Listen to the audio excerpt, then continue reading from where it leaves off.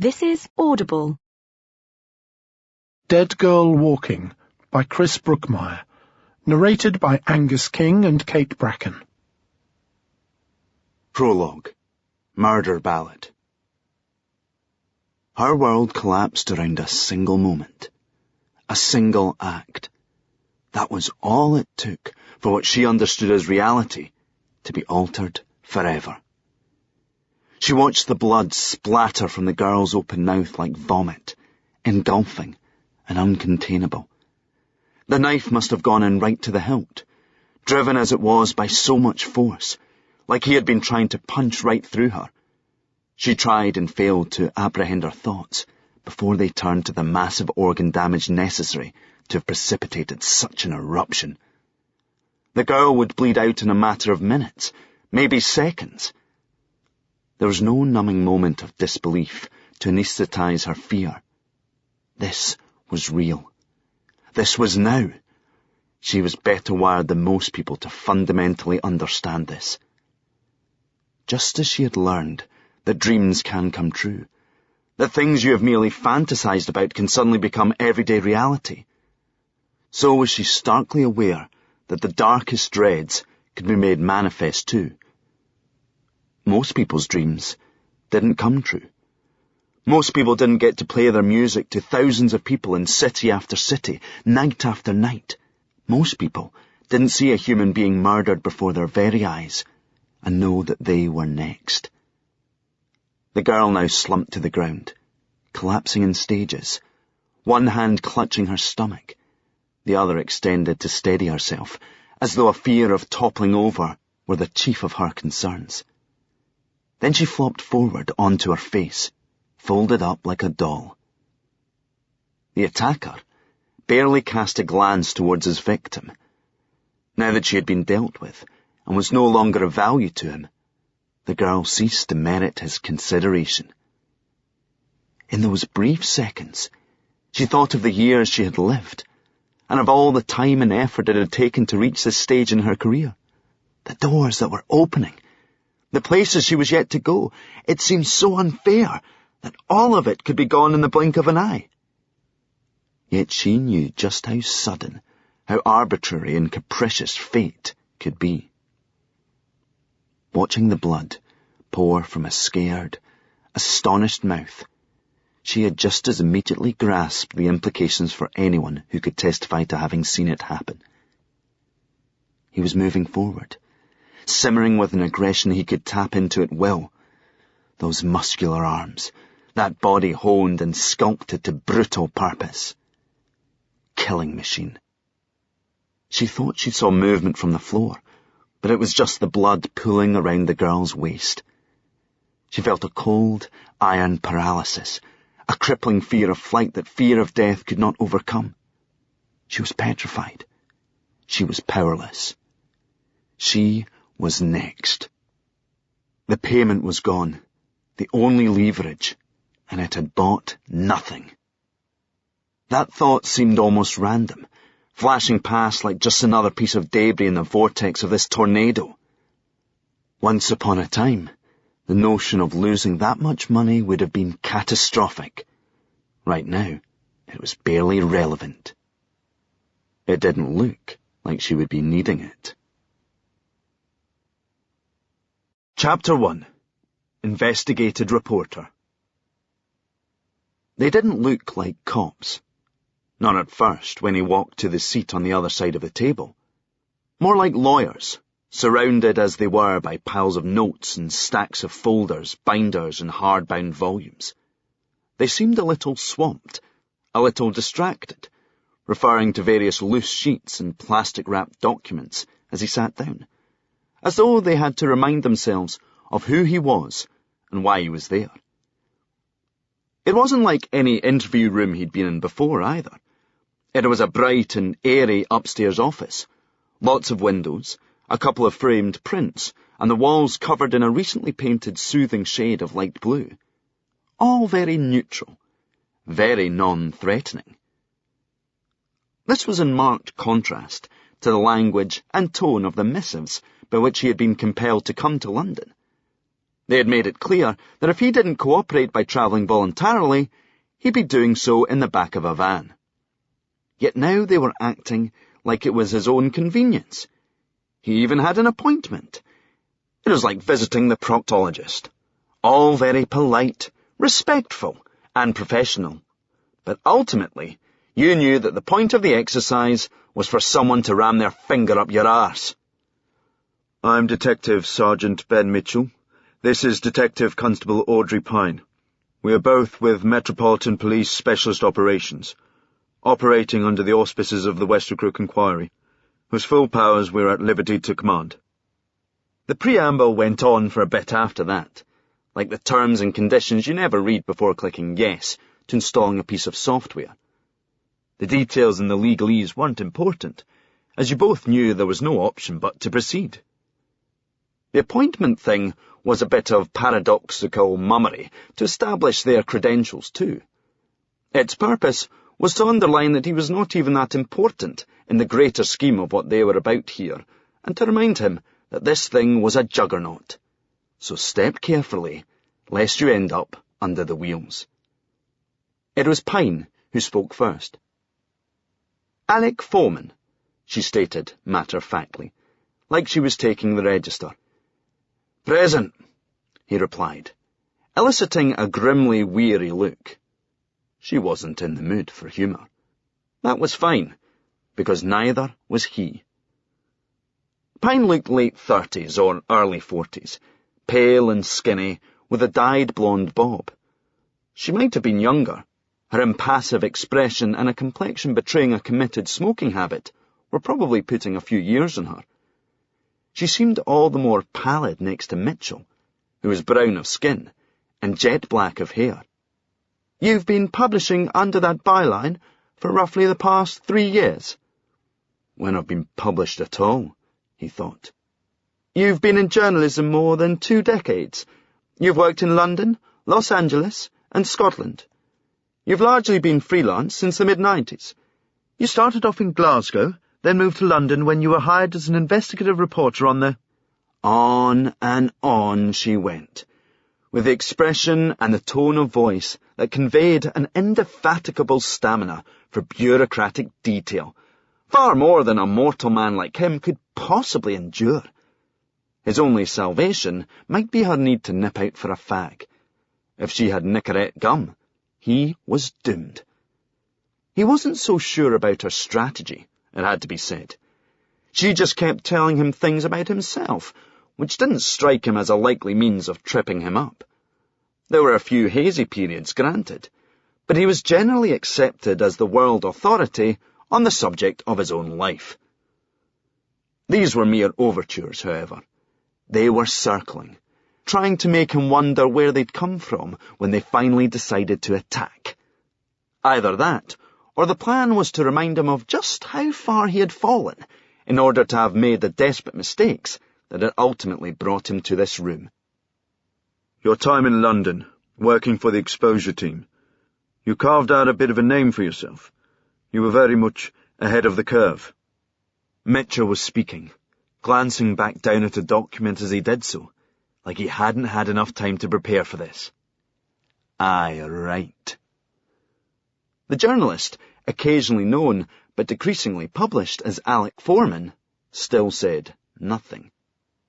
"In fact, you were cited by name several times during the Leveson inquiry, and reference was made to quite a range of, shall we say, improvisational methods of procuring information. It was alleged that, in order to stand up your stories, you employed computer hacking, unauthorized, invasive and covert electronic surveillance, even burglary. This is going all the way back to the early 90s. You truly were a trailblazer for all that ultimately became rotten about modern journalism." No, they didn't look like cops, not until they started asking questions, at which juncture the humourless condescension was unmistakable. They must teach it at Hendon. He knew he was being goaded, and he ought to deny the cop a response. Maybe 3 years ago he'd have been strong enough to resist. These days his skin had worn a lot thinner from being the whipping boy. "If you prick me, do I not bleed?" If you wrong me, shall I not fuck your shit right up? Those were allegations made by individuals and organisations bearing long-term grudges about having their own sharp practices exposed.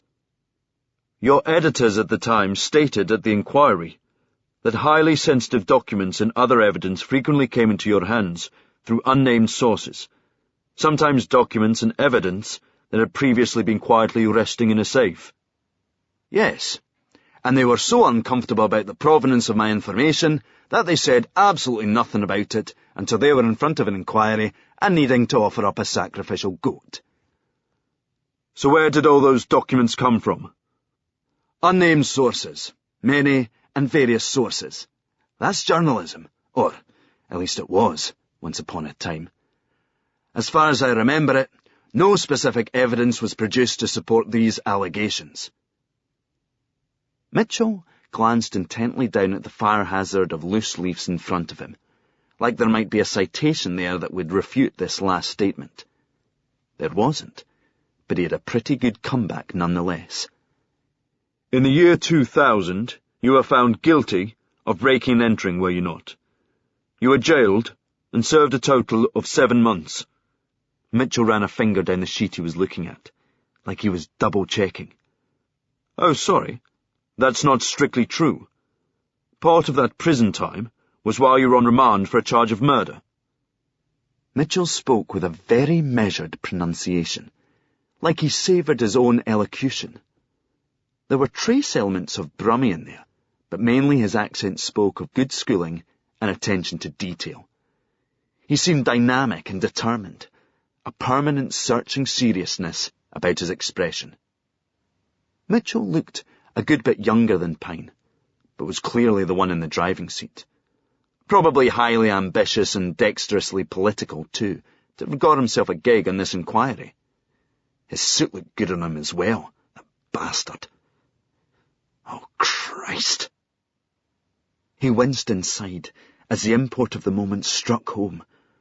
Comes to us all, sure enough. He had just told himself the police were looking younger. Somebody shoot me in the fucking head, he thought. Does it mention anywhere in your documentation that I was completely exonerated?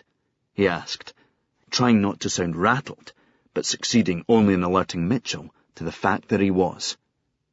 Mitchell responded by stepping things up. Did you break into an apartment in Knightsbridge while it was being used for sexual liaisons by Sir Anthony Meade? He responded with a blank look, then wondered if that appeared more guilty than an outright denial, acting like you don't know who Anthony Meade is. Yeah, that'll fox him. Did you break into Anthony Meade's home? I couldn't even tell you where that might be.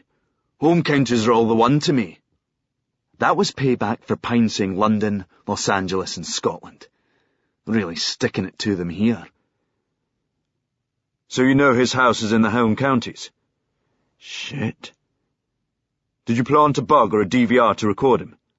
No. Did you hack his mobile phone? No. Did you hack Angela Goldman's phone? No. Did you break into Angela Goldman's flat? No. Were you aware that Angela Goldman was having an affair with Anthony Meade?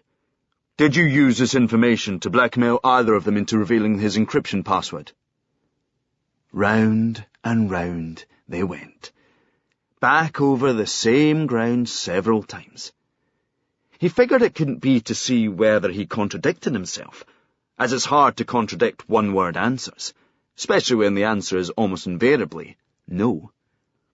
He couldn't be sure what the endgame was, what agendas were at work, but he did know there was one thing they would definitely be seeking, sooner or later.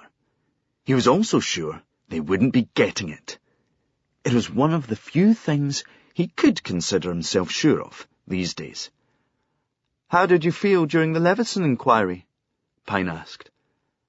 I wasn't watching it through my fingers, if that's what you think. I wasn't watching it with a bucket of popcorn either, though, if I was, I'd have been throwing it at the screen. It was like Glastonbury for humbug and hypocrisy, an all-time great line-up of self-serving wankers. Not your profession's finest hour? Look who's talking. Met, did you say? He'd have given them points if one of them had said, touché. They just stared back. That cop thing, where you don't know whether they're playing the humourless bastard angle to keep you uncomfortable, or whether they simply are humourless bastards. The real damage came after Leveson for you, though, didn't it? Asked Mitchell. You used the phrase, sacrificial goat. Yes, kind of like the one bad apple defence synonymous with accusations of police brutality or corruption. Mitchell didn't bite. It seemed expedient for a lot of your former employers to distance themselves from you. Aye, but give them credit for an impressive exercise in having their cake and eating it. They denied they knew how I operated, but made me the totem of everything they now considered verboten. But the bottom line was that you were effectively unemployable. Was that when you started using the name Alec Foreman? He said nothing. They knew this shit. It was written down in front of them. Were they trying to get him to relive the moment, start blubbing right there at the table, and open up to them when they offered a hanky? It was also around this time that your marriage broke up, wasn't it? Asked Pine, though again, she wasn't really asking. Still he said nothing, but this time because he really didn't want to go there. You're divorced now? Mitchell inquired casually, like he needed to dot an I. Separated. Christ. He had got a lump in his throat there, and he hoped it hadn't been detectable in his voice. What the hell? He hadn't felt like this in ages. Why was it threatening to surface now in front of these bloodless stiffs? And where were they going with this? Well, he knew the ultimate destination, but was starting to get confused by the route, like a tourist being gypped by an unscrupulous cab driver. Did Leveson and the resulting fallout contribute to the breakup of your marriage? We're still married, he replied. Aye, right, said another voice. That kind of exposure must have put an intolerable strain on your relationship, Pine suggested. We were having problems before that. It certainly didn't help, he conceded, hoping the acknowledgement would get them off the subject. Fat chance. Mitchell had good sense for this stuff. He knew when to press home. Was your ex-wife aware of your methods? Fuck you. Or was she appalled to learn of them through the same channels as her friends, her colleagues, her family? Fuck you. Did she feel ashamed? Was she angry with you? Did you feel shame for what you put her through? Fuck you, fuck you, fuck you. Yes, yes, yes. She's not my ex-wife, he managed to state. Mitchell consulted the documents again. You haven't lived together for some time. More than a year, I believe. What's it to you? Listen, I'm not some automated vessel of the state on a bureaucratic errand. I've a task to carry out, but I'm not without sympathy. We deal in human emotions here in this job. When you strip away the extraneous detail, that's where the answers usually lie. I'm trying to develop a picture of your state of mind, post-Leveson, post your separation, when you began working on this story. I'd been working on it before either of those things. The time frame isn't as simple as you think. Proper investigative journalism can be a very long game. It's about cultivating contacts, following up small possibilities, keeping track of things that might not immediately appear significant. And yet, you stepped up the pace rather precipitously, didn't you? In a manner displaying an impatience and a failure of judgment quite out of keeping with your previous record. That's what I'm getting at. You were trying to get back in the game with one swing, prove everybody wrong about you being washed up, show the world, show Sarah, that there was a massive moral public interest justification for the methods over which you'd been vilified. He said nothing, trying to remain impassive, but he was struggling, especially when Mitchell spoke her name. That wasn't the worst part, though. The worst part was that the fucker was right on the money.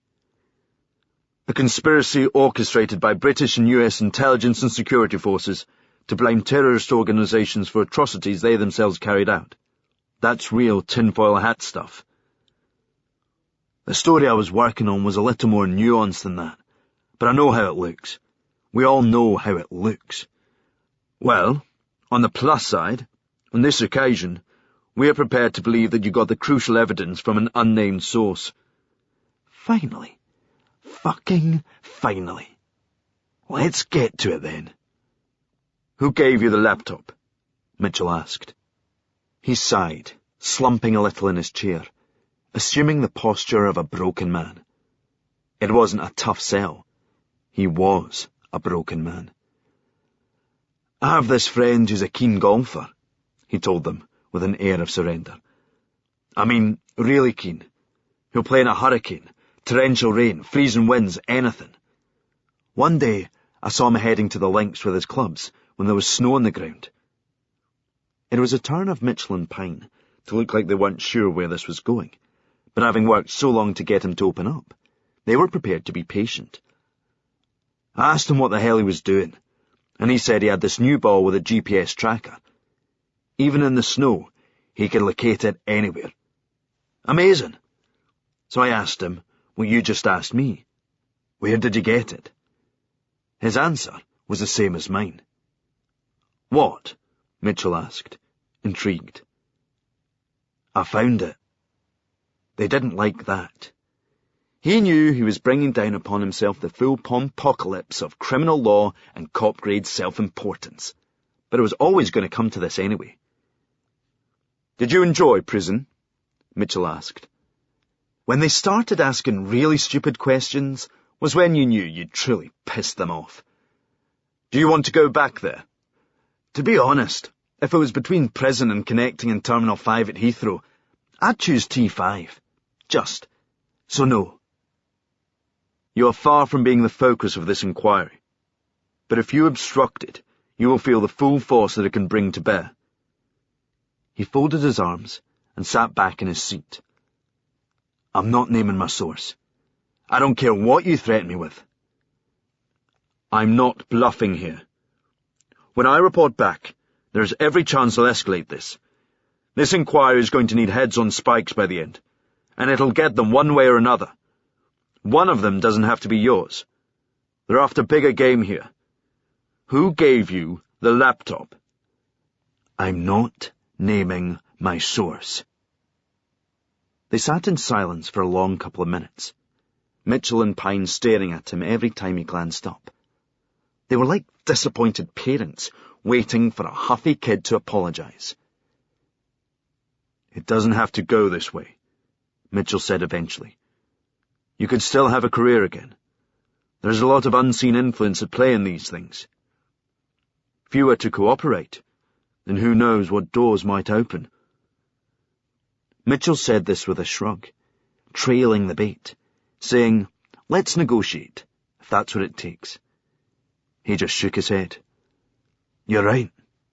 I've been desperate, but not that desperate. Then you're finished, Mitchell said. I can leave. I mean, in journalism, under any byline. He gave the cops a wry, humourless chuckle. That was already true when I walked in here, he told them. You haven't taken anything away from me, officer. In fact, you've already proven things aren't quite as bad as some people made out. After Levison, there were those who said I couldn't get arrested. Mitchell looked at him with almost pitying disgust. You haven't been arrested, Mr. Parlabane. The mixture of bravado, anxiety, and defiance was already turning into something cold and sour in his gut before he left the building. He had stood his ground and made it through his first tangle with the Westercrook inquiry. But when he walked back outside, the same reality would be waiting for him, one in which he was a disgraced and disparaged hack nobody in the business would ever go near again. And it wasn't because of burglary, or computer hacking, or any of the other shit that came out in the wash.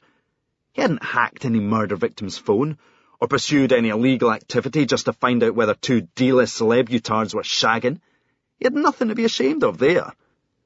There were plenty of guys who had done horrible shit and walked back into jobs as soon as their jail time was over. In the perverse and hypocritical world of journalism, the Leveson inquiry had merely proven their mettle regarding how far they'd go to get a story, not to mention how they could keep their mouths shut to protect the cowardly pricks upstairs. It wasn't even that he had broken a golden rule and become the story. That was consequence rather than cause. His sin was far worse than that. It was that he'd been played. He'd got scapegoated. He got screwed over. He got angry, fair enough, but then he got desperate. And then he got played. There was just a memorial plaque now where his reputation used to stand. His judgment would be forever suspect. In the past, it was at times such as this that he would have sat down with Sarah and talked things through. Then everything would look brighter after 2 hours of blethers and a bottle of wine. Now that was over too. He filled out some paperwork and then went for a slash, trying not to catch his reflection in the mirror as he washed his hands. He saw Pine on the steps just outside the main entrance, smoking a roll-up. It looked oddly studenty. He'd figured her for Marley's or B&H. "I can see why your wife left you," she said. Disarmingly, it didn't sound like a dig. It was like she was concerned. "There's stubborn, and then there's pointlessly self-destructive," she added. "What does that mean?" "It means I don't get why you're prepared to take the fall for someone who burned you. You were set up, and your source left you twisting in the wind. Whoever he is, he ruined any chance you had of resurrecting your career. You could go to prison, and yet you still won't name him. As someone smarter than me once said, principles only mean something if you stand by them when they're inconvenient. Principles strike me as a luxury you can't afford anymore, especially when they're the principles of a profession that's chewed you up and spat you out. Why would you stand by them now?" "Because they're all I've got left." Chapter 2. The Opposite of Journalism.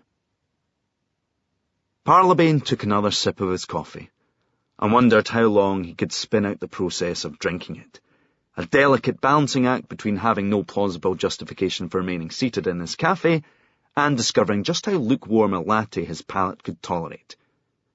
He had just missed a train back to Edinburgh, and now had a couple of hours to wait before the next one.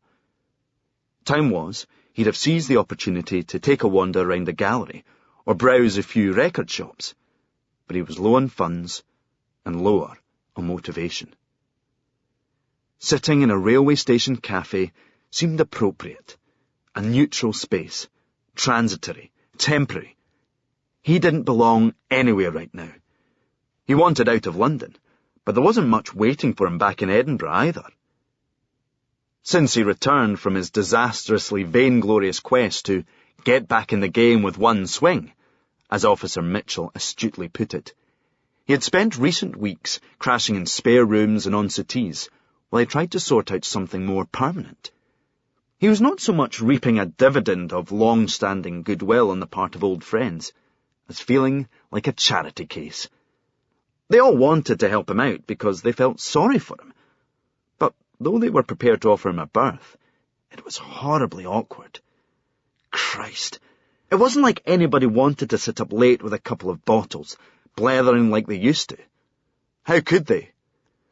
"Well, Jack, what will we talk about first? The breakup of your marriage or the death of your career?" He wasn't enjoying the coffee, or the joyless atmosphere of the cafe, but nor was he in a hurry to get on that train. He knew he wouldn't be travelling hopefully, and he wasn't looking forward to what awaited him when he arrived. At least sitting in this place he had an excuse for doing nothing. There was a line between reasonably describing one's status as freelance and more honestly calling it unemployed. He had crossed it a while back, and was now wandering the hazy borderlands of the next such marker, the one that lay between the terms unemployed journalist and former journalist. It was busy on the other side of that line, the arse having fallen out of the industry as it struggled to accept that we were effectively in the post-print era. There were still jobs to be had, filling up the content-ravenous beast that roamed the new digital landscape, but not for journalists.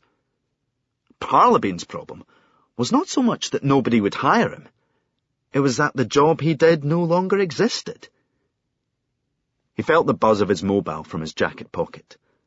The absence of a ringtone was a legacy of times when it went off so often that the noise was as irritating as it was unnecessary, and the device seldom off his person anyway. Nowadays, the fact that it was still only on vibrate was mildly embarrassing on the rare occasions that it sounded. It merely served to tell him he was kidding himself. The screen showed a number rather than a name. He sighed. That most likely meant he was dealing with a misdial or about to hear some recorded spam. He answered anyway. "Hello, is that Jack?" asked a female voice. "Depends," he replied, instantly regretting it for both its pitiful defensiveness and the fact that it made him sound like a twat. "Who's this?" "It's Mary," she said. "Marry who?" he replied, thinking it was turning into a knock-knock joke. Punchline: "Marry whoever you like. Sarah's divorcing you, arsehole." "Mary Lafferty. Do you remember me? Donald's sister." Donald? Jesus. It was a sledgehammer to the psyche when he realised his old friend had been dead longer than he ever knew him. And to that, Parlabane could add the survivor's guilt of realising how long it had been since he'd even thought of the guy. "Mary? Sure. I haven't seen you since the funeral." "Yeah," she said, not wanting to go there either. "You're in Edinburgh now, is that right?" "Not this second. I'm actually at King's Cross waiting for a train." "Don't get on it. I need to talk to you about something. In person." Parlabane hadn't seen Mary in 15 years, but they had clearly been kind to her. She stood in the doorway of a Hoxton flat dressed in black designer jeans and a leather jacket, her hair in a tinted black bob that looked expensively tasteful, matching her skin tone so as not to draw attention to the dye job. He knew she had to be 41 or 42, so she was maybe on the cusp of dressing a little young for her age, but she was carrying it off. Back in another lifetime, Mary had been Donald's trendy little sister, brassy, stylish, and constantly insinuating herself into her big brother's world, where she wasn't welcome, at least not in Donald's view. There was one lurking in the background of every male adolescence, the mate's younger sister, who you secretly fancied, but you knew it was wrong, and anyway, it was never going to happen. She was way too cool for you, and even if your seniority gave you some cachet, you didn't want to be one of those creepy guys dating a girl 3 years younger. So, how did that make him feel? To recall a time when 3 years seemed like a major difference. She beckoned him inside and led him to the kitchen. On the way there, he had briefly wondered why she had a couch in her hall, before realising that the narrow passageway was actually her living room. She got a couple of beers from the fridge and placed them on the kitchen table alongside a blue folder and a small pile of magazines. Mojo was on top, Q underneath, and possibly Tatler at the foot of the pile. This last immediately made Parlabane think Mary must be doing very well for herself, as in his experience, the only people who read it were women of her age who fitted that description, or much younger ones, hoping to marry men who fitted that description. They traded small talk, which mainly consisted of Parlabane asking Mary sufficient questions about herself as to prevent her from reciprocating. He felt acutely conscious of it being small talk, and yet it felt all the more necessary in order to paper over the weirdness. This wasn't merely two people who hadn't spoken in 15 years, but two people whose cumulative conversation prior to that could comfortably have been transcribed on a Sinclair ZX80. "So what is it you do with yourself?" he asked, not having gleaned much data from his brief transit through her home.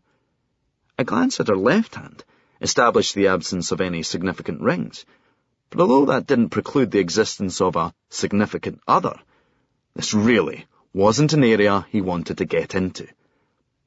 "I'm in the music business. I've got my own management company." "Oh, wow," he said, pitching at impressed, but not surprised, hoping not to sound patronising. "What's it called?" "Laugh M, as in Lafferty Mary, but pronounced like Laugh M." "Which acts do you manage?" he asked, hoping to hell he had heard of one of them, and that it wasn't some X-Factor maggot he wanted to machine gun. "I started off managing Cassidy. Remember them?" Parlabane did. They were an all-girl vocal group who had enjoyed a #1 hit around 2002.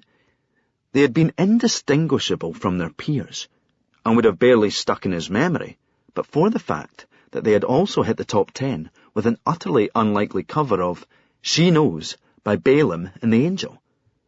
Now, more than a decade later, Parlabane finally worked out why. "She Knows," he said. "That was your idea." Mary nodded, but didn't elaborate. They both knew she didn't have to. Donald had been a big Balaam fan, spending hours backcombing those goth locks of his before a police regulation shearing saw them gone forever. "What about these days?" he asked. "We'll get to that," she replied. "It's why I'm here. I want to offer you a job." "In music management?" he asked, laughing. "No, something a little closer to your normal beat. I'm prepared to pay you a daily rate of £300, plus expenses." Parlabane tried to remain impassive, but there was little point in pretending it didn't sound generous. However, it did also sound temporary, so he didn't reckon she was about to pitch him a gig as a press officer. "My normal beat? Investigative reporter?" "Investigative, yes. Reporting, not so much. In fact, you might say it was the opposite of journalism, because the point is to keep it quiet." "I thought the opposite of journalism was royal correspondent. But I'm listening. What is it you want me to look into?" She winced rather apologetically, picking at the foil on the neck of her beer bottle. "I'm afraid I can't tell you until you agree to do it. This is something that would be a big story if anyone found out, and I need to prevent that from happening. Discretion is everything here. I'm sorry." "So let me get this clear. You want me to look into something that would be a big story, but I'm not allowed to tell anybody." "I know it goes against the grain, Jack. That's why I'm prepared to pay." "So why not hire a private investigator?" "It's delicate. I need someone who can investigate people without them realising they're being investigated. A journalist asking questions would be perfectly normal, and you've got a plausible pedigree." So, she knew about all the soft soap stuff he'd written for the music glosses. It had been during a time post-Levison when he still had friends in the industry, and his hard-bitten reputation was actually a plus point for the magazines when they were pitching to bands for an interview. Even then, he'd regarded it as a form of selling out. But that was before. These days, he'd bite your hand off if you offered a gig interviewing One Direction for Hello. "Why don't you just tell me, Mary?" he reasoned. "There's something redundant about demanding a non-disclosure agreement from a guy that nobody will listen to, even if he did disclose it. Which I won't, by the way. You've come to me in confidence." Mary sighed and gave her head a tiny shake.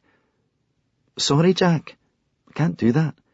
No offence, and I appreciate how it must sound, me not taking you at your word after all you did for Donald. That's just how this has to be." Christ, he thought. How big must this story be if she's prepared to walk away, after admitting she was low on alternatives? Even as he asked himself this, consumed by the eager curiosity he had been addicted to for decades, he realised that she wasn't prepared to walk away, and not because she was bluffing. She had known before she called him at King's Cross that it wouldn't come to this, because he would be the one to fold. "Okay," he told her. "I'm not fighting off alternative employment offers with a shitty stick, but then I think you probably knew that." Just to underline that she did, Mary produced the pre-prepared NDA from inside the blue folder. Parlabane paused only a moment over the document before applying his pen. pondering whether being paid not to write a story marked a new low. At least I don't need to sweat this is some Mephistophelian deal. I sold my soul so long ago I'd need to ring my accountant to find out who bought it. Mary didn't laugh, nor even smile. If that were true, I wouldn't have asked you here. So, why have you asked me here? He inquired, having signed for the right to do so. Mary slid her copies of Q and Mojo out of the way and pointed, rather unexpectedly, to Tatler, which he spun around so that it was facing Parlabane the right way up. He scanned the taglines, picking up on the words, Savage Earthheart's Warrior Women, which is when he realised that one of the two figures posed in the ancient battle dress on the cover was Heike Gunn. He hadn't recognised her at first, not so much because of the Roman costume, but due to her signature porcelain blonde curls having been replaced by flowing locks dyed a cheap-looking shade of pink. You manage Savage Earthheart? He asked, impressed, but this time unable to conceal the surprise in his tone. For the past 2 years, just about. I gather Miss Gunn's a bit of a control freak. This was the polite version. Manipulative psycho bitch was a phrase that best suited the accounts he'd heard. She takes on too many burdens, Mary replied, with what sounded like dutiful neutrality. There was something else there too, but he couldn't pinpoint what. She emptied one of the founding members, if I recall. Who's playing fiddle for them now? Mary pointed to Tatler again, indicating the other cover girl. Parlabane belatedly noticed that the object she was balletically thrusting towards Heike was not in fact a sword, but a violin bow. Monica Halcrow? Mary said, slightly incredulous, slightly irritated. You tell me you didn't see the photos? Parlabane realised he was a few pages behind, and hemorrhaging, down with the kids, points. What photos?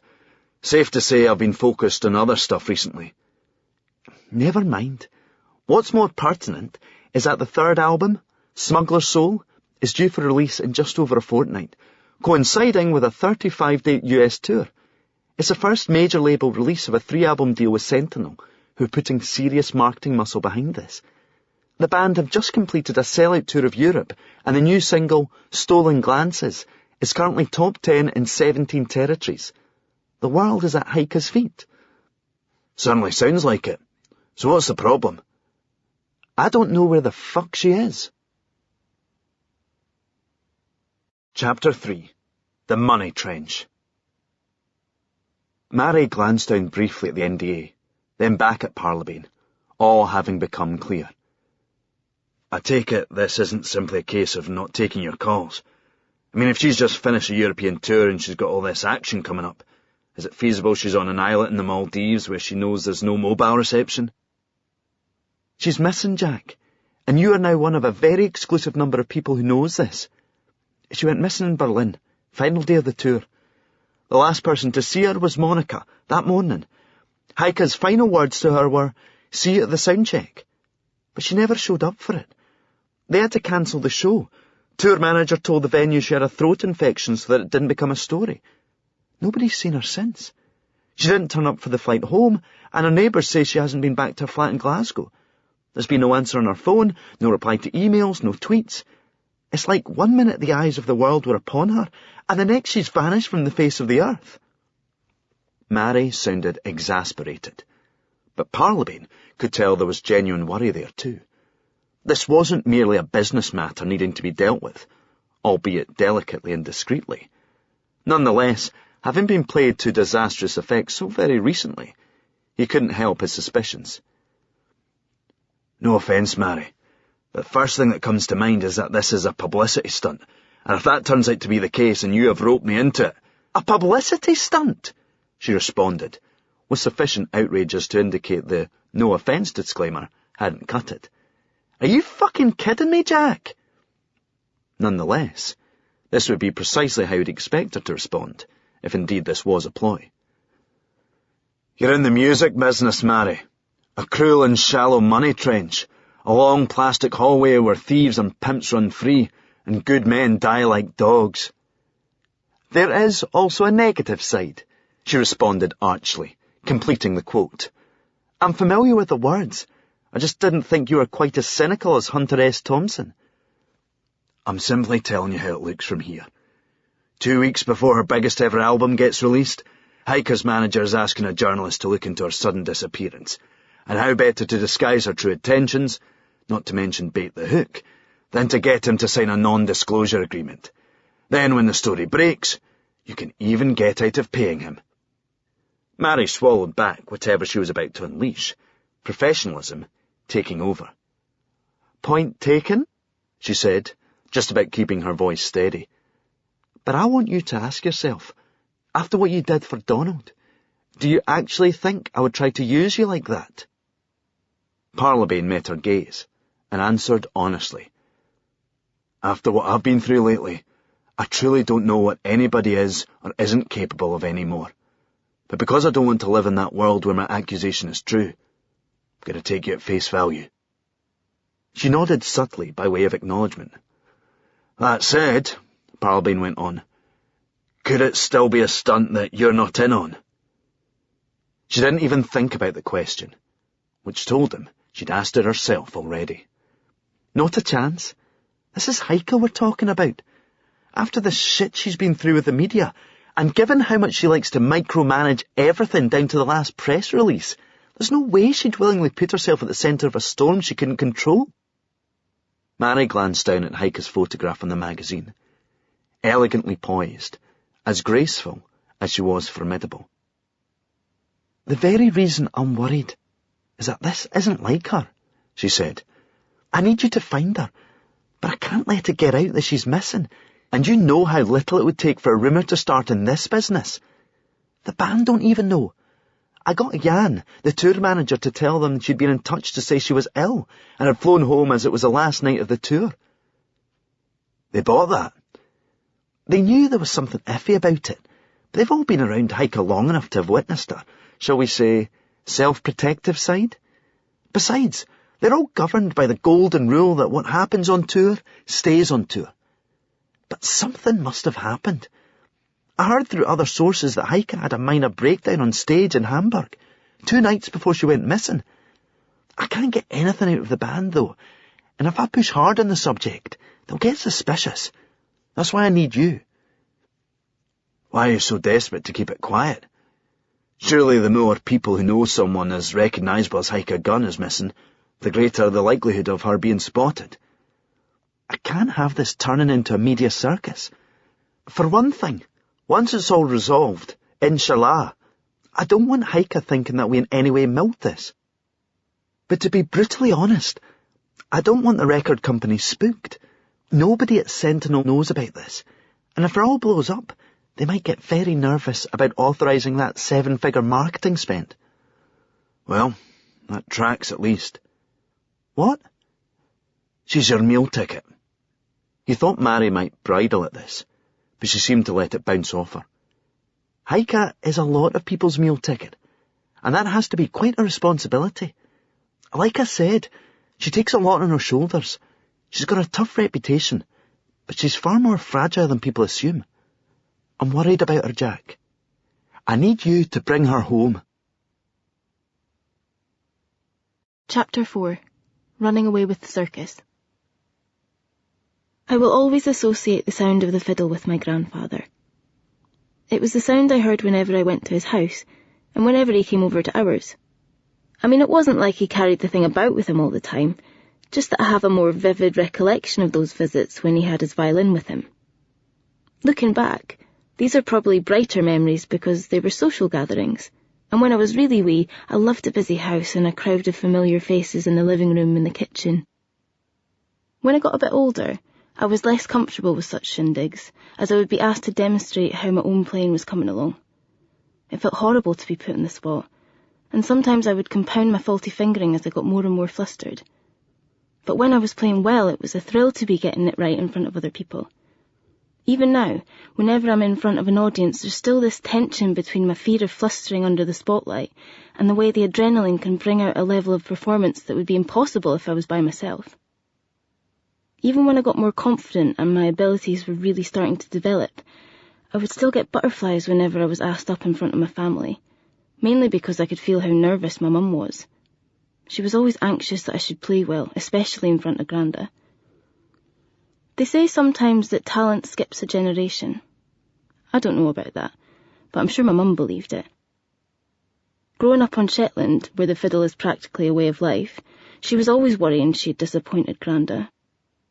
She had put in the hours and achieved a certain competence, but she didn't have a gift and she didn't have a passion. That was why she was so adamant that I'd be a great fiddle player, and so hard on me about practising. She desperately wanted my playing to please her father in the way that hers never could. I could always sense that she was on edge whenever I played in front of him, or even in front of anybody who knew him, which, on a place like Shetland, didn't leave out many people. And just as she didn't want to disappoint her dad, I never wanted to let down my mum. It's why I've always been a bit of a goody two-shoes. I was never in trouble as a child, not even a hint, because my mum is a teacher. At primary school, while the other kids knew that their carry-on might earn them a punny, but that would be the end of it, I just assumed that if I stepped out of line, it would get back to her before I even got home. And at my secondary school, where she actually taught, I reckon she would find out in the staff room by the end of the next interval. So I was hard-working, well-behaved, and a bit quiet. Too quiet still, I think. I'm shy, which is hardly a vice, but sometimes I hate myself for shrinking into the background when I've got something to say. I know it's easier for other people, but deep down I know I'm being cowardly. I can take the spotlight if I'm playing my fiddle, but otherwise, those sidelines look quite comfy, thank you. That's why folk were amazed to learn I was joining a band. Not just doing session work in a studio, but actually going on the road. They could picture me taking my place in the orchestra, even travelling to the Mod each year, as it was easy to imagine me playing my wee part of something so respectable. But a band? They'd even double-checked the word, carefully chosen by me. A band, you say? Yes. Not a group, as in folk, or a quartet, as in string. A band, as in... Well, let's let the critics argue about that one. Rock? Indie? Grindcore death metal? Maybe not the last. And if folk who knew me were amazed, there aren't the words to convey my own levels of surprise, which continued to plague me all the more the closer it came to the start of the tour. I know I was in denial during the rehearsals. It didn't feel that different to studio work. Just a bigger soundproof room, except more of the floor was messy with flight cases and there was no recording console. Whenever we all sat in the pub afterwards, or went for a curry, it went through my mind that I was about to go away for months with these people I barely knew. And this wasn't going to be like going on tour with an orchestra. This was... well, I didn't know, and was trying not to let my imagination run away with me. How wild could it get? I asked myself. We were never out that late on those pub nights. Damien, the lead guitarist and the most rock-looking guy in the band, was always imposing a curfew by buying the last round, reminding everybody of their professional obligations to turn up to rehearsals on time in the morning and to be able to give our best. It wasn't Motley Crue I was going out there with. People still loved winding me up about what I was getting myself into, though, especially old orchestra colleagues and friends from back home. All the usual rubbish about throwing televisions out of hotel windows. Yeah, sex, drugs and rock and roll. Please. My fiancé Keith was always making duff jokes about it, failing to hide his own unease. When he wasn't acting like he couldn't take it seriously, he was acting like it wasn't happening at all, or that things would get back to normal once it was over. We never discussed what over would mean. I got more nervous and more impatient the closer I came to that opening night. I just needed it all to be underway. Then, only a few days before we were due to kick off the tour, Granda died. It wasn't exactly out of nowhere. He was 92 and he'd been fading over the past 3 years, requiring him to move into assisted accommodation and then into a nursing home, but it still felt sudden, as he hadn't been ill or anything. Dad came back for the funeral, flying in from London. First time I'd seen him in close to a year. He fronted up, I guess, as a gesture of respect and affection for Granda. Given the way he'd acted over the last few years of their marriage, nobody was going to mistake it as a show of support for Mum. I admit I got a weird buzz from the look of shock and worry on his face when I told him I'd be flying out first thing the next morning. Aye, Jamie, Your firstborn daughter is running away with the circus. Suck it up. Then he kind of neutralised it by telling me that he had Savage Earthheart's last album on his iPod. Actually, he said the album, obviously ignorant of it being their second, but then that went for just about everybody who bought The Venal Tribe after Do It to Julia got used on that American TV show. No matter. The point was, if my dad listened to them, then how hell-raisy could Savage Earthheart be? It was a good funeral. We do generally give good funeral in Shetland, which is not to say that we sent Granta off to sea in a floating pyre, but that it was more of a celebration than a wake. I saw lots of familiar faces, got a lot of hugs, and we all cried good tears, warm tears, the kind that make you feel better. Despite the temptations of such a gathering, maybe haunted by the image of Damien standing over me and glancing at the clock, I got myself a comparatively early night. Keith came up to bed around the same time too, under the pretence of making sure I was all right, but actually a bit frisky. The combination of such an emotional day and a few too many drinks had much the same effect on me. We had sex for what was actually only the third time. I'm not even sure if the second one really counts, as he barely got it in. Things were even tighter than the first time, as I kept tensing up. It went better than on both previous occasions, but to be honest, it still didn't feel anything like as good as before we lost our virginities. Prior to that, there'd always been the thrill of pushing things to the next stage. Then for a long time just getting good at what we did do. This is not a blog, by the way. I mean, it is a blog, obviously, but that doesn't mean it's for anyone else to read. In fact, it's absolutely not for anyone else to read, so I suppose it's a diary then, but that doesn't sound right. Whatever. The point is, I'm writing it for myself. I'm writing it because I think the next few weeks are going to pass in a blur, and I want to get all this down so that I'm able to remember it when I'm older. When I have kids and grandkids, I want to be able to look back and tell them, you know, I was actually once a rock star. Sort of. Plus, I reckon it will give me something to do in all those bus journeys, which look like being a big part of my life in the weeks to come. The sun was shining when I reached Bristol, hazy in the late afternoon. Through the cab window I caught a glimpse of the water in a trendy development, all glass frontages and renovated dockside buildings. It looked a nice place to go for a wander, but the cab veered away from it like it had just been teasing me. I recalled Damien, the guitarist, describing the reality of tour travel. You think you'll be seeing the world, but you'll mostly just be missing it, and your day off will be in Gdansk. The venue for this, my first night on stage as part of Savage Earthheart, was the Academy. The place looked shut, all the doors closed tight. The band's name was picked out in black plastic letters on a white, backlit, but currently unpowered, marquee sign. The words "sold out" ran underneath, causing me some anxiety. For others they might be a source of pride, but I knew nobody was coming here tonight to see me. My role was just to fill out the sound, and hopefully not bugger it up, for the person they were paying to listen to. I found my way around to the stage loading bay, where the doors were wedged open, ramps running up into the truck's rear doors. I expected to be challenged and asked for credentials as I made my way into the building, but the roadies I passed were too intent on their tasks to be worrying about anything else. The hammer of a snare drum was bouncing off the walls as I went in. It seemed all the more shockingly loud for being on its own. No bass, no toms, only snare beats every half-second. The auditorium was a big rectangular standing area surrounded on 3 sides by a gallery level. It made me think of a venue for something brutal like cage fighting. This was probably down to a twisted fear that in a few hours, psychologically speaking, I might be the one being torn apart in front of a baying crowd. As I came up the ramp, I saw people in activity all around. Familiar faces concentrated upon their tasks, plugging in leads, fussing over kit like mums over children. Everybody else was already here, which was about the size of it. From my point of view, in Savage Earthheart, everybody else always had been already here. I got a few waves and nods, but not a lot of hail and hello.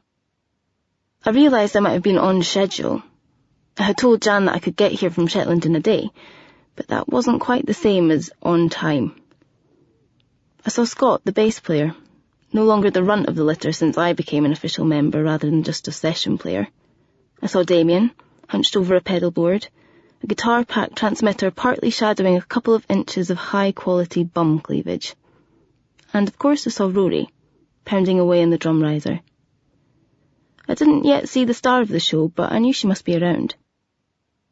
A bearded guy in a 9-inch nails t-shirt bounded up, the end of a lead folded over multiple times and gripped in his left hand. The face fuzz looked daft on him. The lengthy whiskers seemed pasted on. He began speaking without introducing himself, a stream of techno-babble. I took in almost none of it and hoped it wasn't important. I wasn't sure whether I was supposed to know who he was, venue staff or one of the road crew. I couldn't tell. I felt anxious, like I'd been off school and missed lessons. Everybody else seemed to know who each other were and what they were meant to be about. I felt like an imposter and kept expecting to be told that my being here was a mistake, which was made worse by the fact that the person who had requested my presence was nowhere to be seen. And in truth, my great fear was that she would be the one who would demand to know what the hell I thought I was doing here. I never knew where I stood with Heike from day to day and sometimes hour to hour. I had been amazed when the producer phoned and asked me to come in for some session work on the new Savage Earthheart album.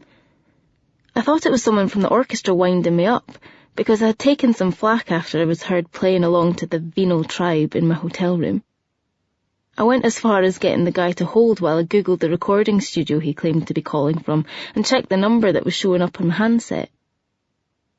I was a little starstruck the first time I met her, and worried that I'd be all thumbs when it came to playing. Luckily, the pressure of trying to please my mum served me well, and I really killed it that day. I remember being delighted with my performance, and then disappointed that Heike said so little about it, detached behind the soundproof glass of the mixing booth. All I got out of her throughout the sessions was technical stuff. Give us another run-through, give us more of that, give us less of this. We barely spoke beyond the professional. In fact, we were seldom in the same room.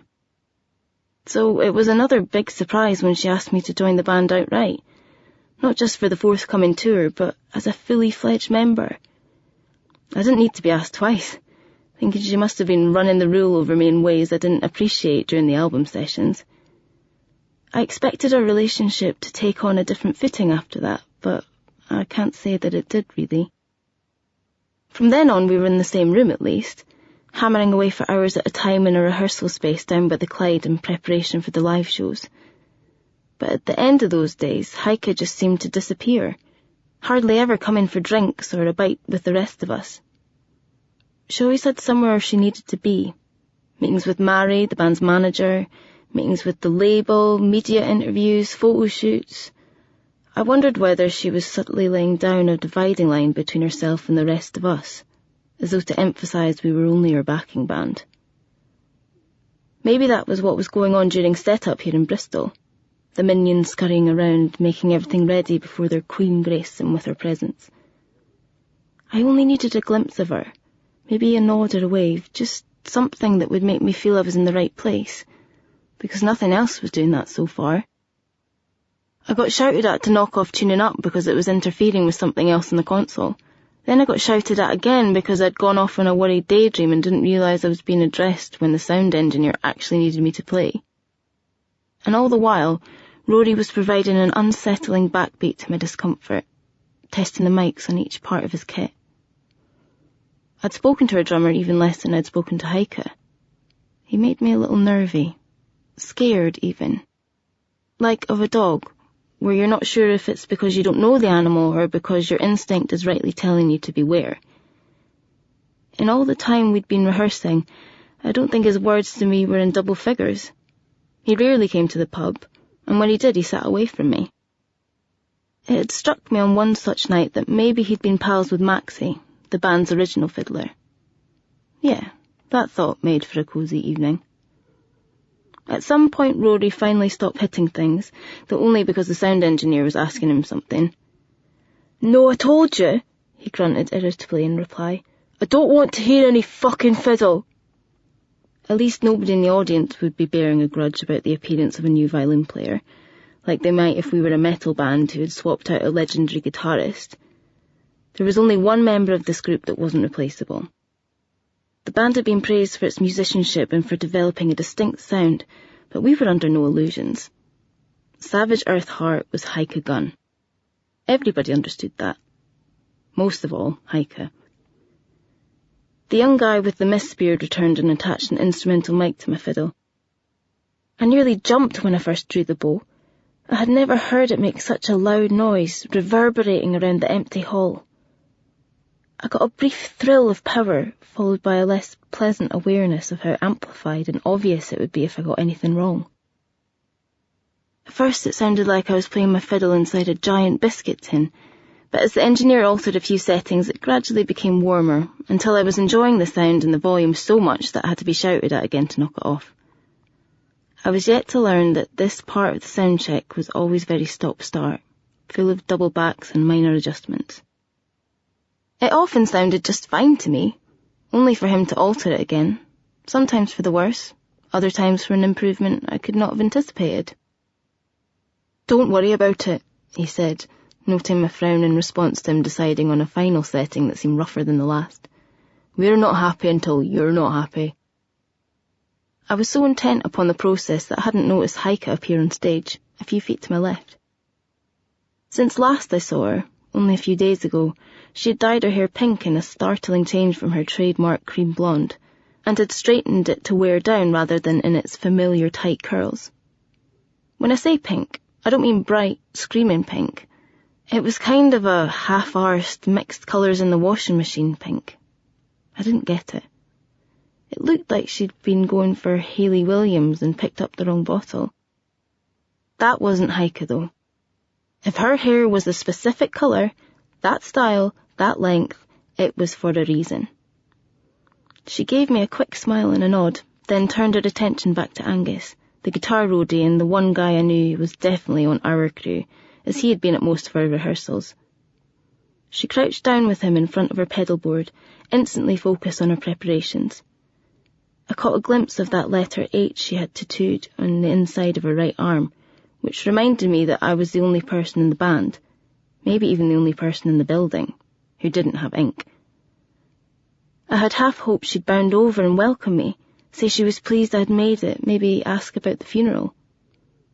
I ticked myself off for being so needy. She had a lot of responsibilities, and there wasn't time for hand-holding and making sure I fitted in. It was a sound check, for God's sake. We were all busy. Still, I felt myself become determined to make her glad I was here, and ensure she had a wider smile for me before the show was over. After a period I guess was possibly longer than our scheduled set, everybody was happy enough with the setup to try running through a few songs. I was almost bursting with my need to actually play something, but the first number only kicked off more tinkering. Heike seemed unsatisfied with just about everything. The whole sound check broke down for about half an hour while she fussed over her guitar and vocal levels. Two of the guys nipped out for a fag, while I took the opportunity to speak to the one person to whom I could admit I was terrified. I wandered off to the wings, crouched down against a wall and fumbled for my phone. "My hands are trembling," I told Keith. "I can barely grip my bow." "Don't be daft, Mon," he replied, his tone patient and reassuring. "You've done this 1,000,000 times, and with proper musicians." "These are proper musicians." "You know what I mean. You're used to playing at a higher level than anybody else on that stage." "I'm not used to playing in front of this kind of crowd." "And that's why you shouldn't worry. Nobody in that audience is going to notice if you get a note wrong. Not like at an orchestra recital full of trained ears. The fans will all be half cut. Plus, the only thing they'll really be paying attention to is the singer." He was right about that much. There was little doubt that she knew it too, hence my waiting and waiting for Heike to decide she was happy with the sound. When we were through, the support act barely had time to sound check before the doors opened, and they didn't look too pleased about it.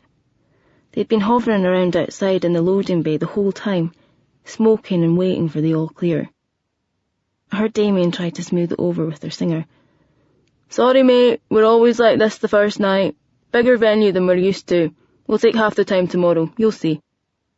I noted the we, when it was obvious to everybody that Heike had been the one drawing things out. I didn't know whether Damien was being loyal or protective, or whether he was just aware that it was best to stop things becoming personal. "Yeah, no worries," the singer replied, giving Damien a pat on the shoulder as he left, but as soon as our guitarist was gone, he resumed his moaning. "One spawny hit off the back of a fucking Yank TV show and she thinks she's Lady Gaga," he spat. "Yup," replied the keyboard player. "Gonna be a long fucking tour." One of them glanced across as though just noticing I was there. He looked away again, unperturbed. I realised that as they had been outside during our run-through, they didn't know who I was. It made me feel oddly powerful for a moment, like I enjoyed the gift of invisibility and now had a secret I could use. Then I realised they'd suss out who I was soon enough. Great. I would already be feeling awkward about it before it became mutual, and we still had 12 dates with these guys. "Steady, lads," said a voice, gruff and firm but not aggressive. It belonged to a burly middle-aged bloke in a Def Leppard t-shirt, spinning a roll of tape around his index finger. "Don't let your emotions run wild and give you a false impression. None of you know Miss Heike yet." "Yeah, okay, but," the singer responded, still too angry to be apologetic. "She's a complex young woman," Def Leppard went on forcefully. "Now, I appreciate she might have got your backs up a little tonight, but I promise you lads, by the end of the tour, you're gonna fucking despise her." He said this last part quietly, through his teeth, glancing briefly at me as he spoke. He knew I was there and he knew who I was, or at least that I was in the band, but very clearly he didn't care. It was like he was sending me a warning. I just couldn't work out whether it was about Heike or about himself. Chapter 5. What happens on tour? Mary had arranged for the band to meet Parlabane at their regular rehearsal space, a low-rise warren of soundproof rooms off the Broomielaw, in the shadow of the Kingston Bridge. From the number of flight cases lining the walls and floors of the place, it looked like there were several bands at work today. He was pretty sure he passed Joe Rattray of Admiral Fallow in the corridor, and his inner fanboy wished he had the luxury of just hanging around and listening at a few doors. Instead, he would be listening to lies and evasion. He was expecting 4 of them: Scott Hasty, the bass player, Damien Lowe, lead guitar, Rory Friel, drummer, and Monica, the violinist. He was also expecting them to be late, and they didn't disappoint. Mary didn't show up on time either, leaving him to sit in the reception area like a spare tool. He tried not to dwell on the fact that he was currently in possession of the biggest showbiz scoop in the country, but bound by what few principles he had left not to share it. Reflexively, as was a modern custom whenever one had a minimum of 30 seconds to kill, he got out his phone, but he wasn't checking Twitter or firing up Angry Birds.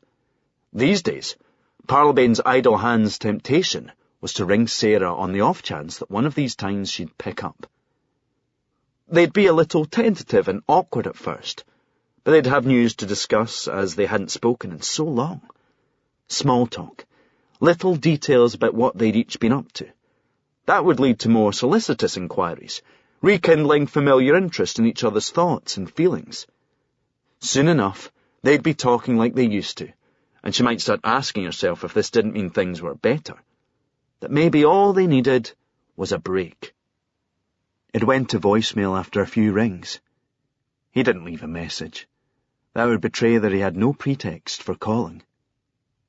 3 of them pitched up at the same time, piling out of a cab. It was the 3 males, Damien paying the driver, while the other 2 lingered on the pavement, making no move towards the building. Parlabane read the dynamic right away. Damien was in charge, and they weren't proceeding without the reassurance of his presence. He'd probably been the one who rounded the others up so that they made it here at all. Mary called just as they were sauntering through the car park. "Your flight late?" he asked. "Yes, sorry. Boarded on time. Then there was a problem on the runway, so my phone's been off. Are they there?" "Just arrived. The guys, anyway." "No Monica?" "Not so far." "Shit." She didn't sound surprised. "Problem?" "I've left her messages telling her they're when and where, but she hasn't called me back." "She's blanking you?" "Maybe." "Any idea why?" "I think she might be in the huff. She called me on the tour a couple of times and I gave her short shrift. She was being needy when I didn't have time to indulge her. and I thought learning to toughen up would be more valuable to her in the long term. I'm guessing this is payback. Or maybe she had reasons why she didn't want to talk about what had happened in Germany, especially not to a journalist. For one thing, there were the pictures Mary had referred to, his laptop screen having filled up with nothing else simply by using Savage Earthheart as a search string. Clearly relations between the Tatler cover's two warrior women were likely to have been strained in the wake of this intrusion, and another few seconds browsing illustrated the extent of the fallout plume. Monica Halcrow had been engaged to one Keith Jameson when she set off on tour, but it was safe to say she was free and single by the time she returned home. Parlabane had been planning to interview them all together as a group, and then one by one.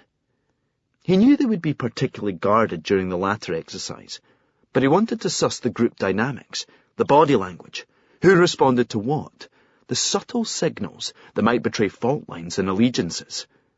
The absence of the one other female in the lineup was going to alter those dynamics immeasurably. He listened to their chatter and found it disarming to observe how young they seemed, apart from Damien, who was like the veteran footballer brought in to steady a team of raw and inexperienced talent. The rest were in their early to mid-20s, which made it seem incredible that they could be on their third album. That was until he remembered how far he had come by that age. Once upon a time. He recalled that Sarah had thought he was in his mid-30s when they first met. He had actually just turned 27. He had joked that his career up until then gave a new meaning to the term tough paper round. But it didn't help that he was not long off a plane from Los Angeles, his jet lag accentuated by having spent some of the intervening time in police custody. Looking back, it was perhaps the first signal that she saw someone else whenever she looked at him. She had certainly endeavoured to shape and modify him thereafter, so perhaps there was an idealised image that she always had in mind. If he ever had a son, that would be one of the most valuable pieces of advice he could impart. Beware the woman who sees you as a work in progress. How's Jack? Let me show you the blueprints. If he ever had a son. He still caught himself speculating like that. There had been a time where it had seemed like an eventuality he didn't need to hurry towards.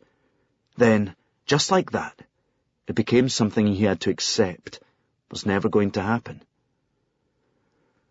So, a successful tour, Parlabane said to them. Sold-out shows all across Europe, hit single playing everywhere, new album, Smuggler's Soul ready for release. Sounds like days of wine and roses. You guys must feel like your ship's come in and you're living the dream. Or, at least that's what everybody will assume. I'm guessing the reality feels less glam and more knackering. But I'll be right. He was laying down his markers, letting them know he wasn't here to do a puff piece, and inviting them to talk about the day-to-day. More beer and vomit than wine and roses, Scott suggested with a self-conscious grin, identifying himself as the joker in the pack. And if our ship came in, added Rory with a little more steel in his tone, then its journey was fueled by several years of slog and sacrifice. This was where he wanted this to go. Not the encores and the plaudits, but the toil, the grudges, the divisions, and the resentments. Wait, you're saying it isn't all first-class travel and topless groupies peeling grapes? I'm not going to whine about it, Rory replied. It's the best job in the world, but it's not the easiest job in the world. We've all come a long way to get here. Aye, agreed Scott. Damien especially. They hadn't even invented the electric guitar when he was in his first band. Damien laughed indulgently. Parlabane saw an act of solidarity rather than a genuine response to what had to be a very long-running and probably decreasingly funny joke. Rory's right, though, he said. It's been a long journey, and the results of our hard work are all there to be seen and heard. We're amazingly proud of Smuggler's Soul. It's an album you could have played us 5 years ago, and we'd never have believed we were capable of producing it. I mean, it's a way more layered sound than its predecessors. Less raw, but not less bold. It's more confident, more polished. Aye, polished like a coffee table, said Scott, laughing. Damien clouted him gently on the back of the head. Parlabane looked for a hint that there had been divisions over a shift towards the mainstream, but there was nothing. No hint that Scott had a serious point beneath his joke, nor that Damien was annoyed by his indiscretion. Clearly, they had talked about what the critics and the fans might say. "It's more commercial than before," Damien admitted, "but that's been more about us learning what we're capable of. These soaring, sweeping soundscapes aren't something you can do after a few jam sessions." Parlabane quickly sussed that Damien had assumed the PR role. Even if he believed this journalist was offering a vent for their gripes and a chance to talk about life at the coalface, he was determined to finesse Parlabane's impression of the band. He was talking everything up and steering the conversation away from dangerous areas. Parlabane's job was to steer them right back there. "I suppose the other thing that must have affected your sound is the replacement of Alistair Maxwell with Monica Halcrow. Has that been a smooth transition?" Rory and Scott said nothing, conspicuously deferring to Damien. The pause only lasted half a second, but it was enough. "Well, Monica's been a breath of fresh air," Damien responded, clutching at a cliché to fill the gap while he thought of what he ought to say. "Literally," added Scott, "considering how much Maxie used to smoke." "Maxie was a big part of Savage Earthheart getting where we are today," Damien went on, his efforts to manage the message extending to the band's history now. "But Monica's a class apart. She's schooled in both classical and traditional music, and she's managed to bridge both styles within our new sound." "Can't have been easy for her, though," Parlabane suggested.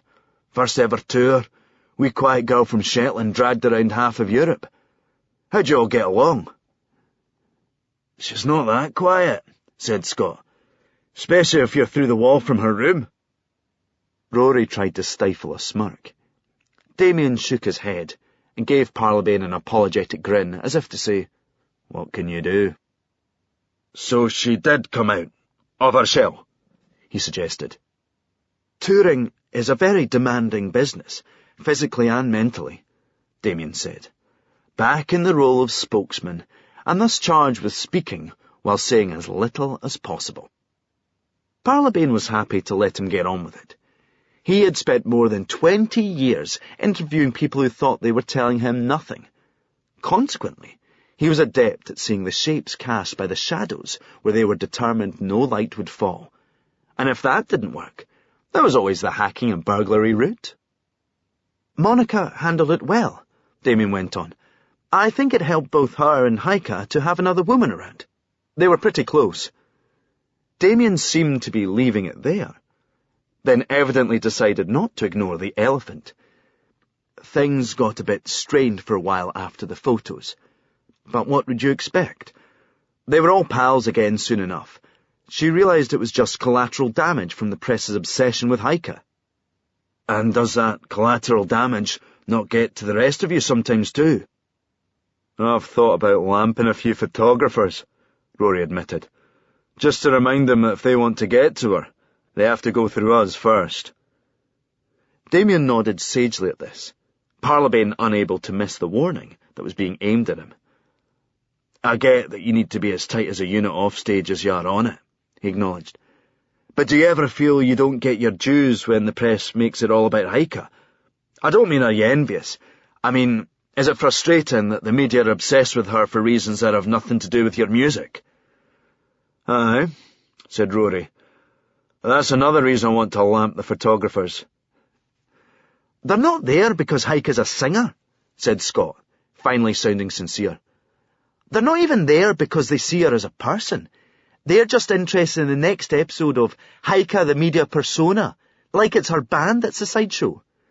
"We have to take the rough with the smooth, though," added Damien, Parlabane taking quiet note of his use of the collective rather than the personal, like he was reminding the others of the official position. "As a band, the exposure we are enjoying is undeniably greater because of Heike's profile. That's why we have to tolerate the media's intrusions, but also why we do what we can to protect Heike from their excesses." "Yes," Parlabane wondered. "But did you all know that was what you were signing up for?" Heike Gunn was big news, fast becoming one of Britain's most iconic musical figures. Too fast, Parlabane might have said. Being perfectly honest, before Mary engaged his services and made her revelation, he would have regarded Heike Gunn going missing as a source of welcome relief from her ubiquity. It wasn't that she was overexposed, so much as where she was exposed. Her opinion, which she never seemed shy of giving, was solicited and splashed across the media on every subject, from fracking to twerking. A couple of years back, Savage Earthheart were a moderately successful indie band, and one Parlabane admired. But nobody in the press thought that two highly regarded albums were a sound basis to go seeking Heike Gunn's opinion on the pressing issues of the day. Then, shortly after, Do It to Julia became a worldwide hit, more than a year after being thoroughly ignored upon its initial release. Suddenly, she was an expert on everything from the environment to international relations. However, one song wasn't enough to make anybody a superstar, even one given the considerable helping hand of being featured during a season-defining moment in a hit TV show.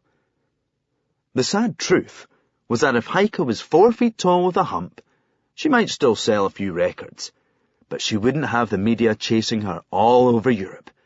She was attractive, she was stylish, and she knew how to sell a carefully constructed image of herself. She courted controversy, baited the tabloids with an alacrity bordering on the reckless, and she knew how to make any given story about her. And of course there was the issue of her father. Ramsay Gunn had been among the most influential Scottish artists of his generation, one of those Bowie-like figures who always seemed to be tapping into a cultural seam before anyone else even noticed it. He had lived and worked in California in the late 60s, and was said to have been present at the birth of the modern Green movement. He painted cover art for prog rock classics in London in the early 70s, then predated punk's own rejection of the same when he lit out on an ultra-realism period, immersing himself in an almost documentary style of painting, from African war zones to the theatres of European leftist terrorism. Coming on the back of this, of course, he spent the late 70s and early 80s in West Berlin, but returned to his native Isla before the wall fell, in order to raise his German-born daughter.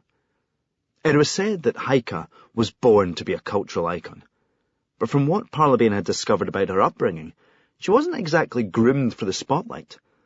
Nothing was in the public domain about her mother, who died in Heike's infancy, resulting in Ramsay's retreat to the island of his own youth and a more contemplative period of landscape work.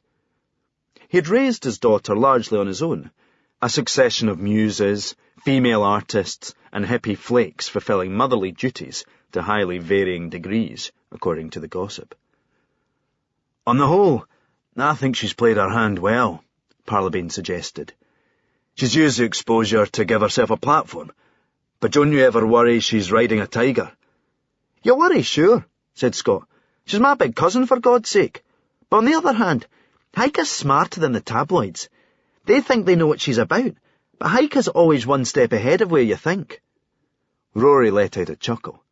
Yeah, I'll never forget the Sun calling her a hypocrite for backing the No More Page 3 campaign when she had done what they called topless modelling. She had posed nude for a painting by a woman who'd won the fucking Turner Prize, and the result was hardly spank bank material. It would be like wanking to a Picasso, Scott said. The media claim she wants to have her cake and eat it, said Damien, once again grabbing the reins. They say she's partly selling her music on her image, while at the same time condemning sexism in the media. It's impossible to describe just how much they don't get it. And it's not about an image. It's about who and what Heike is. There's a million beautiful women out there, a million singers, a million songwriters. It's about the whole package. It's that unquantifiable but unmistakable thing, star quality. Whatever it is, we all know Heike's got it. She's touched by magic, and everybody wants some of the stardust to sprinkle on them.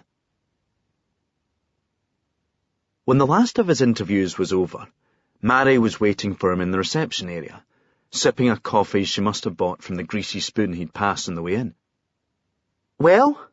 She asked expectantly. Did you find out anything? Yeah, but they're all lying. What? By omission, at least. I've been speaking to them for 2 hours, and in all that time, nobody told me one thing that wasn't already in the public domain. On a certain level, it's pretty impressive. It takes a degree of concentration to filter out anything, even an innocuous detail, that might have come from your own memory, rather than reportage. Like I said, what happens on tour? So what's next? I'm not sure yet. I should talk to the road crew. They might be a little less guarded. Mary looked confused. But what about the band? Is there not any more you can find out from them? Your ground rules make it kind of tricky. I could press harder if they knew Heike was missing, but you don't want that. I'll have to come back to them when I've got more information from elsewhere. Right now, I've got no leverage. Confusion was giving way to undisguised disappointment. Parlabane didn't know what she was expecting, but he hadn't delivered it. No leverage? Don't you have other means of finding out what they might know? Like what? He asked, adding an admonitory sternness to his tone. I thought you were the kind of guy who would stop at nothing to get to the story. For one thing, I'm not allowed to tell the story, so maybe that's taken my edge off. But that aside, these days I stop at the stuff that's liable to get me the jail. I just thought...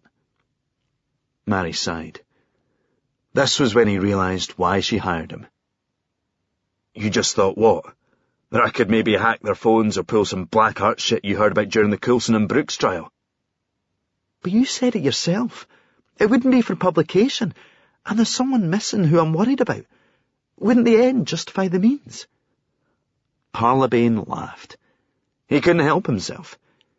He thought about the blueprints, the modifications Sarah had been so determined to make.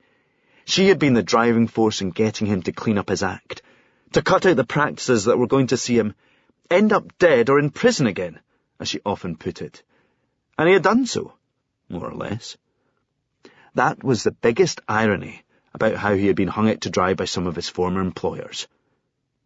He had long since stopped doing most of the things he was being scapegoated for. He wasn't the same man anymore, but whoever he'd become, it seems Sarah didn't think much of that bloke either. Or maybe it was just that he didn't think much of that bloke. He couldn't blame Sarah for not loving someone who didn't much like himself. Now it appeared the only gig he could get was working for somebody who thought they had hired the old Parlabane.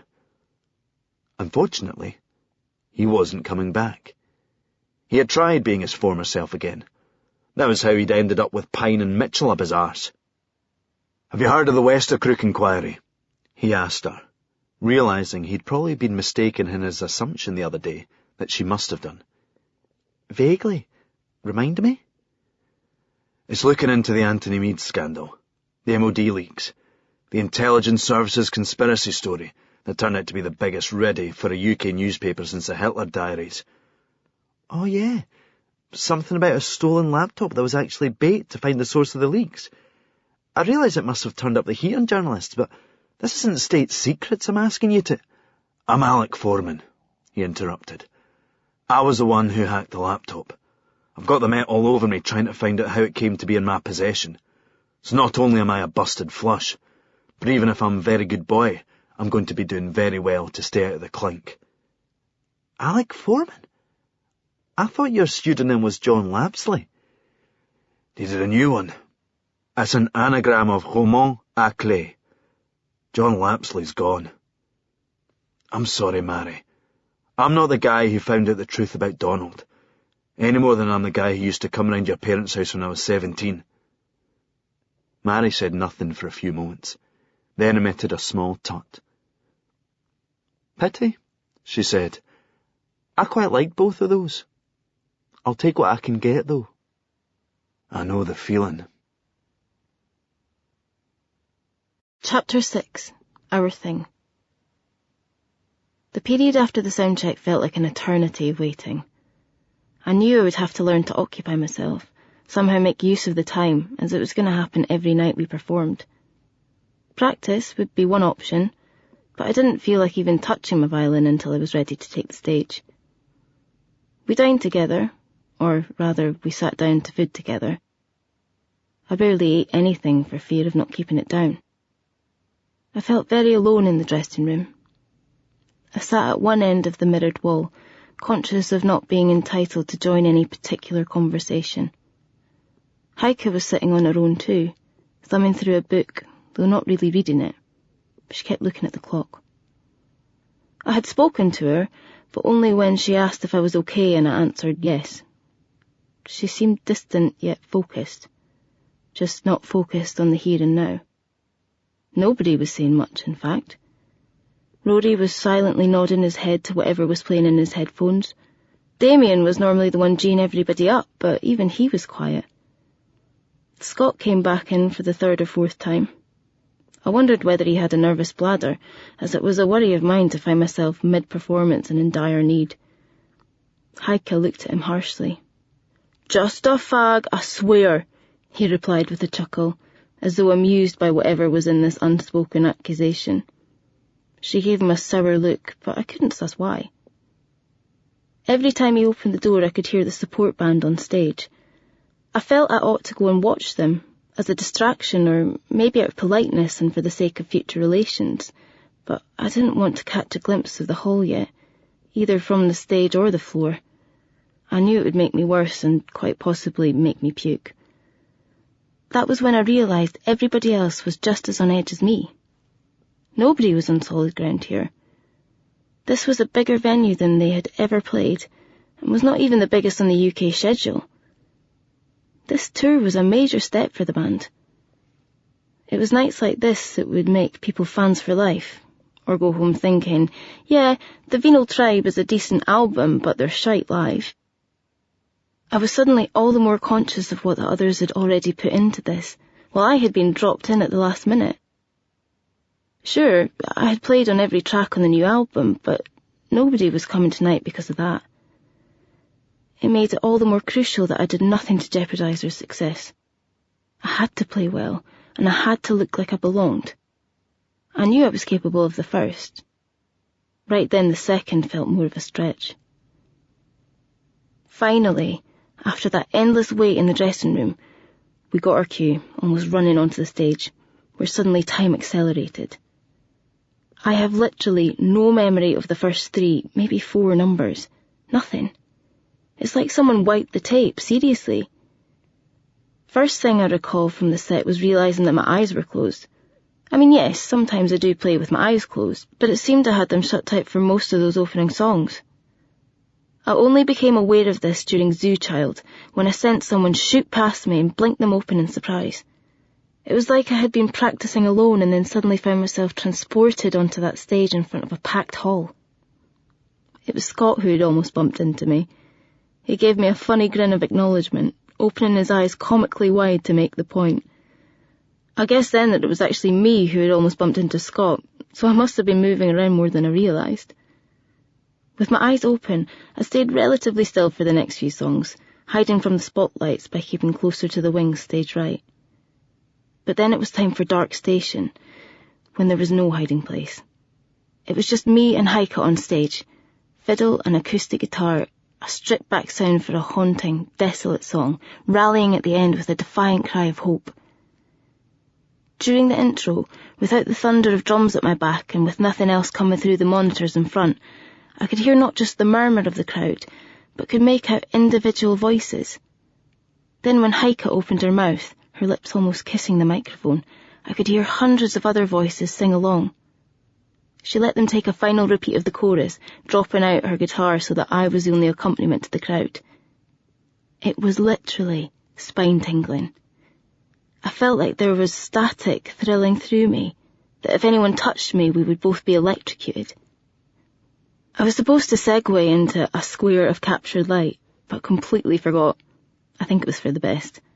Heike looked quite shaken to hear her words sung back to her by so many people, and she needed the moment that was given her by the cheers and applause. There were tears in her eyes, though only I was close enough to see them. Something passed between us right then. An understanding, a responsibility, a trust. I might have seen something I wasn't supposed to, but she expected me to keep it to myself. The applause began to die, and I launched us into the more upbeat Smuggler's Soul. That's when things got really strange. As per the album version, it starts with guitar and violin beneath Heike's vocal in the first verse, while the rest of the band quietly file back into position, exploding as one into the chorus. We were 5 on stage again, but it was like Heike and I were still a separate unit in the midst of the others. I stayed next to her centre stage, and as the song built towards its long outro, we started dancing around each other. Most of the time, I sit down to play, as that's how I'll be throughout an orchestral performance. Sometimes, when I'm playing alone, I'll stand, but it's like I'm in the naughty corner. I retreat inside myself. And anyway, there's never much space on the stages I'm used to. But on that night, I found myself burling about like I was possessed. The others gave us space as Heike and I spun around each other, approaching and retreating, then dancing back to back while below us the audience were screaming in approval. Suddenly we flew apart on the first beat of a new bar, Heike skipping to the front and thrashing away at her strings before a swell of bodies rushing to be near her. I found myself heading in the opposite direction, towards the back, and I leapt onto the drum riser facing Rory. It was a surge of energy, I guess. He looked astonished, then reacted with aggression on the drums, as if I had invaded his turf and he was trying to drive me out. I came back at him, looking him in the eye as I worked the bow furiously. It was like we were in combat, feeding off each other's energy and fueling an ever-rising level of performance. He went to the floor tom to start a roll, swinging around as if he was about to throw the thing, then whiplashed back for a cymbal crash. His top muscle drove wood against the brass like it was meant to kill, and sweat flew from his arms. It sprayed against my face, and instead of grossing me out, well, I'm embarrassed to write it even for myself. We locked into each other's stares again, and I felt this surge of aggression that shocked me. I don't know where it came from, and I don't even know if I wanted him sexually or I wanted to hurt him. What's for certain is that if someone had teleported us away somewhere in that moment, I'd have launched myself at him, tearing clothes, scratching, biting like an animal, primal.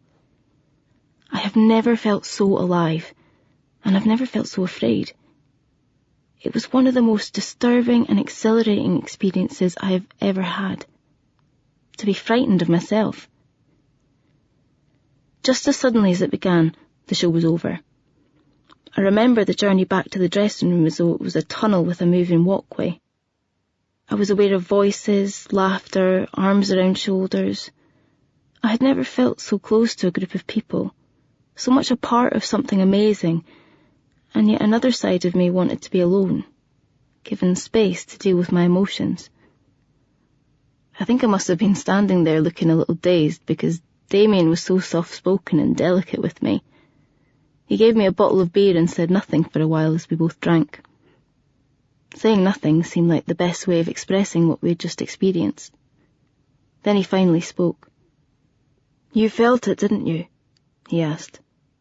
He didn't wait for my reply. "That's why we do this. That's why we put in the hours we do and why we put up with all each other's shite. Because only together can we make that happen. Hold on to that feeling, because it's the thought of having it again that's going to pull you through when the going gets rough. And believe me, you've no idea how rough it can get." Heike stopped talking to Scott and came over and hugged me. She was drenched in sweat, which was when I realised I was too. Heike's sweat smelt fresh, like she'd just been out running. There were other smells in there too, body spray and shampoo. I breathed them in and didn't want to let her go. When she did, she told me, "You were amazing." I wanted to say you were too, but was tongue-tied. Over her shoulder I saw Rory leaning against the wall. He glanced back, raising his bottle in salute. He had a smile on his face, calm and unreadable. Not that it would stop me from reading things into it. I had the most vivid fear that he knew what had gone through my mind. I knew this was daft, but the moment had been intense enough to make me believe some very strange things were possible. A voice in my head told me to phone Keith. I needed to centre myself, or maybe ground myself was more like it, given the electrified sensations I had experienced on the stage. I reached inside my jacket for my phone, but something stopped me as I swiped the handset awake. When I'd called after orchestra shows, I'd wanted to tell Keith all about it, to share my experience. This time I had been driven by a fearful instinct to place myself back outside of this. Holding the phone in my hand, I realised that I didn't want to do that. I didn't want to share it with him. He wasn't part of this, and nobody who wasn't part of this could understand it. I put the phone back in my pocket, downed what remained in my bottle and picked up another, clinking it against one Scott was holding up. Chapter 7. Loyalty. As he walked towards his car, Parlabane heard a voice call for him to wait. He turned to see Damien striding across from a huddle of musicians who had gathered outside for a smoke. If you hadn't looked up his details online, Parlabane wouldn't have guessed him even close to his late 30s.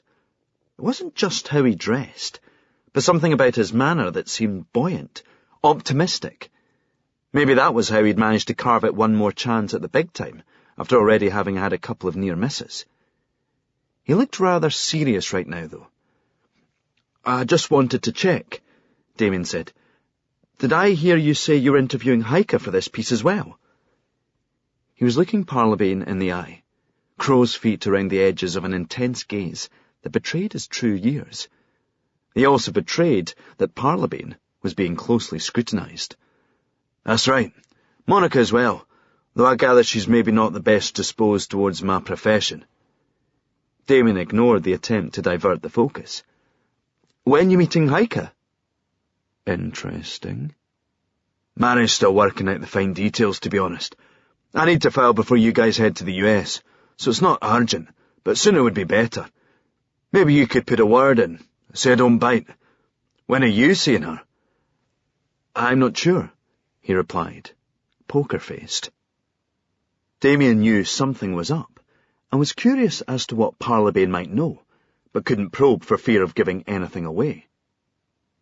Parlabane had been looking for a weak spot in the facade Damien was shoring up, and he was pretty sure he'd just found it. "You used to be in Discolite, didn't you?" Parlabane asked, pretending this had spontaneously occurred to him. Damien nodded. "The whole time in there, I was trying to work out why I knew your face. I saw you guys play the Kelvin University Union." The guitarist couldn't help but smile. "We were practically the house band for a while.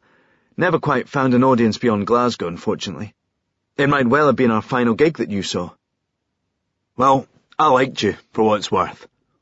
Damien's gaze remained intent, perhaps asking himself what a guy Parlabane's age had been doing at the student union back then, and coming upon a genuine recognition of his own. "Hang on, you were... We played the inauguration ball. Were you not the rector or something?" "In another life. And only won the election by default. I'm nobody's idea of a figurehead." "You were an investigative reporter, though, were you not? As opposed to a music journalist?" He said it with just an edge of accusation. "That's right, pal. Follow the breadcrumbs." "I go where the work is," Parlabane replied, choosing his words with precise ambiguity. Damien reflected on this, then glanced towards the rehearsal suite. "How do you know Mary?" "We go way back. Known her since my teens." Damien nodded, getting the picture. Parlabane knew he could take a risk here. This was the experienced head Mary described as the glue that held the band together. But Parlabane also recognised that Damien was the one he could most trust to keep quiet about his suspicions.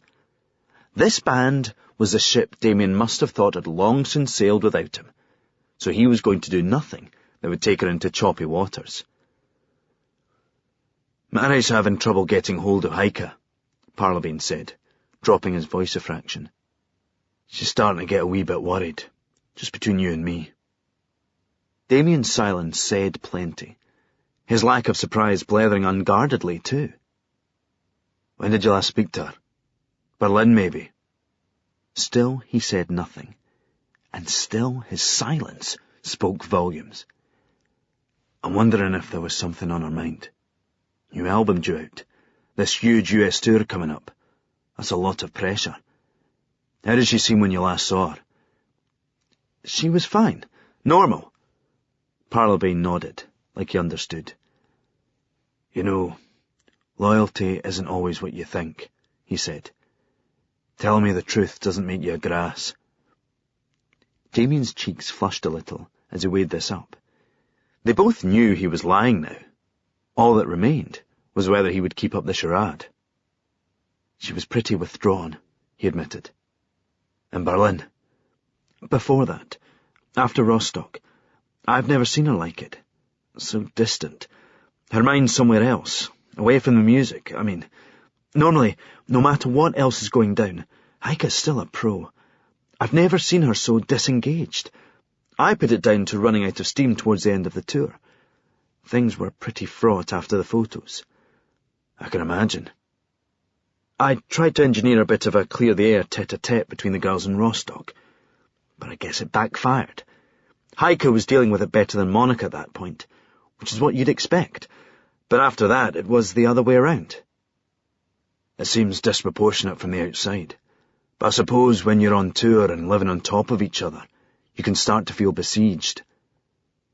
Parlabane was trying to seem sympathetic, but really, he was fishing.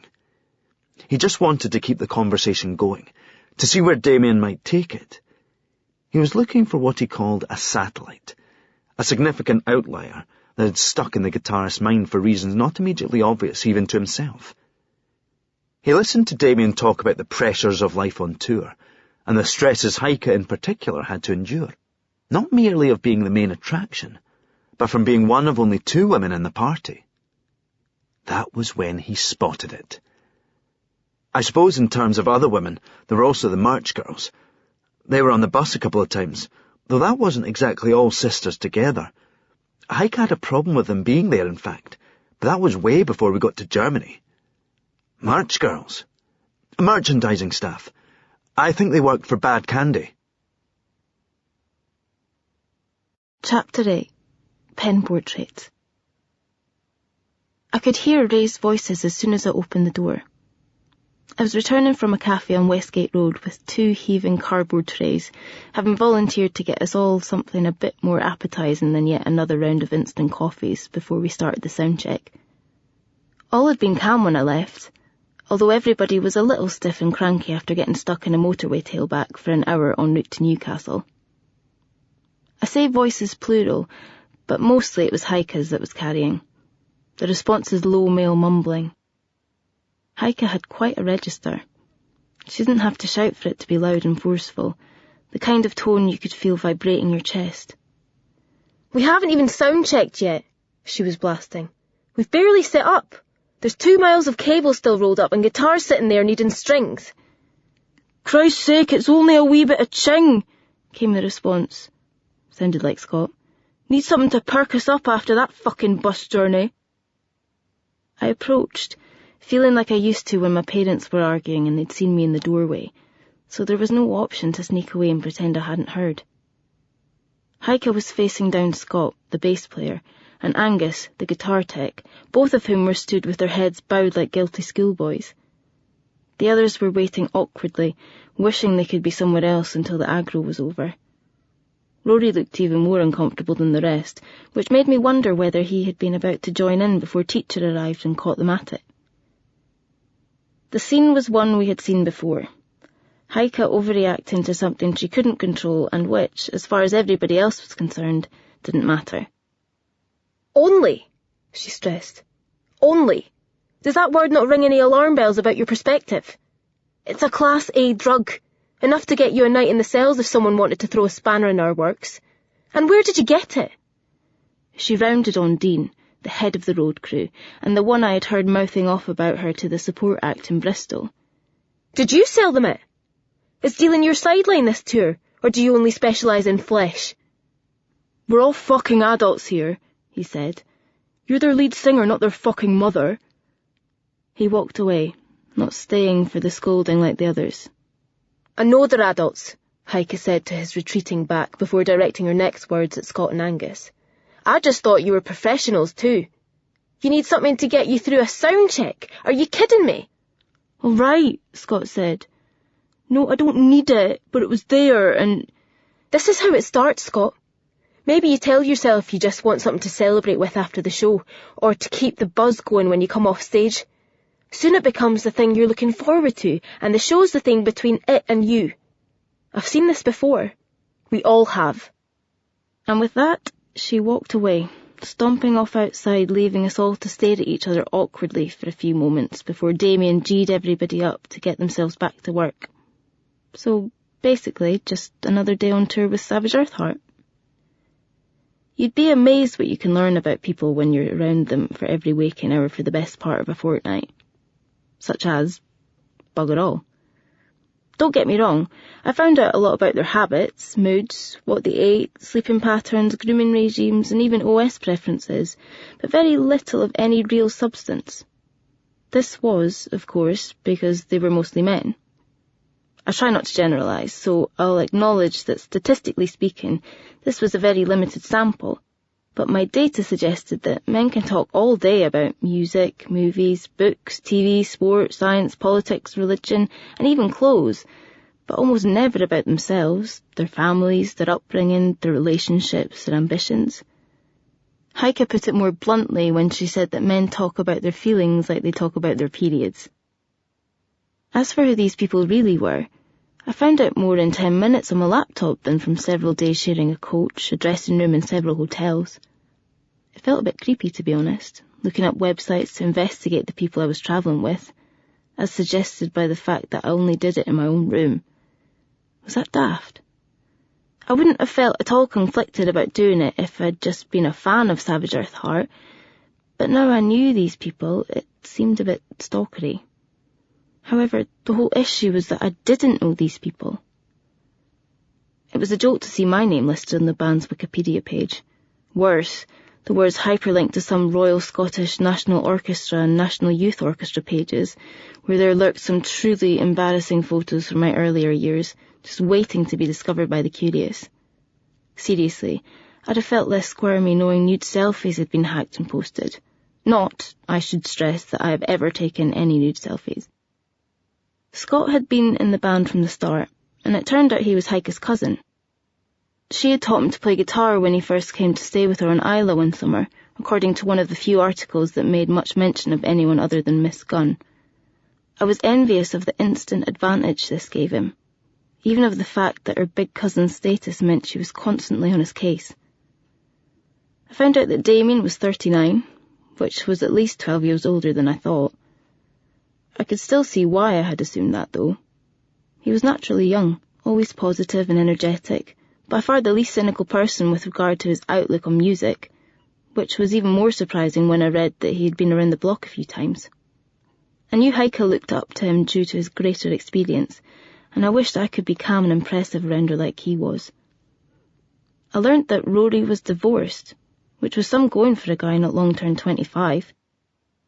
I was unsure how this made me feel, especially after all the remarks I had heard about being already engaged at 22, even if we hadn't set a date yet. "That's awful young, is it not?" people would ask, implying I was making a mistake, or at least hadn't given myself time to consider all my options. Rory had worked as a secondary school physics teacher until the sudden success of the second album meant he could concentrate full-time on the band. A bit embarrassingly, I also sussed that he had nothing specifically against fiddle players. It was at our Cardiff soundcheck, when the engineer asked me what I wanted in my monitor mix, that it dawned on me that this was what Rory had been talking about when he said he didn't want to hear any fucking fiddle. It would have been nice to be able to say that I told him about this and we shared a laugh over my hilarious misunderstanding, but despite learning that he didn't hate my guts, I felt even more awkward around him after whatever weird mojo had passed between us up on that drum riser. I still wasn't particularly comfortable around any of my bandmates, to be honest. Heike was the one it was easiest to learn about, but it also felt the weirdest to be reading up on her online, when surely I could simply walk up and ask her about herself. But that was the problem, wasn't it? I didn't feel like I could simply walk up and ask her. It didn't seem appropriate. I noticed that a lot of articles described Heike as a siren, usually preceded by sultry. It was one of those tabloid terms they applied to just about every female vocalist, interchangeable with songstress or diva. Like with the law of the stop clock, in Heike's case, the word siren was more accurate than any of the newspapers truly realised. People were drawn to her, almost hypnotically. I've heard folk talk nonsense about star quality, claiming instantly forgettable wannabes have it and thereby diluting whatever meaning it might have. Maybe someday scientists will be able to pinpoint what it is about certain people that makes them shine a little brighter and dazzle the rest of us. But for now, I can only say that Heike had something about her that made you want to be in her presence, touched by her grace. She was aware of it too, but not in the way you might think. Maybe it was fairer to say she was wary of it, as though this siren feared that if you came too close, she might be the one drawn to her doom. Or maybe she was just scared of all the attention she got. That's why asking direct questions about her life was right out. Though it did mean that on the rare occasions when she shared something, it felt all the more precious. That I alone had seen her tears on stage at Bristol that night felt like a secret treasure. I wondered whether she liked being in this male-dominated company because she could hide there, where nobody was likely to ask her anything truly personal. We all wanted to get nearer to her, wanted in different ways to please her, but the trick was for her not to notice you were doing it, for you not to be caught trying to please her. It was like that childhood game where you all sneak up on someone with her back turned, trying to see how close you could get before she spun around and chased you all away. Any time I felt we had made the connection, either she'd start avoiding me soon after or she'd find a way to make things awkward between us, like criticising my playing or changing the set to drop a number with a violin solo. Not all sailors were vulnerable to the siren song, it must be said, such as Dean. His less charitable take on her was that she was another fucking spoilt diva who's got used to people sucking up to her all the time, and as a result she thinks she can treat everyone like shit. I heard him mutter something about officers and enlisted men with regard to her attitude to the road crew, but from what I could see, nobody was given special consideration when Heike was on the warpath. In fact, if anybody got it worse than the rest, it was probably Damien, despite always being the soothing voice whenever tempers threatened to flare. Maybe it was actually because he was such a calming influence that she knew it was safe to take out her frustrations on him. Sometimes it was like she was goading him to finally lose it with her, and the less he bit, the angrier she became, which may well have been Damien's way of winning the Battle of Wills. He was definitely spot on with what he told me backstage after the opening night. No matter what had gone down before, all of it was forgotten when we took to the stage. Forgiven? I'm not so sure. Chapter 9. Not Spam. As Parlabane saw it, NDA or no, the only way to proceed with this investigation was to act as though it was any other story. He didn't know what kind of nonsense Mary's head was full of regarding phone hacking and other shady practices, but 20-odd years of experience had taught him that real journalism was all about good sources, even, and perhaps especially, when they might seem, to other eyes, unlikely ones. He wasn't being polite when he told Mary he liked Savage Earthheart, and it was more than a matter of merely being one of the mainstream millions who had been bludgeoned into submission by the ubiquity of Do It to Julia last year. He had followed their progress with the faintly proprietorial interest of one who had been aware of the band since the earliest days. But this wasn't down to his visionary judgment or ear for future talent. Rather, it was that the band had been brought to his attention by a friend who had been the recording engineer on their first 3-track release. Cameron Scott ran a recording studio just off Love Street in Paisley, a place that initially made its money from cutting demos for aspiring new bands. It built a reputation for making even the most rough-and-ready outfits sound polished, and thus, Scott's Sound Studios had become a well-trodden step on the ladder for a lot of Scottish artists.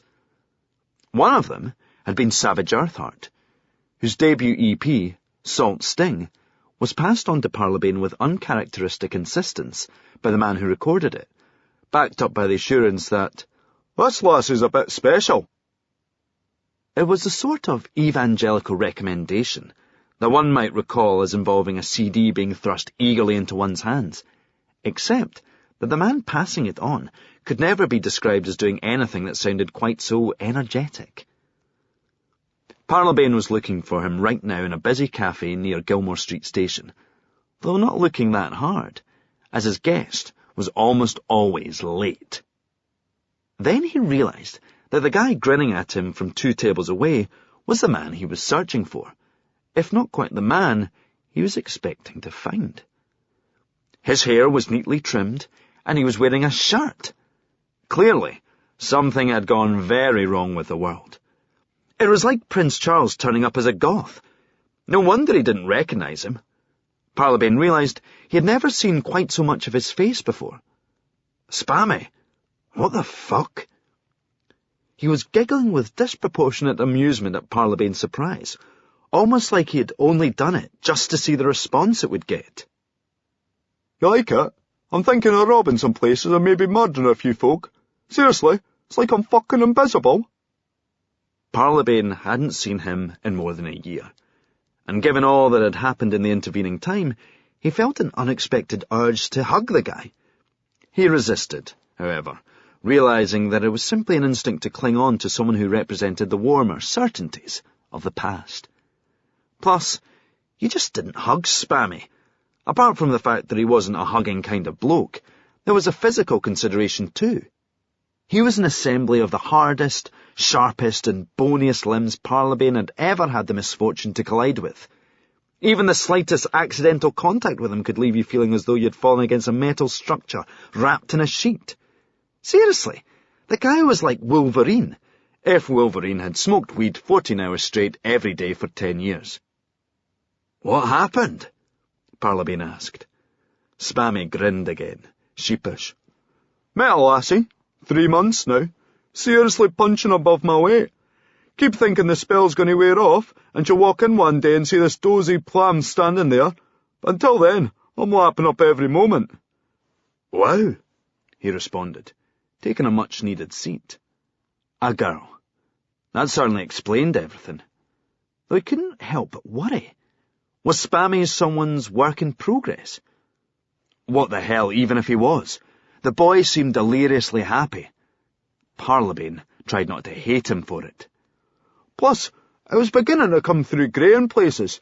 Checked the mirror one morning and realised I was starting to look like a badger. A waitress came by, and they placed their orders, their divergent choices reassuring Parlabane that his friend had not been completely transformed. Meals such as this had always given a different meaning to the compound brunch, inasmuch as it was lunchtime for Parlabane and breakfast for Spammy. So, to what do I owe the honour? Spammy asked. It's to do with Savage Earthheart, launched on the path to global domination from Scottstown Studios. Spammy responded with a near-conspiratorial grin. I tell you, Heike Gunn was bound for glory. She just had a quality about her, what they used to call the X-Factor, before that dye-job wank-hammock cowl debased her term forever. As I recall, you engineered their first single. Engineered it? I fucking produced it. I know that's not what it says on the sleeve, but it's what happened. Who's credited in the notes? It says, produced by Alistair Maxwell. The only document on earth where you're going to see that phrase, because he's produced fuck all else. He didn't know what he was doing. But Heike looked up to him at the time. Not a fan. He was a cunt. A talented cunt, grant you, but a cunt. Actually, maybe more of a fud than a cunt, if you know what I'm saying. Sure, said Parlabane, who really didn't. This was just how Sammy spoke. Not everything made sense, but it was wiser to let him maintain his flow than to ask for an explanation, as that only sucked you deeper into the vortex of Spammy logic.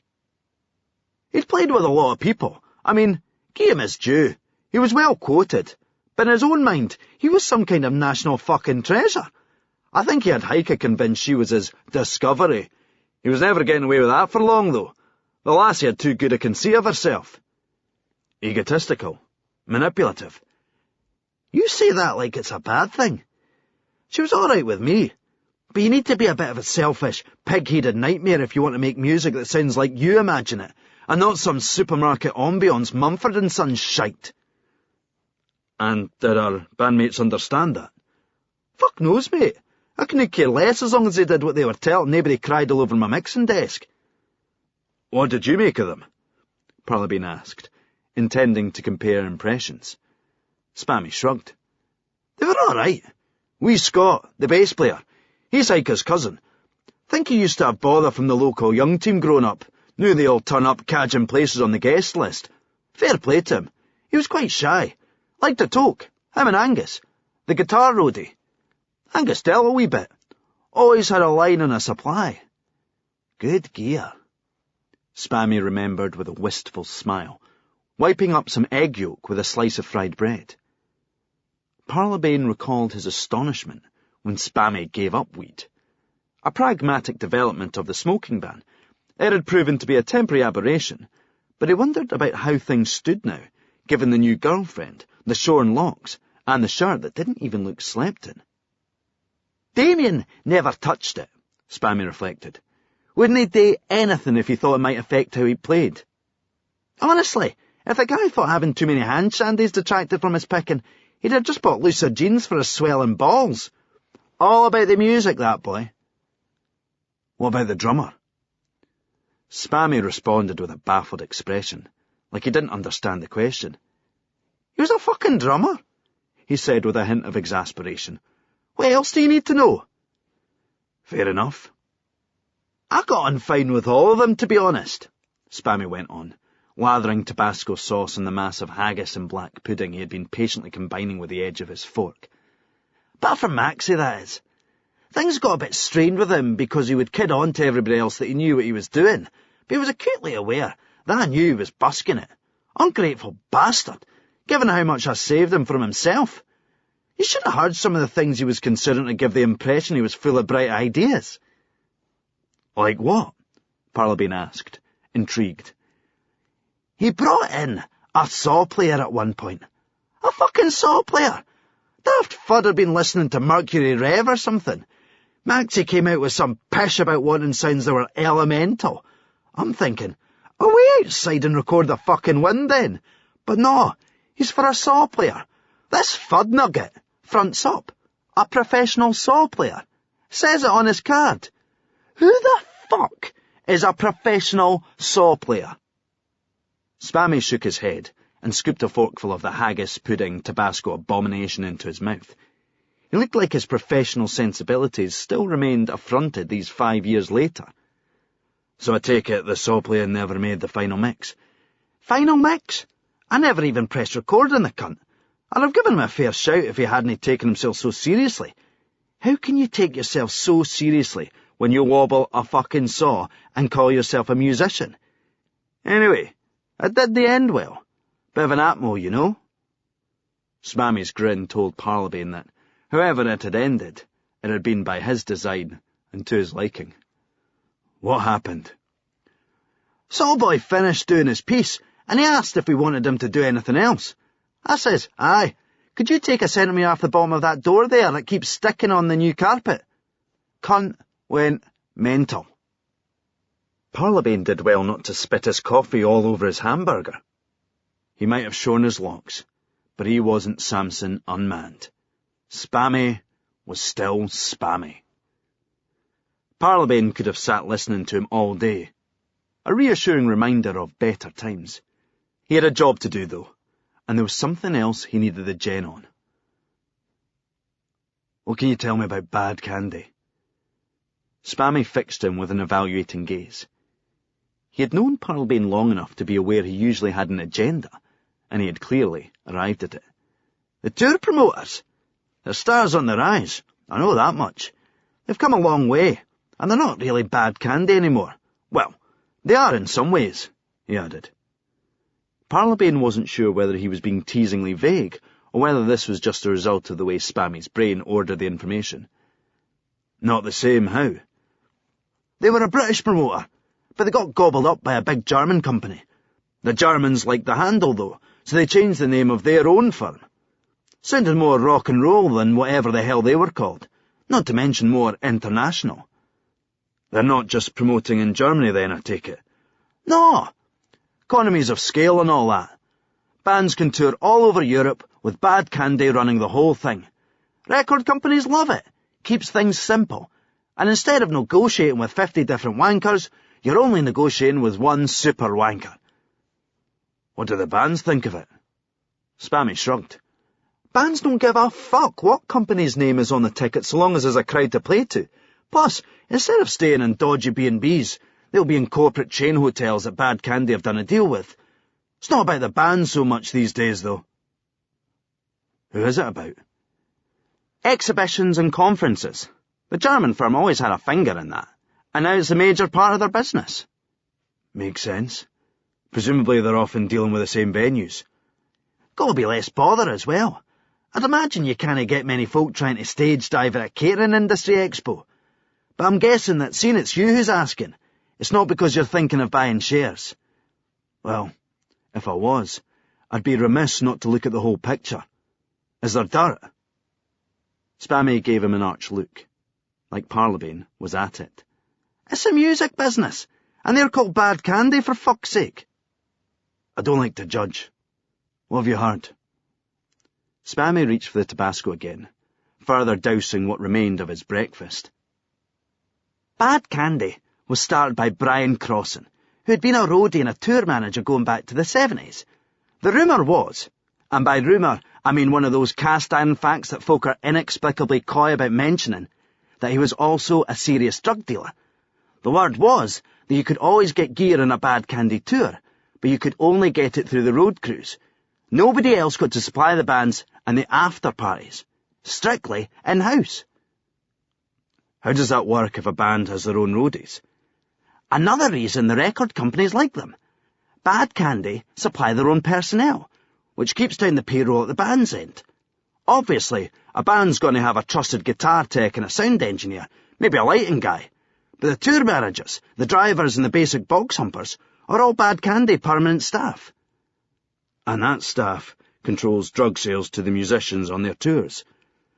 That's how it was before the Germans came in, and it all went corporate. So it's cleaned up now. Are you daft? It's bigger than ever. Just the suits don't know, or don't care. They've a squeaky clean corporate image, but the guys in the shiny offices won't have a clue what's happening out on the road. Sounds like they'd have a ready-made distribution network, Europe-wide, several tours out at any given time, buses and trucks crisscrossing.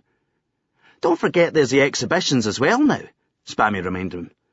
You know how many folk turn up to an expo in Frankfurt or Milan? I'm not even talking about punters, but exhibitors, tech staff, IT.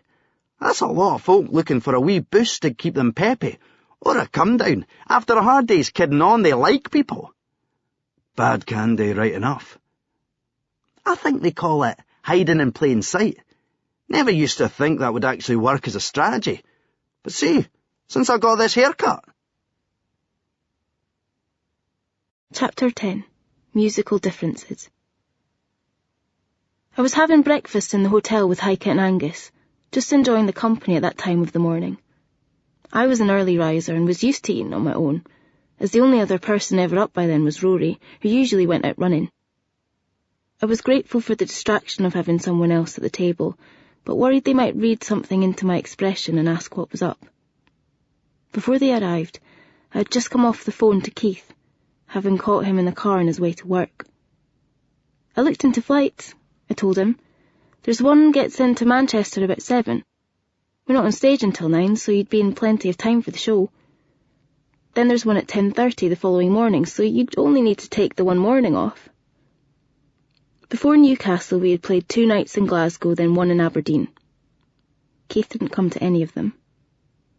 We were used to not seeing each other for a couple of weeks at a time, but we were running out of chances before I went to Europe for the best part of a month. He worked in the oil industry, based in Aberdeen, but his job regularly took him back to Shetland, which was mostly where we met up these days. Sometimes he would come down to Glasgow over a weekend, but he preferred it if I travelled up, because he didn't have to share me with so many people, he said. What he meant was share me with people who weren't his friends, as it wasn't like he got me to himself when we went back to Shetland. The day before we played Aberdeen, he called to say he'd been sent to Sullom Voe and would be struggling to get back over to the mainland in time for the gig. It couldn't be helped, but he had already missed the Glasgow shows because he had work in Aberdeen the next morning. I was pretty sure that some of the people at the Parlabane gigs had driven further than he'd have needed to, and would be driving back home afterwards. Maybe at the time he hadn't thought it was important as he'd be coming to the Aberdeen show, but when he then got sent to Shetland, I started to wonder how hard he had tried to get out of it. "I'm sorry, Mon. I just learnt that we've got the Norwegians coming in at lunchtime that day." "You'd still be back in time. The flight gets in at 11:45 and then it's only..." "I can't risk a delay. Besides, I need to prep for the meeting." "You could do that on the plane. Come on, this is the last chance for us to see each other before I'm away for weeks." "And whose fault is that?" "It's nobody's fault," I replied, a bit rattled that he was making this about blame. "I don't make the tour schedules."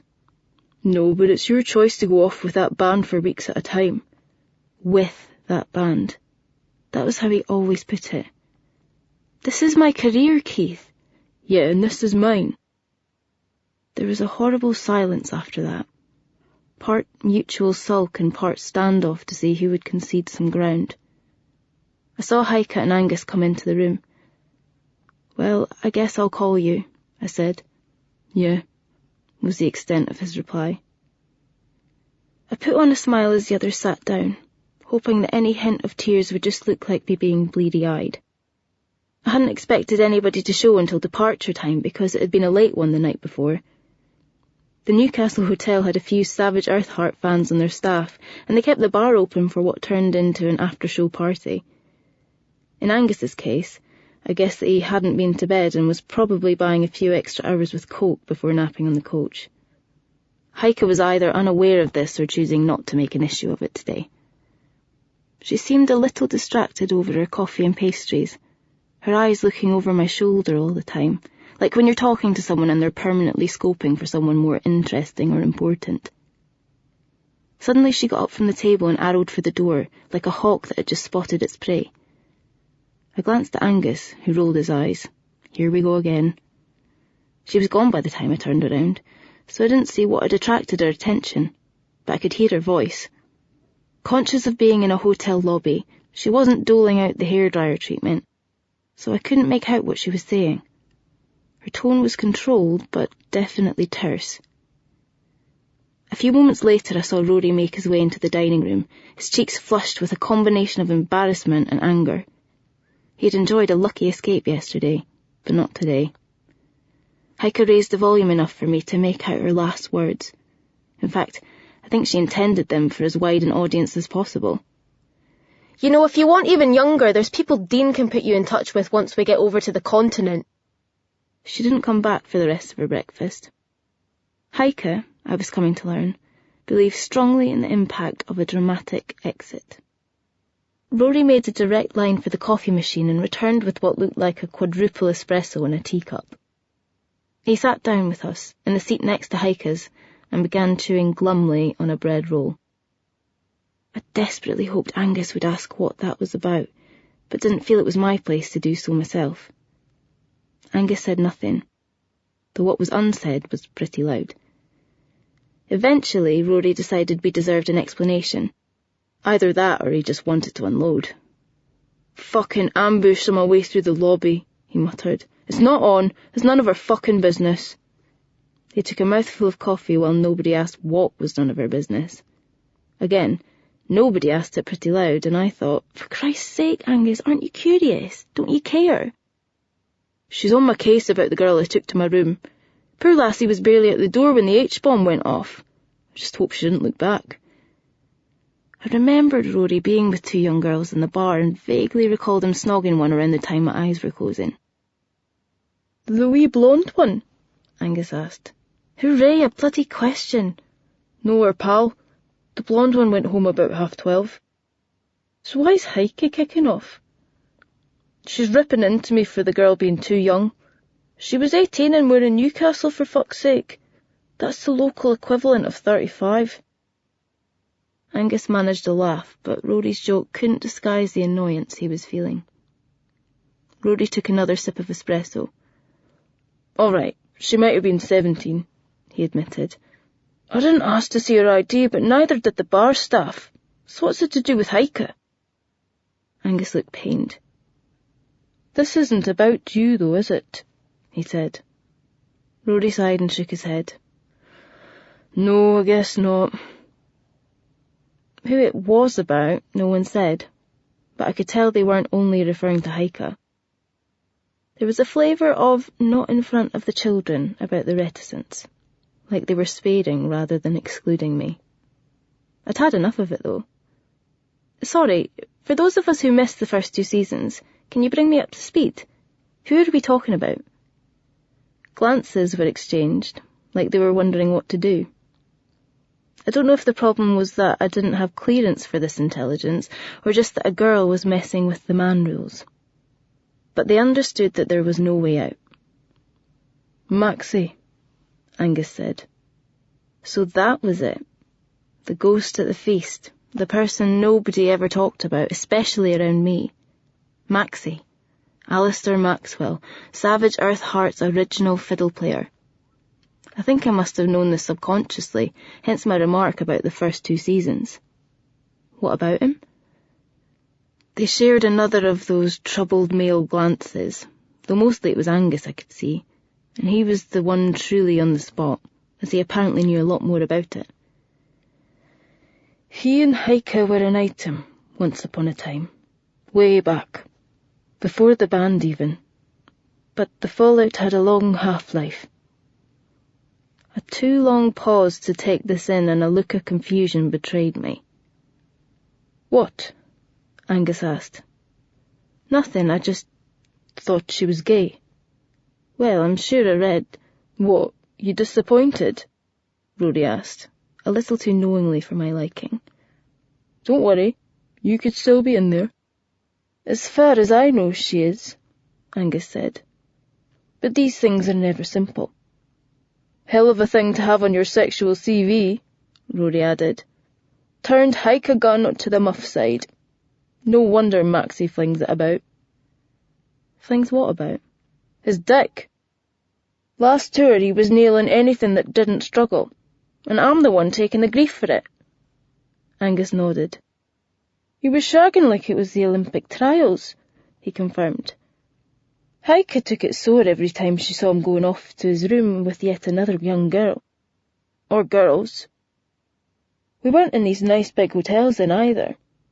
Some of the places you could hear everything. Maybe Heike thought he was waving it in her face or something, I don't know. It was 2 or 3 years since they'd been together, but you know Heike. In her mind, everything's about her. So she fired him for that? No, Angus answered. She fired him because he was turning into a liability. I think fucking nightmare is the term you're looking for, Rory added. You'd never expect it would be the fiddle player who became a rock cliché, but that's how it was. Safe to say Maxie became less interested in the music than in the lifestyle that went with it, Angus said, his understatedness lending it all the more weight given he was only awake right now thanks to the cocaine in his system. Less interested, Rory went on. That's putting it mildly. Towards the end, the only occasion you could say he left it all out there on the stage was the time he puked on it. He was wrecked all the time, late for every rehearsal, too pissed to play half the gigs he did turn up to, and pouring most of his energies into making sure he was sorted for gear and sorted for girls. I mean, I once drove down to fucking Nottingham on a Sunday for a show, knowing I'd be driving home again overnight and going straight to work as I'd school in the morning, and that cunt. He let it go there, shaking his head like he couldn't believe he was still getting angry about it all this time later. That's why she was ripping into me in Scotch yesterday, Angus explained. She was chewing us out to make herself feel better about the fact that she never chewed Maxie out back then. She was too intimidated by him to do anything until it was too late.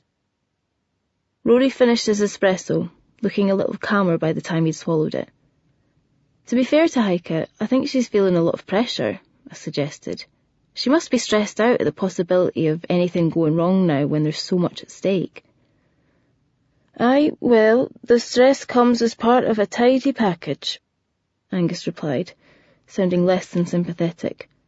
I wouldn't mind that pressure if it came with the same salary and benefits. All that money she's got, she can pay for some therapy once the tour's over. Why didn't Mary do something about Maxie? I asked, wondering what the manager's role had been in all this. Or was she not managing you then? No, it was the guy called Jake Duggan, Rory said. And the problem was he was a mate of Maxie's. That's how he ended up managing the band. Plus he didn't come on tour with us. Oh, and he was a useless arsehole. Shouldn't discount that as a factor. But what about the tour manager? Was it Jan? Angus and Rory exchanged another of their uncomfortable looks. Yeah, it was Jan, Angus said, getting up from the table. But he didn't really see band politics as his remit. There was more, I could tell, but I wouldn't be getting it. Angus yawned and stretched, then stuck a muffin in his jacket. Sorry, chaps, he said. I need to go and check out of the room I haven't actually been into. I assumed Rory would be heading out too when he stood also, but he had the teacup in his hand. He went off to get even more espresso from the machine, asking if I wanted anything. There was still tea in my pot, so I shook my head. To be honest, I was struggling to speak as I was a bit anxious that he was planning to stay.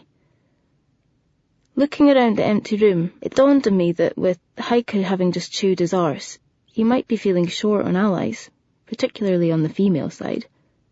If that was the case, he'd better drop the leery innuendo and pretend he was back in front of his physics class. You're right, Rory said, sitting back down. She is feeling the pressure. And Angus is too focused on the money to see what's going on here. After Do It to Julia became such a big hit, it would have been very easy for Heike to relaunch herself as a solo artist. The record company would have been far happier with a pretty young female to market rather than a pretty young female and a bunch of hairy-arsed musos. But she knew we'd all played our part, and she's not the kind of person who would ditch us when opportunity knocked. She's been loyal to us, and I guess she's entitled to ask plenty in return.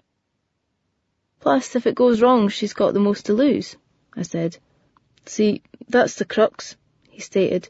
We've all got a lot to lose.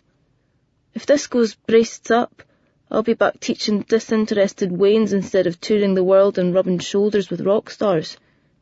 That's why there's got to be a line drawn between meeting reasonable standards of professionalism and pandering to somebody who's losing her sense of perspective. The danger here is that if we go along with any demand Heike makes purely because we all want to stay on board the Showbiz Express, we could end up creating a monster.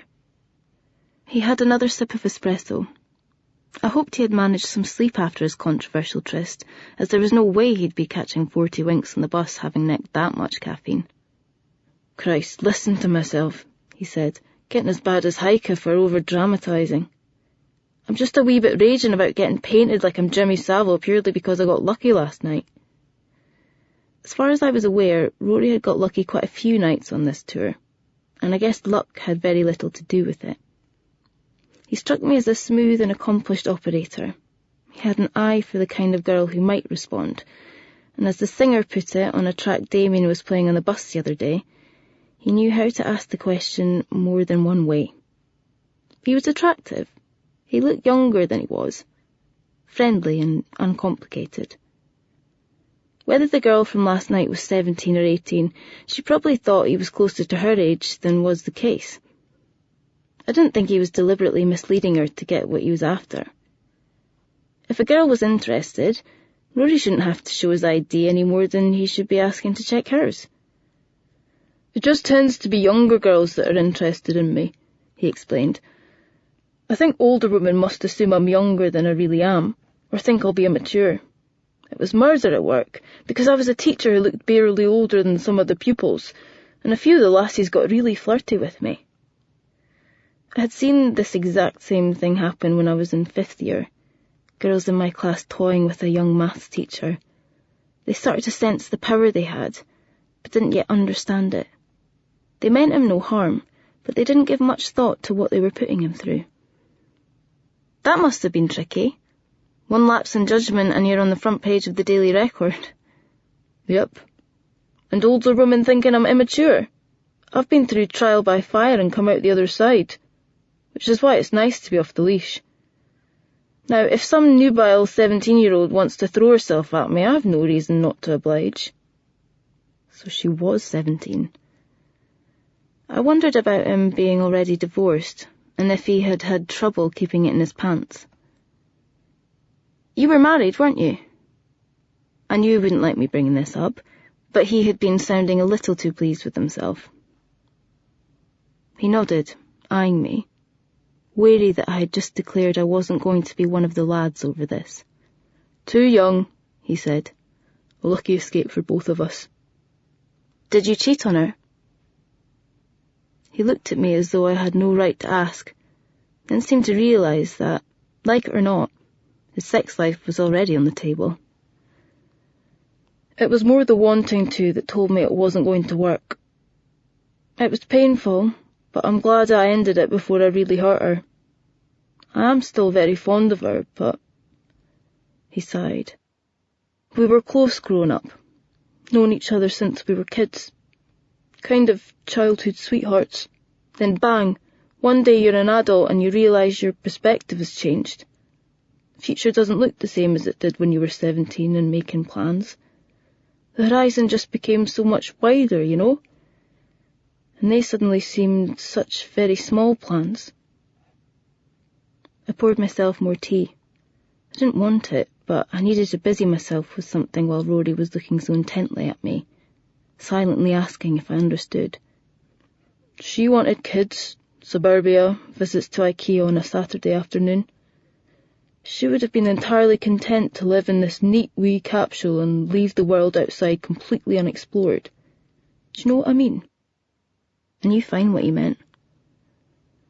I was disappointed but not surprised by Keith changing his mind about flying down from the Manchester show. I was starting to believe that he wanted to deny my being in the band was happening, so actually turning up to watch me play would have messed that up completely.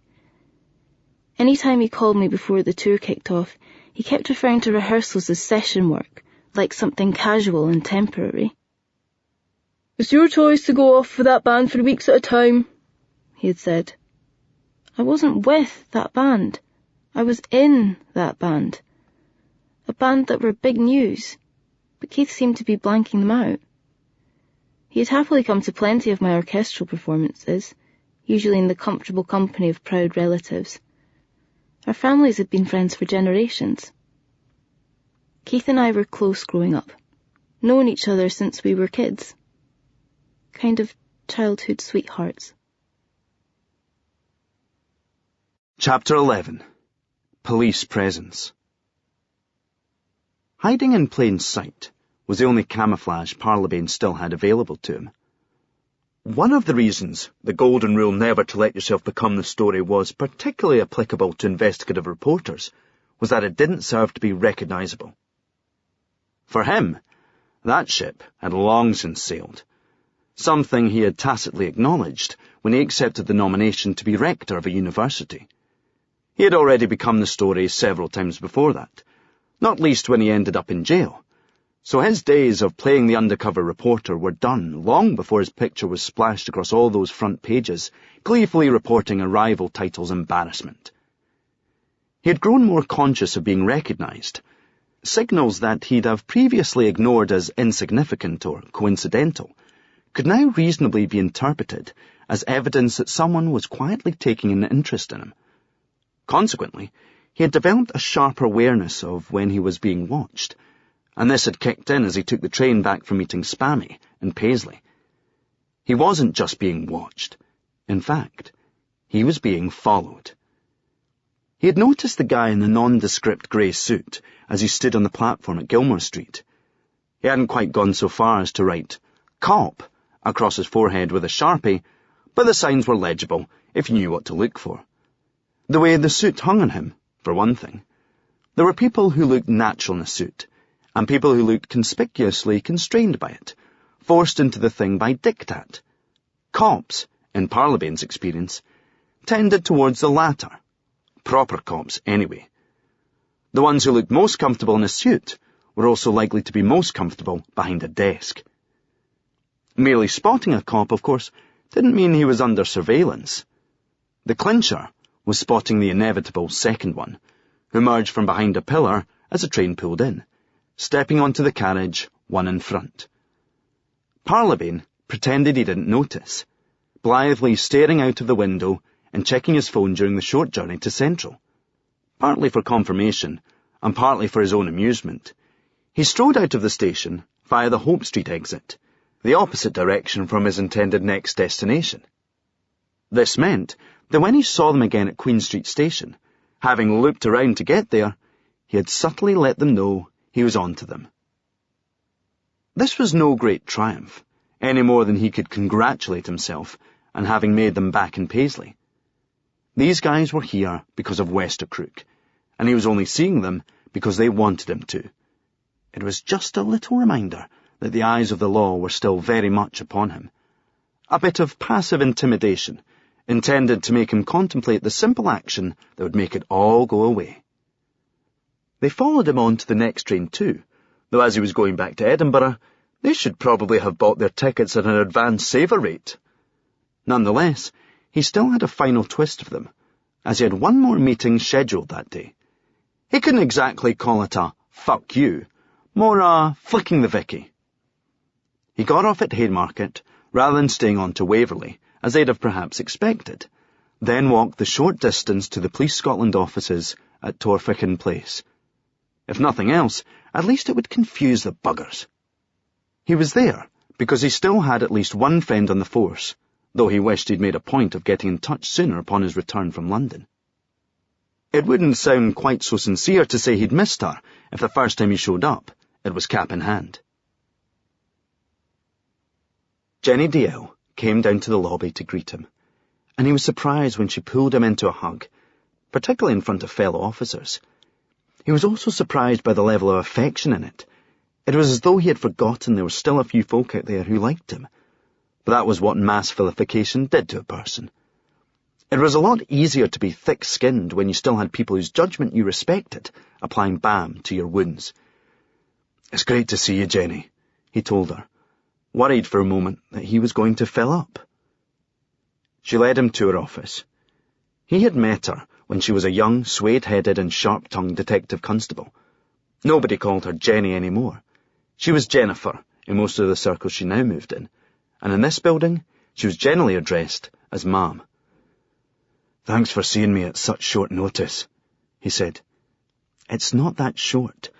As soon as I heard you were back in town, I knew the clock was running on you turning up and asking me for a solid." "Yep, there it was. I'm sorry I didn't get in touch sooner. I've been back in town a few weeks, but I've been keeping my head down. I kind of assumed people wouldn't be in a hurry to meet up with me and my big bag of awkward." Jenny slid into her seat behind an impressively large but intimidatingly cluttered desk, gesturing for him to pull up a chair opposite. "Given your position," he went on, "I didn't think it would have done you many favours to be seen fraternising with me. That's why I'm all the more grateful for you fitting me in." Jenny fixed him with a steely look. "Self-pity isn't a good fit on you, Scoop. You were always sexier when you were being an arrogant wee prick." There was once a time when he'd have replied with a remark about her never finding him sexy because she only had eyes for his wife. There would be none of that today, for any number of reasons. Jenny was as striking as ever, growing into her elevated new role as much as he felt he had shrunk from his old self. "You're looking very well," he said. "Still would?" she asked, her tone gently mocking. He felt himself blush. "That's what I thought. Nae luck. You're still one Y chromosome over the limit." "Not to mention that it would be cheating," he observed. "For one of us, anyway." Jenny gave him a sad little laugh. "Yeah," she said softly. "What happened there?" "Jeez. Women just came right out and asked this stuff, didn't they?" "Nothing I can summarise," he replied, and he'd given it some thought, aware people such as Jenny were likely to ask.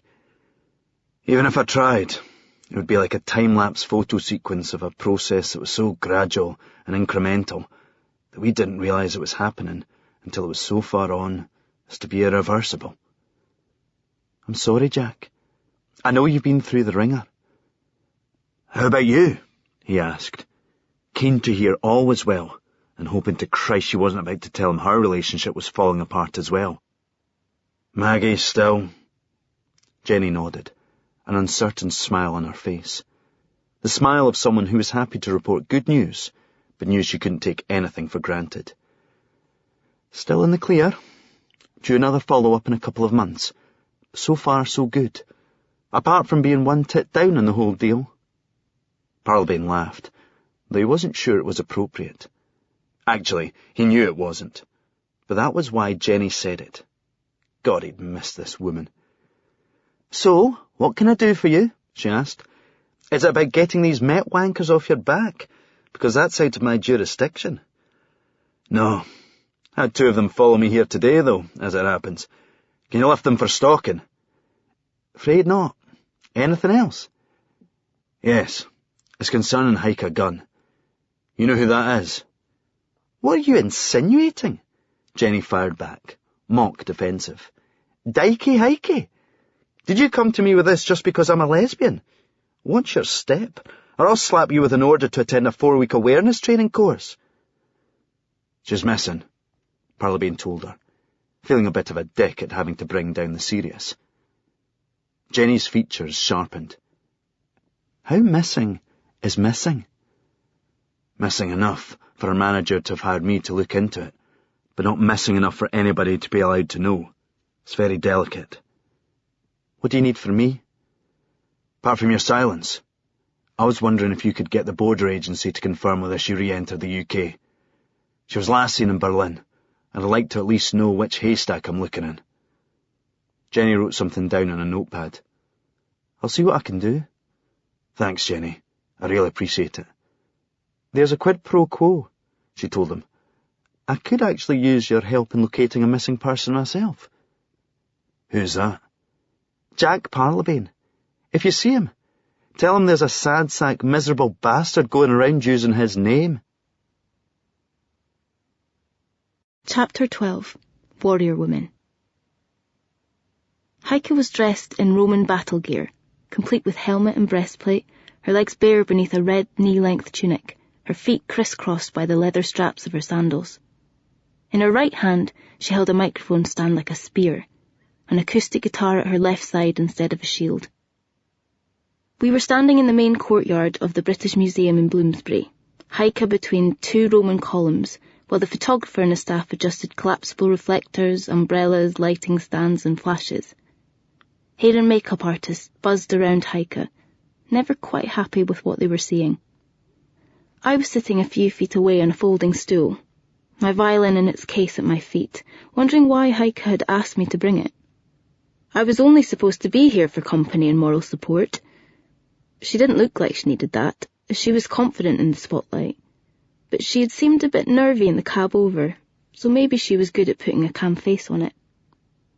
The shoot was for Tatler, for God's sake. I'd have been in bits. Heike had natural grace. There was no other word for it. She didn't have supermodel looks, but there was just something pleasing about her face, a timelessness, I guess, that made it easy to picture her in any era. Maybe that was what the photographer had seen when he came up with the concept for the shoot. It was obvious from the way they were talking that he had worked with Heike in the past, or at least had met her before. His name was Steph Kennedy. I had heard of him, but for some reason thought he would be English or American. It turned out he was from Motherwell. He snapped away at her for about 10 minutes, then got his assistants to start moving kit again. He and Heike spoke quietly, almost conspiratorially to one another. Then I noticed him glancing towards me. Maybe I was to play now. I couldn't see what that would add to the shoot, but what did I know? Besides, one of his team was videoing the whole thing for their website. We think you should be in the shot, Heike announced. I thought she was messing with me. Then I glanced at Steph and saw that he was totally sincere. Worse than that, determined. He was about 6'7" with long hair, and beneath the Roman columns he looked like a warrior or a pagan god. Either way, I wasn't sure I could defy him. I felt horribly trapped. Don't be daft, I said weakly. No, seriously, Heike insisted. Steph thinks it will be more dynamic to have both of us. But I'm not good in front of a camera. Trust me, I'll ruin the shot. You've got more than you give yourself credit for, and you're only going to see that once you get to look through someone else's eyes. Besides, I already did the interview, and half of it was about you joining the band, about how it's changed us to have two women at the heart of things. The magazine really wants both of us in the spread.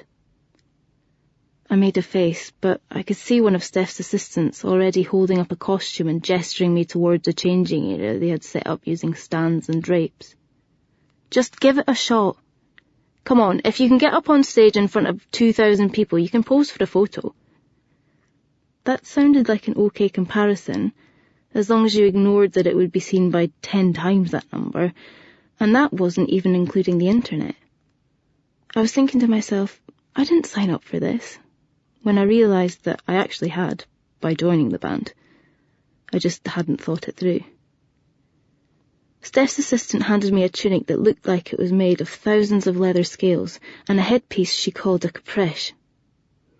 I thought for a moment whether these were from the museum, worrying about damaging them.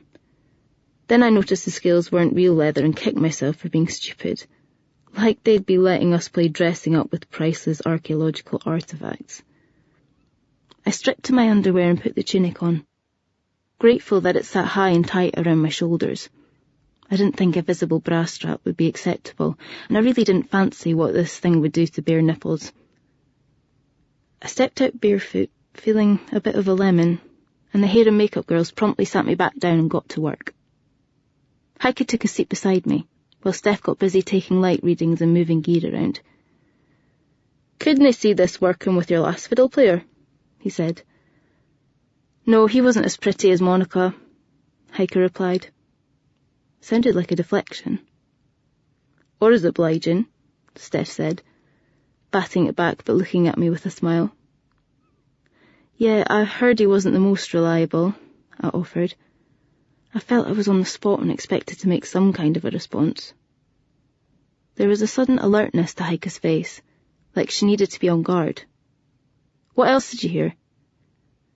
I felt guilty about what I knew, like I'd been caught snooping into something personal that was none of my business. This was daft, though. I was in the band.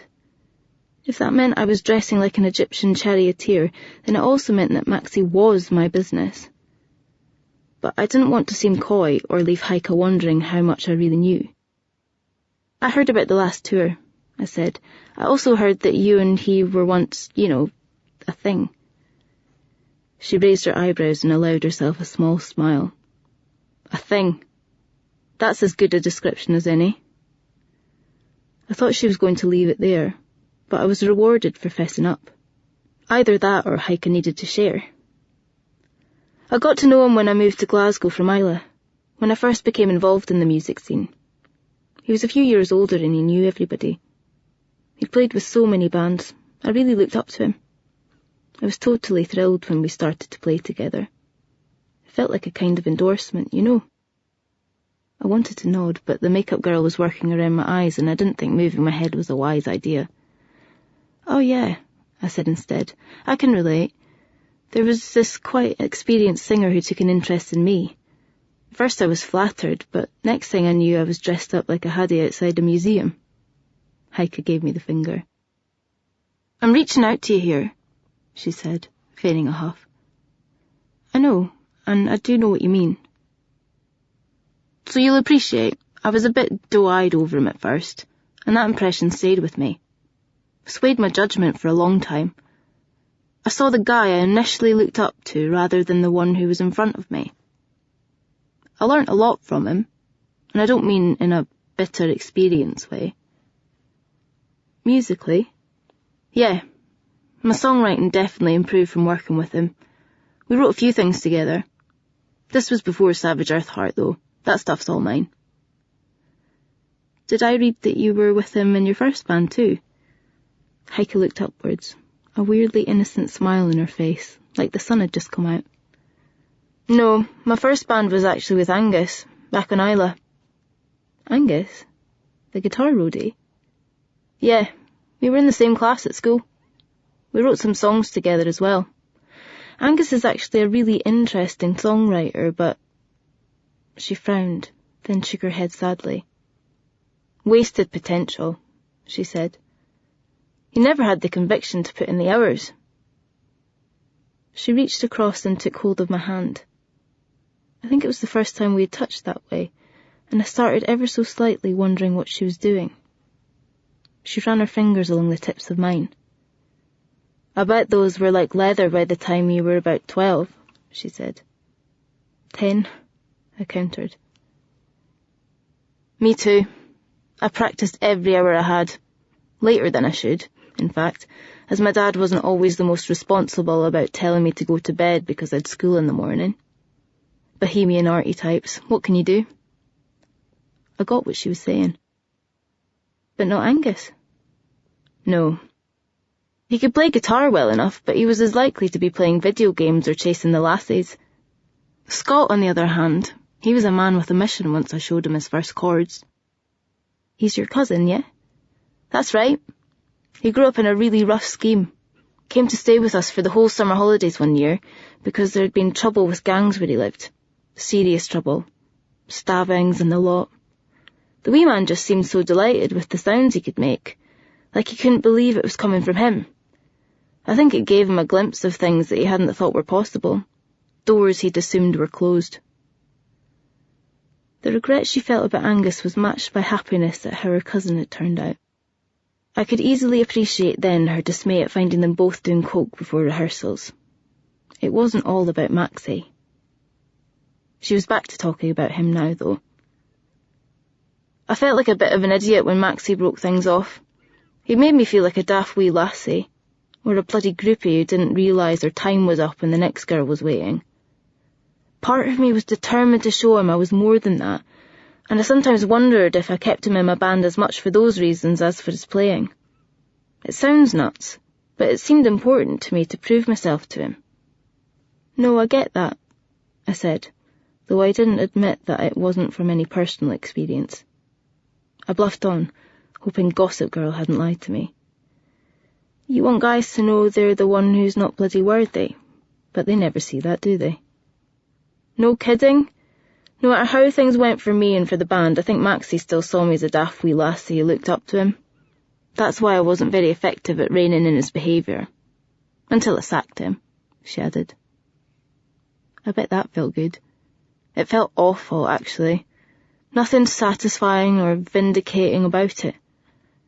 Now, imagine in his face the day Do It to Julia broke the Billboard Top 10, Heike grinned. That felt good. The makeup artist finally decided she was happy with her work and showed me a mirror. I gasped with such an intake of breath that I was lucky there were no flies going past, or even small birds. I looked like some Egyptian princess, and if I didn't know I was looking in a mirror, I wouldn't have recognised myself. It was strangely empowering, or maybe liberating is more accurate. I was able to throw myself into the shoot without any self-consciousness, or at least the usual quantity of self-consciousness, as I felt like I was playing a part. Steph directed us to prowl around each other like gladiators. Heike repeated her shield and spear poses while I used my bow like its archery namesake, threatening to fire my violin like a giant arrow. I decided this was just wrong, as well as likely to damage both, so switched to gripping them like my own sword and shield. He got us to snarl at one another, which lasted for about 20 seconds before we broke down hopelessly into giggles. Once we'd recovered, he stuck to directing still poses, all of them with us holding the instruments like weapons. As Steph took my arms and posed me like a doll, dressed as I was in this second costume they just happened to have brought along, I wondered about Heike's insistence that I bring my fiddle. I went through about a dozen cleansing wipes getting all the gunk off my face, then nipped behind the scenes and got changed back into my own clothes, which felt really light after the weight of the faux leather. When I emerged, Heike was excitedly beckoning me across to where Steph's laptop sat on a table. Steph was scrolling through uploads from the shoot, the images startling in their vivid detail. I was standing feet from where they'd been taken, but they seemed to belong in another, more glamorous world. She looks brilliant, Heike said, to everyone and no one in particular. Doesn't she look brilliant? She sounded delighted, like she'd forgotten that she was the main subject of the shoot. It reminded me of my mother's excited pleasure whenever I did something she felt proud of. Steph's hand paused. Oh, this is the shot, he said, taking his fingers away from the keyboard. This is the shot. That is a front cover right there. The image showed me balanced on one knee, thrusting my bow like it was a sword, my chin held high and my caprese level, like I was drawn in profile on the inside of a pyramid. Heike stood above me with her head thrown back, her spine bent in a graceful arc and her microphone stand held almost perpendicular to the ground behind her. She looked like she had just been mortally wounded by me, or that she was ready to unleash a killer blow. I had to admit she was right. We both looked pretty amazing. I mean, I didn't look anything like me, but maybe that's why I looked so good. As Heike purred over the picture, I spotted an email printout among Steph's gear, on top of a press release about the forthcoming album. It was this brief from someone at the magazine, and it was headed, alongside the date and appointed start time, British Museum, Savage Earth Heart's Warrior Woman. The email was from yesterday, before Heike's interview, so the concept for the shoot could not have come out of her talk with the journalist. It was confirmation, if I still needed any, that it had always been Heike's plan that we be photographed together. I guessed her earlier quiet chat with Steph was her telling him that she would have to reel me in gently. I had been played, manipulated, yet all I could feel was a silent, secret gratitude. She had brought out something in me I didn't know was there, shown me a version of myself I could never have imagined. She had known it was there, though. She had seen it clearly, and was now delighted to see it revealed in high definition. Chapter 13. Oil and Metal. There are certain undignified and downright embarrassing items that, when people are younger, they never for a moment envisage they will one day have in their possession. Items such as pile ointment, nose hair trimmers, and, in Parlabane's case, an all-access pass for a prelude to the Slaughter gig at Manchester Apollo. A couple of days ago, he'd have imagined himself buying tickets for a Lost Prophets reunion concert before he contemplated going anywhere near a venue hosting this shower. But as fate would have it, several of the Bad Candy crew who had worked the Savage Earth Heart tour were now on the road with this Cornish death metal atrocity. Mary had sorted him out with a pass so that he could get close to the crew, but his cover for being there was that he was interviewing the band, something Mary had also cleared with their press office. She had initially suggested he pretend he was writing a piece about what it was like to be a roadie, but Parlabane explained to her that this would merely make them more guarded about the image of themselves they wished to put across. In his experience, people on the fringes of something were more likely to let a few candid details slip if they believed he was interested in someone else. Naturally, this conversation had taken place before he learned which band the crew were now out with. Parlabane watched them assemble the centrepiece of Prelude to the Slaughter stage set, a 12-foot plastic statue of a vertically thrusting guitar neck with two large-breasted naked women wrapped around it like pole dancers. It was staggering to believe these same personnel had been setting up for Heike Gunn to sing Dark Station a couple of weeks back. He wondered which suited their personal aesthetic more. The tour manager was a Dutchman called Jan Rademacher, but Parlabane hadn't encountered him yet. Who he had gotten a truckload of, however, was Dean Irons, a pot-bellied and foghorn-voiced uber-roadie who looked like he had been given his first Marshall amp to lug around as a toddler, instead of a pull-along doggy. Parlabane's first impression upon meeting him had been helmet, but he reined in his instincts and reserved judgment until he had heard what the guy had to say, whereupon he revised his verdict to utter helmet. Also among the crew was Angus Campbell, Savage Earth Heart's guitar roadie.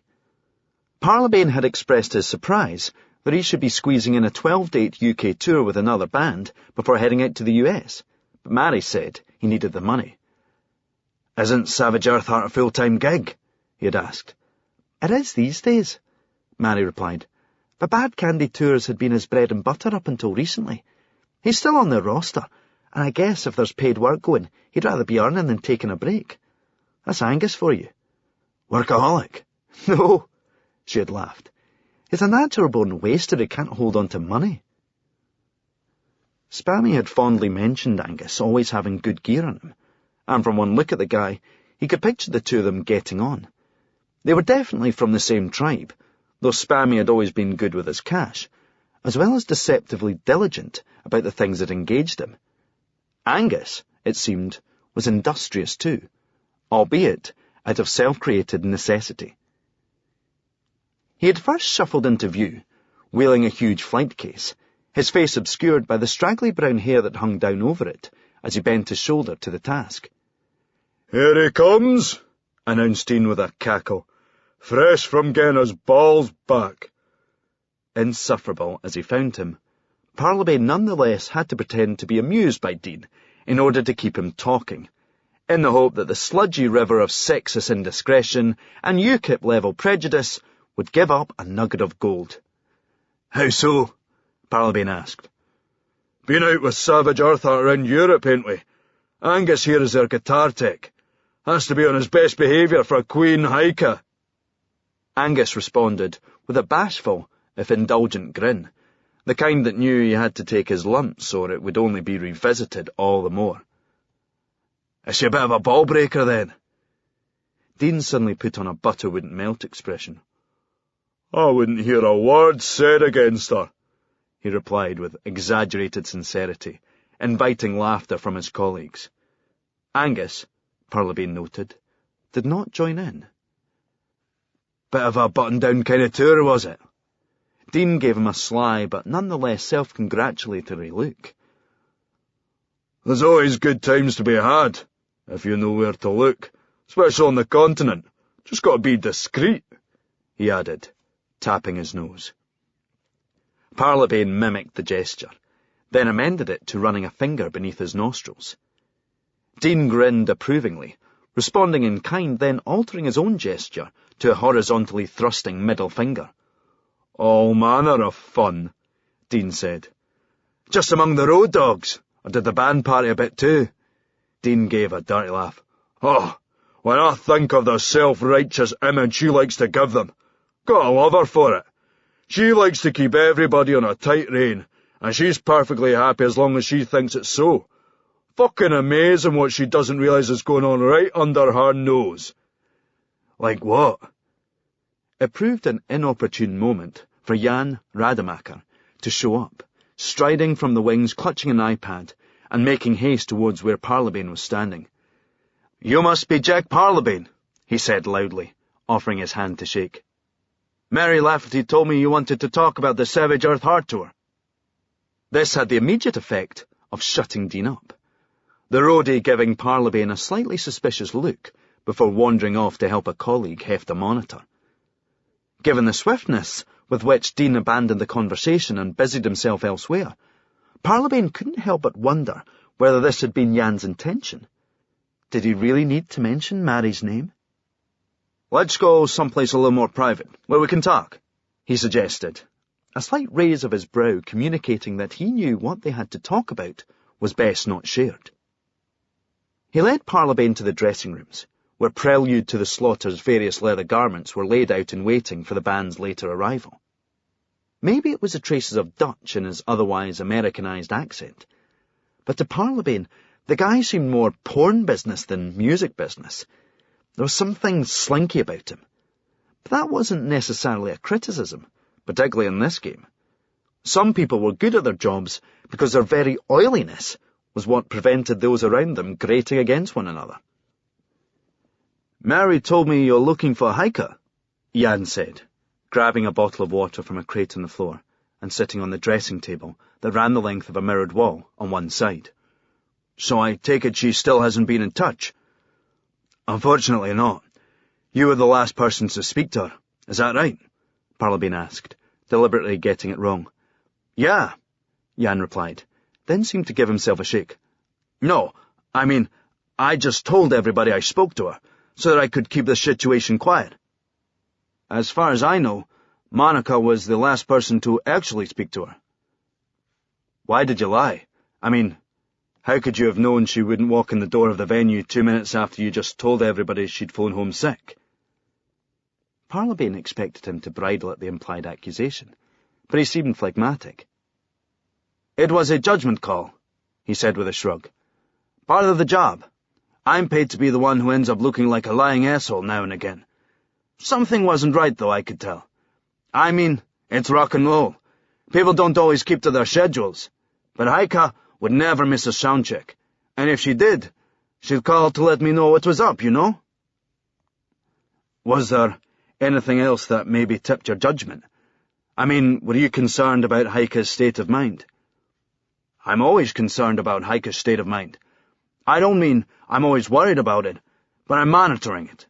People think the job of tour manager is all about arguing with venue staff and making sure everybody gets paid, but above all else, is to keep the show on the road. When it comes to a band like Savage Earthheart, Heike's state of mind is priority number one. No show without punch, as you say here in England. And did you have any specific concerns in the run-up to Berlin? Well, of course. You know about the photos, right? Yeah. That made things pretty tense for a while. I thought we had ridden the bump, though.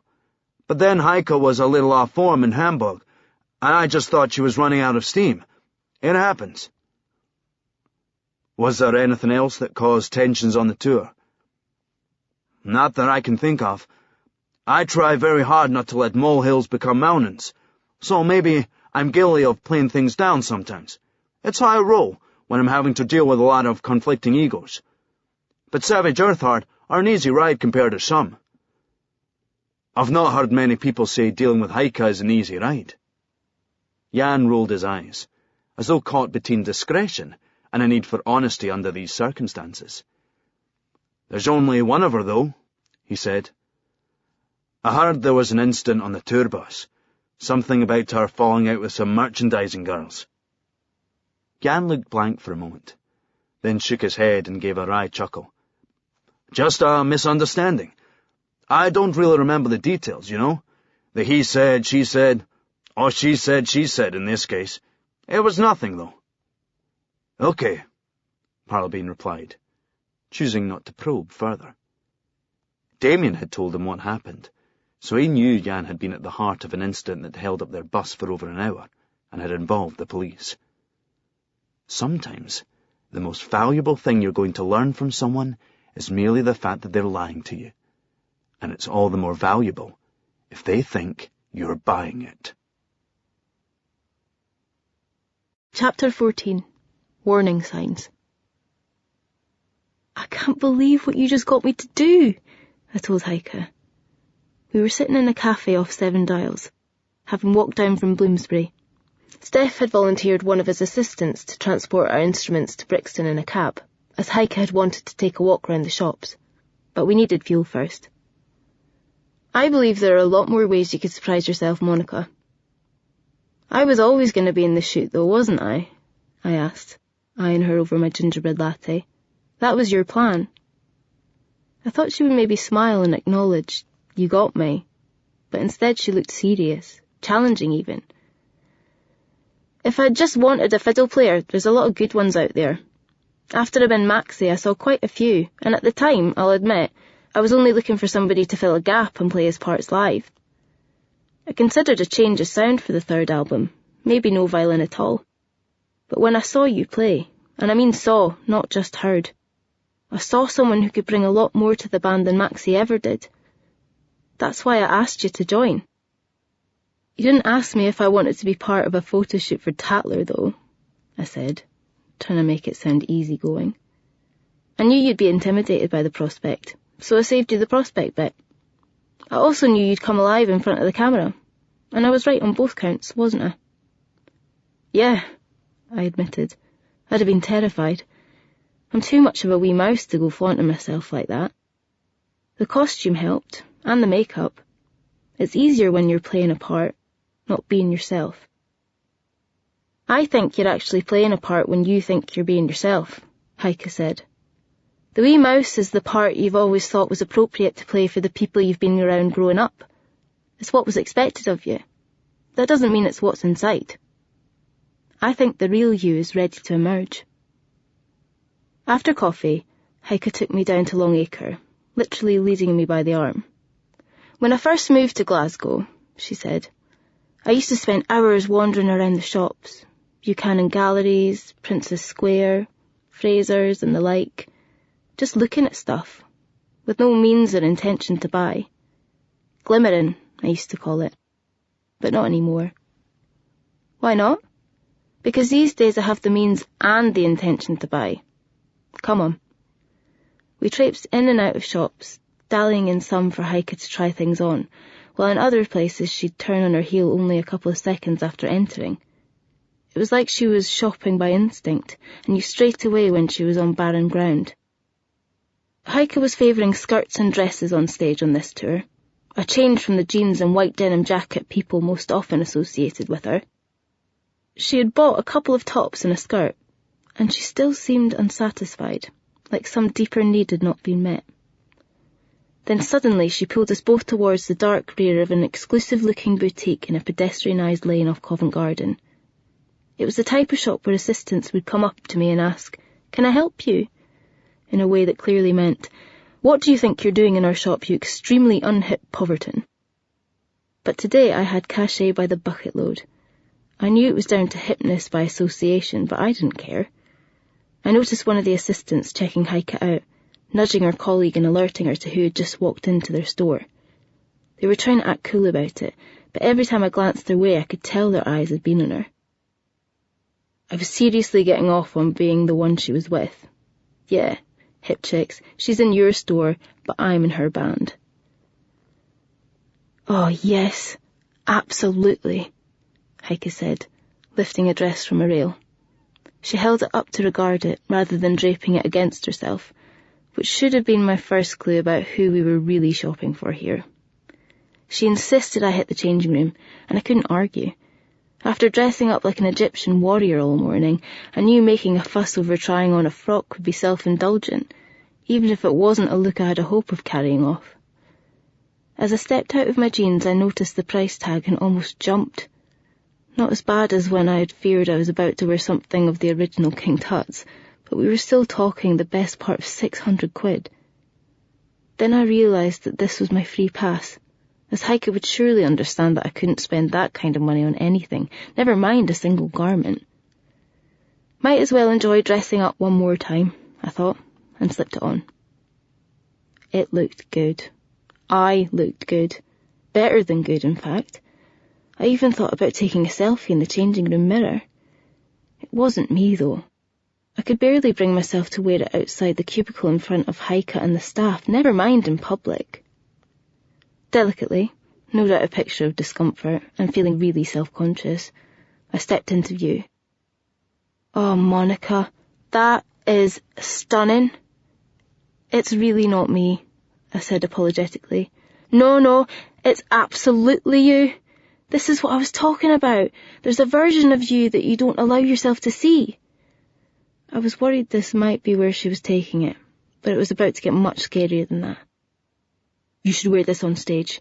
You'd look amazing playing with this on. We'd look amazing.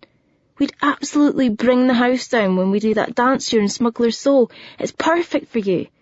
You like sleeveless things when you're playing. This was true. Nothing to restrict the movements of my arms and shoulders. But we were talking about vests and halter tops. This isn't just sleeveless, I said. It's almost completely backless. It would look daft with a bra strap across my back. As soon as the words were out, I knew I had made a mistake. From the moment I saw the dress, I understood that it wasn't meant to be worn with a bra, which was part of the problem. You don't need a bra, she said, like she knew I knew this. I did, too. I'm not completely flat-chested, but I know I wear bras more for the sense of security they give me than for support. I had to play my get-out-of-jail card. I can't afford it anyway, I told her. Another mistake, as it betrayed the fact that part of me would love to own it, even if it was only to wear in front of my bedroom mirror. "So it'll be my gift," she said. On the surface, it was a generous gesture, but I knew it was actually a dangerous moment. I thought of Rory's words about the price of going along with Heike's demands. She was exercising power, and the worst thing was, I couldn't resist her. "Honestly, Heike, I can't let you do that. It's amazingly generous, but it would be a waste. I mean, if you can find a wood nymph whose other diaphanous dresses in the dry cleaners, I'm sure she'd be very grateful." I tried to make light of it, and her grin told me I'd pulled it off, but I realised the remark had just amused her. "I told you," she said, taking the dress to the counter. "I've got the means and the intention." She smiled, and I told myself I ought to accept with good grace. But I couldn't help feeling that Heike wasn't giving something to me. She was taking something from me. Heike had a radio interview to give before the sound check, so I carried on to Brixton alone, stopping at the hotel to put the dress in my room. I laid it out carefully on the bed before going to the loo, then hung it up in the wardrobe as soon as I came out of the bathroom. I was already feeling stressed every time I looked at it. I had been mulling over Heike's words about the wee mouse being a part I played, and beginning to admit to myself that there might be some truth in there. But even if the real me was actually ready to emerge, it wasn't going to be in that dress in front of 4,000 people. I had a nosy around the hotel lobby and bar in case anyone else was hanging about, ready to leave, but there was nobody. I remembered Damien and Rory saying they were going to the Tate Modern and convincing a sceptical Scot that he would enjoy it if he tagged along. I checked the time as I walked to the tube. It was a little early, but I was anxious to get to the venue and check my fiddle had been dropped off safely. It seemed strangely quiet as I entered the venue. Instead of the usual sounds of shouted instructions, squeaking casters, the dragging of stage skids, and the buzz of the PA, I could hear only quiet laughter and voices speaking at conversational volume. Angus noticed me first, bringing me to the attention of Dean with a nod. The chief roadie turned a bit shiftily, giving a smirky look to the others there. I was pretty sure he'd been doing a line. Quite possibly all of them had. They were gathered around a transport cabinet for one of the amps like it was a table. Angus, Dean, Jan the tour manager, and a fourth bloke who still had his back to me. "Oof, can we bribe you not to tell teacher?" Dean said, brushing a knuckle against his nose. He was painting me as the proper little madam, as he always did. It bothered me more than usual today, after all I'd been thinking about. "It's your septum," I said with a shrug. "Did my fiddle get dropped off safe and sound?" Yeah," replied Angus. "I'll just get it for you." At this, the fourth bloke finally turned round, casually, to face me. "Ah, so you must be my replacement," he said.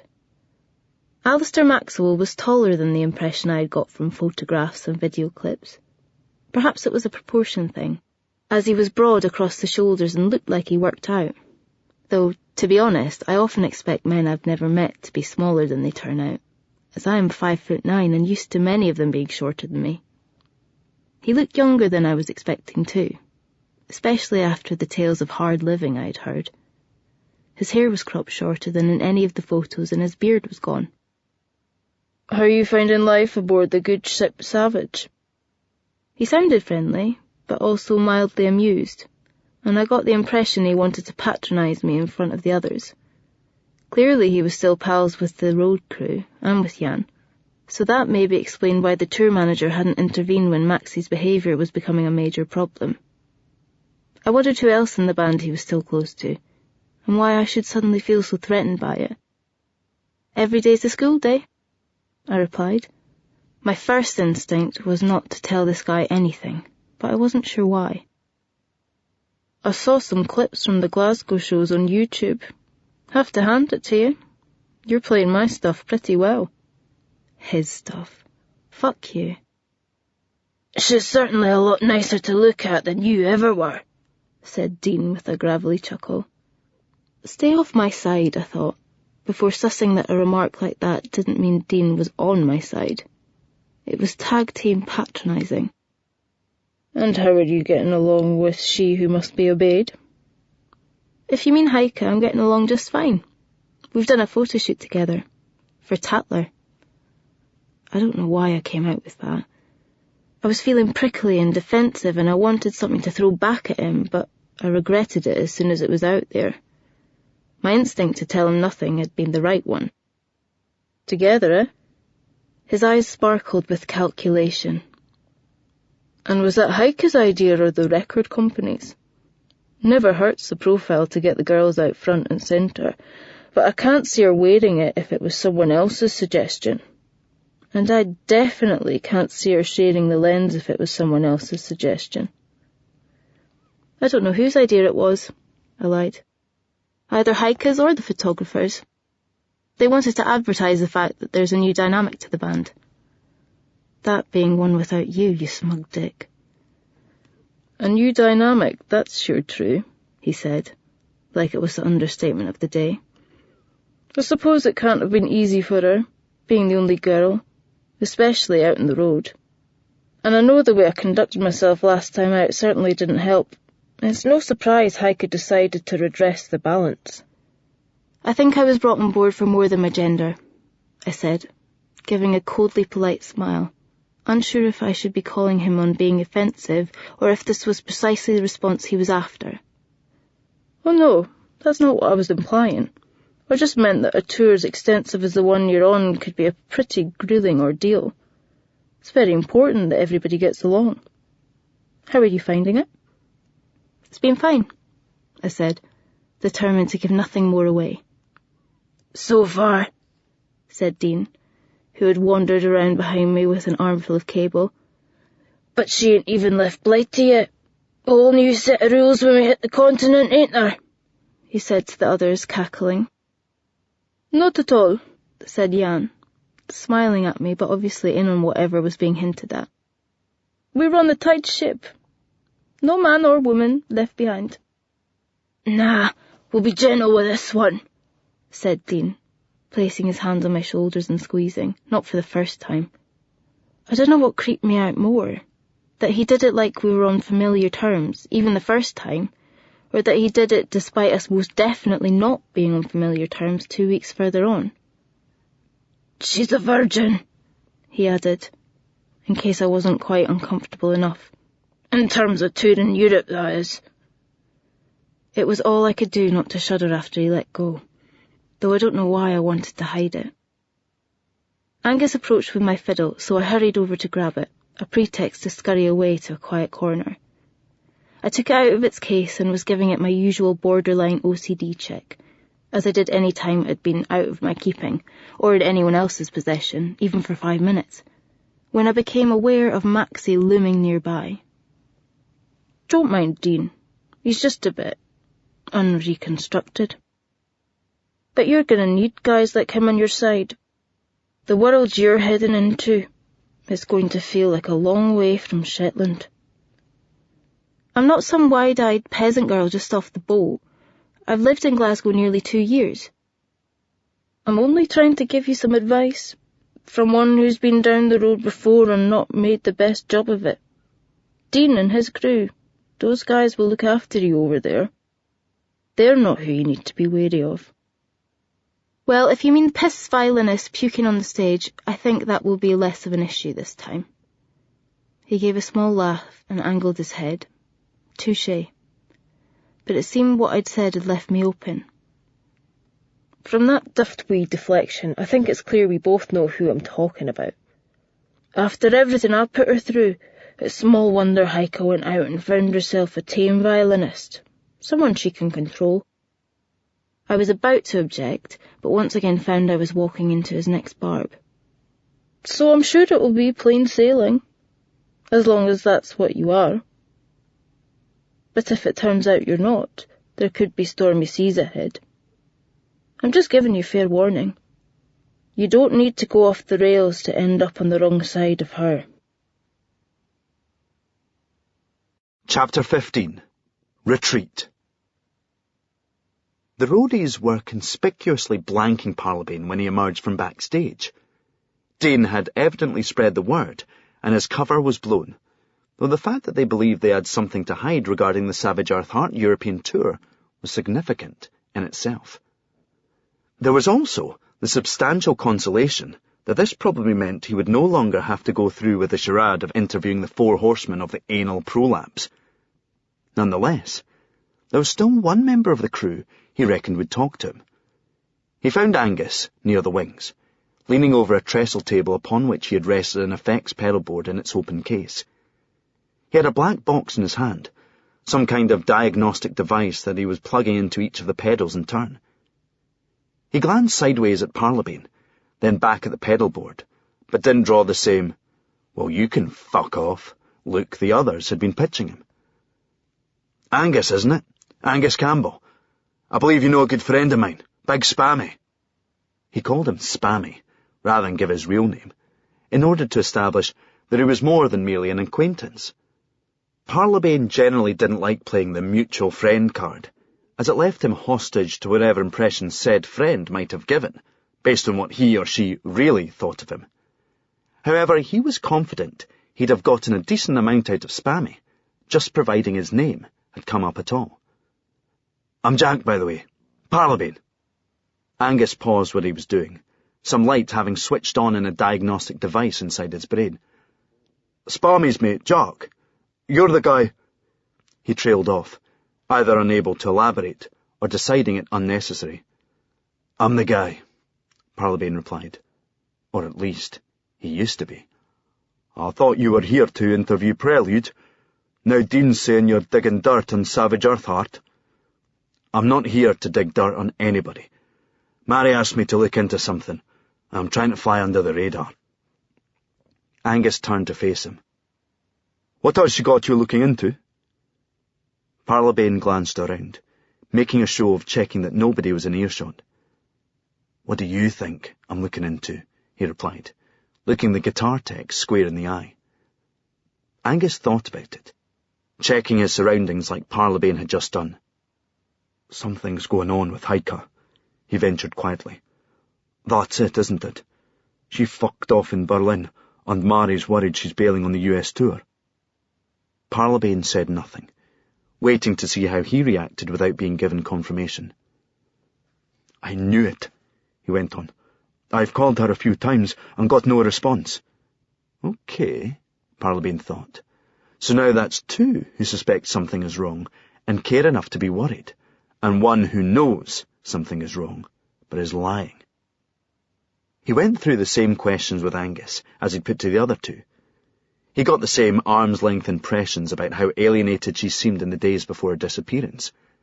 But Angus knew nothing about the bus incident, as he was riding in the truck at the time. No new information, basically. But then Angus said something he really wasn't expecting. "How hard has anyone actually looked?" he asked. Parlabane responded with an expression of confusion. If he was prepared to brave a Prelude to the Slaughter gig in Manchester, how much harder did Angus have in mind? "I mean, I'm sure plenty of folk have tried calling her, and no doubt Mary's been round and chopped the door of Heike's flat. But this might not be what it looks like. There's more than one explanation for why nobody's getting a response from her mobile." Parlabane got it. "She might be somewhere there's no reception." "We both grew up on Isla," Angus told him. "We were at school together. In our first band together, I taught her to play Why Does It Always Rain on Me during a wet playtime." He looked self-conscious telling Parlabane this, like a proud dad talking about how he taught his daughter to ride a bike, when these days she was competing in the Isle of Man TT. "You know she never had a mum, right?" Angus asked, squinting as a rack of overhead lights got tested above him. "I've read a little," Parlabane replied. He thought of the vague and ambiguous accounts of Ramsay Gunn's relationships, the implications of the age differences, and the fact that he was still living with a woman 20 years younger when he died at the age of 71. "Her dad had a series of significant others," he settled for. "There was one woman Heike was close to, though, and stayed close to after her dad had moved on to the next. She wasn't one of Ramsay's archetypes. She was a normal person. Her name is Flora Blacklock, She still lives in Isla, away up by Sannagmore. I don't think even LinkedIn can spam you out there. That's pretty remote, I take it. Put it this way, if you leave our house and head west, the first pub you come to will be in Newfoundland. Chapter 16. The Uninvited.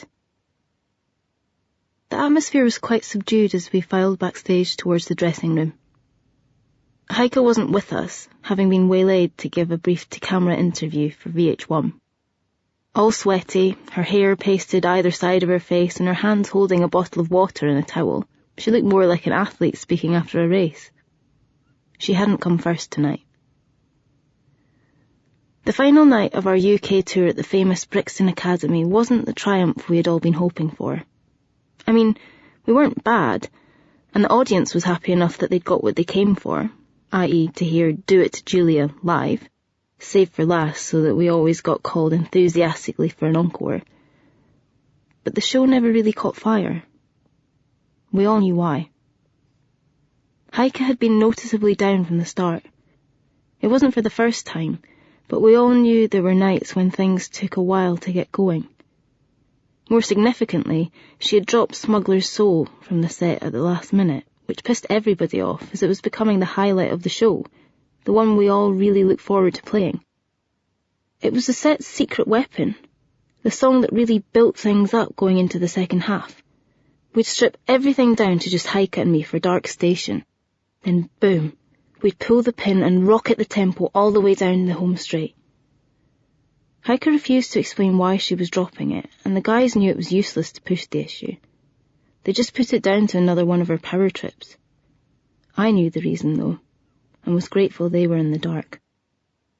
It was because I didn't wear the dress. I just couldn't. When I went back to my room and opened the wardrobe, there was no indecision, no internal debate. I just knew it wasn't happening. I showed up back at Brixton in black jeans and a black sleeveless t-shirt. Admittedly, this combo was even less colourful than usual, but I was running to what I knew, as I do in times of insecurity. And you better believe I had a bra on too. Heike said nothing, but her face was a 10-minute rant. I was getting her school marm treatment, as she'd done to others before me, but like all the worst teachers, she decided to punish the whole class. Other than Heike, I was the last one back to the dressing room, not in any particular hurry to face my bandmates. They couldn't know about what had or hadn't happened tonight, but that didn't stop me feeling paranoid. This wasn't helped by the sight of Maxie standing among the group. He was talking with Rory and getting a sight more out of him than I ever had. Maxie was drinking from a bottle of mineral water, while everyone else was into the booze rider. Beers were being handed around, the body language less peppy than usual. Consolation drinks rather than celebratory ones. I heard Damien telling Scott it didn't matter. London audiences are always pish anyway. If we had to have an off night, this was the place. They're spoilt rotten down here. You can give them your all and they just stand there. He mimed someone half-heartedly clapping, a dull look in his face. If you took them to the Barrowland, they'd fucking shite themselves. Scott laughed. Then I saw the smile disappear from his face like a switch had been flipped. Heike was standing in the doorway. I didn't recall seeing a large consignment of awkward written on the rider, but it had arrived now. The floor suddenly became very interesting to a lot of people. Nobody wanted to look at her. Nobody except Maxie. "What is he doing here?" she demanded, taking in the whole room. Obviously she didn't have a single suspect in mind. Not everybody bore Maxie a grudge then. She saw the AAA pass clipped to his jacket. "Who gave him that?" "He's just dropping by to say hi," said Jan, though I wasn't sure if this was a confession. "He's not part of this anymore," she said, refusing to address Maxie directly. "He doesn't belong here." "Oh, come on, Heike," Maxie responded. "I don't think that's entirely true. I mean, you're what, 2 weeks into the tour? Going on past form, I'm guessing at this point I've got more friends in this room than you have." Heike said nothing. She was trying to remain steely, but I could see the lump in her throat. That had hurt. Anyway, I had to make sure you got this. He pulled an envelope from his jacket and handed it to her. Heike looked uncertainly at it, then ripped it open. There was a letter inside, a couple of paragraphs of text. She read whatever it said, then stared at him in disbelief. Maxie gazed back, unmoving, a hint of a smile at the corners of his mouth, like he couldn't quite hide it. Heike bustled into the dressing room, grabbed her things, and hurried out again. It wasn't like her other dramatic exits. No shouting, no slamming of doors. She just wanted to be away from here, and fast. She kept her head down the whole time, but I could see she was fighting tears. Fighting, but losing. What was that? Damien asked, confused more than anything. Unfinished business, Maxie replied. Don't worry, it's nothing that will affect you guys, or the tour. Apart from getting you all some much-needed peace from Miss Crabbit-Knickers tonight. After she had gone, the tension disappeared like the room itself had just sighed with relief. Maxie had definitely got that right. More beers were being opened. There was a sense of bonding I might find very valuable in the weeks to come. At the same time, I kept picturing Heike's flushed face, trying to hide her tears. I thought of my conversation with Rory and wondered if a night in the doghouse might mean Heike learning a lesson, and at the right time as well. But I also found it hard to ignore a friend. For surely Heike was a friend, clearly suffering, and none of us could know why without reading that letter. If I had known just how much was going to turn on that moment, in that decision, would I have chosen differently? I honestly don't know. I began to get my things. It didn't go unnoticed. Don't go running after her, Rory said. That's what she wants. I'm not, I lied. I'm just calling it a night. Maxie gave me a look, like he knew otherwise. Tame violinist. Someone she can control. But if it turns out you're not. I looked in vain for a taxi, before giving up after realising there were at least 50 people in my immediate environment attempting the same thing. I headed for the tube, wondering whether Heike had been any more lucky. I saw her as I came through the revolving door into the lobby of the hotel. She was walking from the bar, holding a bottle of Bowmore and making for the lifts. The doors pinged open as soon as she pressed the button, and she stepped inside. She had her head down as I approached, so I knew she wouldn't see me, and I didn't know her room number. I could phone, but it would be easier for her to cut me off. I called out to her before the doors could close. Heike! She glanced up, looking surprised and a bit affronted, like I had burst in and caught her naked. I thought for a moment that she was going to let the doors close, or even reach for the button to shut them quicker. I felt myself isolated from everybody, blanked by Heike and missing out on the group therapy that was kicking off back in Brixton. I wondered if it was too late to rejoin the guys, walk back in with a smile and say, "Fuck the early night, I'll sleep on the bus tomorrow." Instead, Heike held the doors for me, one hand on the button, the other gripping her Isla Malt. "Do you want to slide my hangover down a few notches by helping me out with this?" "I'll do my bit," I said. Whiskey wasn't really my drink. I was more of a G&T girl, but there had been gatherings back home where it was the only thing on the table. Surely she hadn't seriously been planning to drink the lot. I stayed where I was, wondering if a different venue might be more suitable now it wasn't drinks for one. "Do you want to take it back to the bar?" She glanced towards the revolving door. "Don't know when that lot might come piling in." I wasn't sure how I felt about Heike inviting me back to her room, but maybe I was the one who had been doing the inviting. Where did I think this heart-to-heart was going to happen? I stepped into the lift. It felt like an overt act. Heike got 2 glasses from her bathroom and poured a huge measure into each on top of the little desk-cum-dressing table at the end of her bed. It being London, the room was cramped. Heike perched cross-legged on top of the duvet, while I sat a few feet away on the room's only other item of furniture, a revolving chair. She held up her glass rather joylessly for me to clink mine against. Thanks, she said. I really appreciate this, under the circumstances. I'm not easy sometimes, I know that.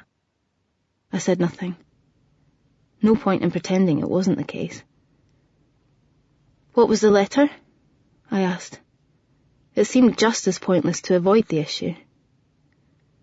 Heike took a mouthful of whiskey and gulped it back. I could imagine it burning all the way down, but she never showed it. Maybe she had already swallowed something worse tonight. He's suing me. What for? He wants co-writing credits. I knew it was coming.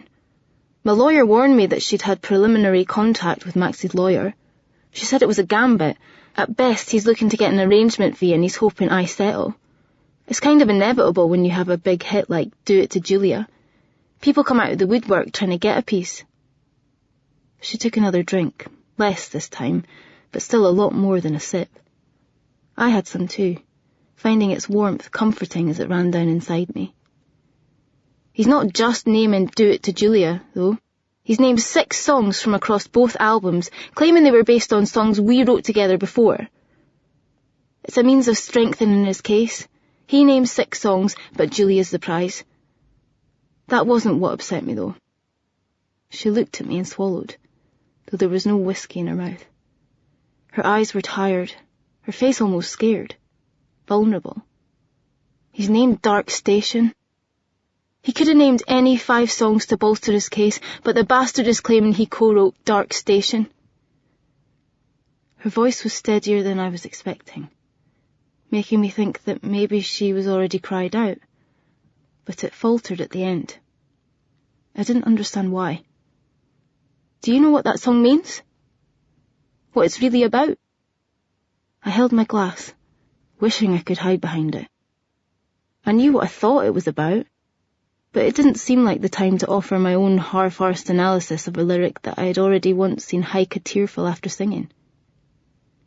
In Berlin, before the wall came down, there were these underground stations where the trains wouldn't stop. Ghost stations, they called them. They were places where the lines ran through East Berlin. You could be there physically, you could pass through, but you couldn't ever get off. She took another drink and refilled her glass. This was as much as I had understood, that the song was about never quite being able to connect with someone, no matter how close you got. Then I suddenly saw what had been in front of me so long, having played this number alongside this woman every evening for a fortnight. Your mother, I said. She was from Berlin, wasn't she? My words came out as a whisper and sounded like a gasp. I never really knew her, she said. That's what the song is about. She died when I was very young. I don't even know how young. My dad got together with her when he was living in West Berlin in the 80s. She was an artist too, but she was also a heroin addict. He took me away from her not long after I was born, and I don't think she put up a fight. He wouldn't tell me much about her, and now he's gone too. Heike was unable to speak then. She seemed determined not to cry, but it was touch and go. I'm sorry, she said. No, not at all. They say you don't miss what you never had, but... I thought she was about to break down, but instead she smiled in a way that I couldn't quite read. You're one of a tiny handful of people I've ever told this, she said, looking me in the eye, both fragile and accusing. Like that first night in Bristol she had found herself exposed in front of me, with no choice but to trust me with what she had revealed. But she had trusted others, and been betrayed. You told Maxie. Heike nodded, her expression cold, but her anger making her lip tremble. He listed Dark Station to hurt me. It's his revenge for me kicking him out of the band. This is something that's mine alone. It's one of the few things in my life that makes me feel some connection to her, even though it's about not being able to connect. So when somebody makes a claim that it's half his, it turns it into a commodity. It turns it into a battleground. She was crying gently, as something in her seemed to give in. She looked helpless. I moved off the seat and onto the edge of the bed. Heike leaned into me and let her head fall into my shoulder.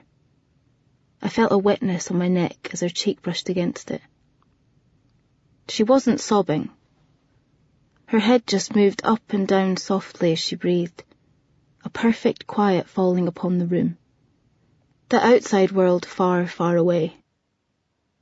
I knew Heike would make me pay for getting this close, but right then I didn't care. I felt the most perfect sense of calm inside, of serenity. Then she raised her head and we looked into each other's eyes. I don't know if I kissed her or she kissed me. I just know that it happened. It was soft. It was tender. And then it was over. Heike pulled away with a look of shock and doubt, trembling.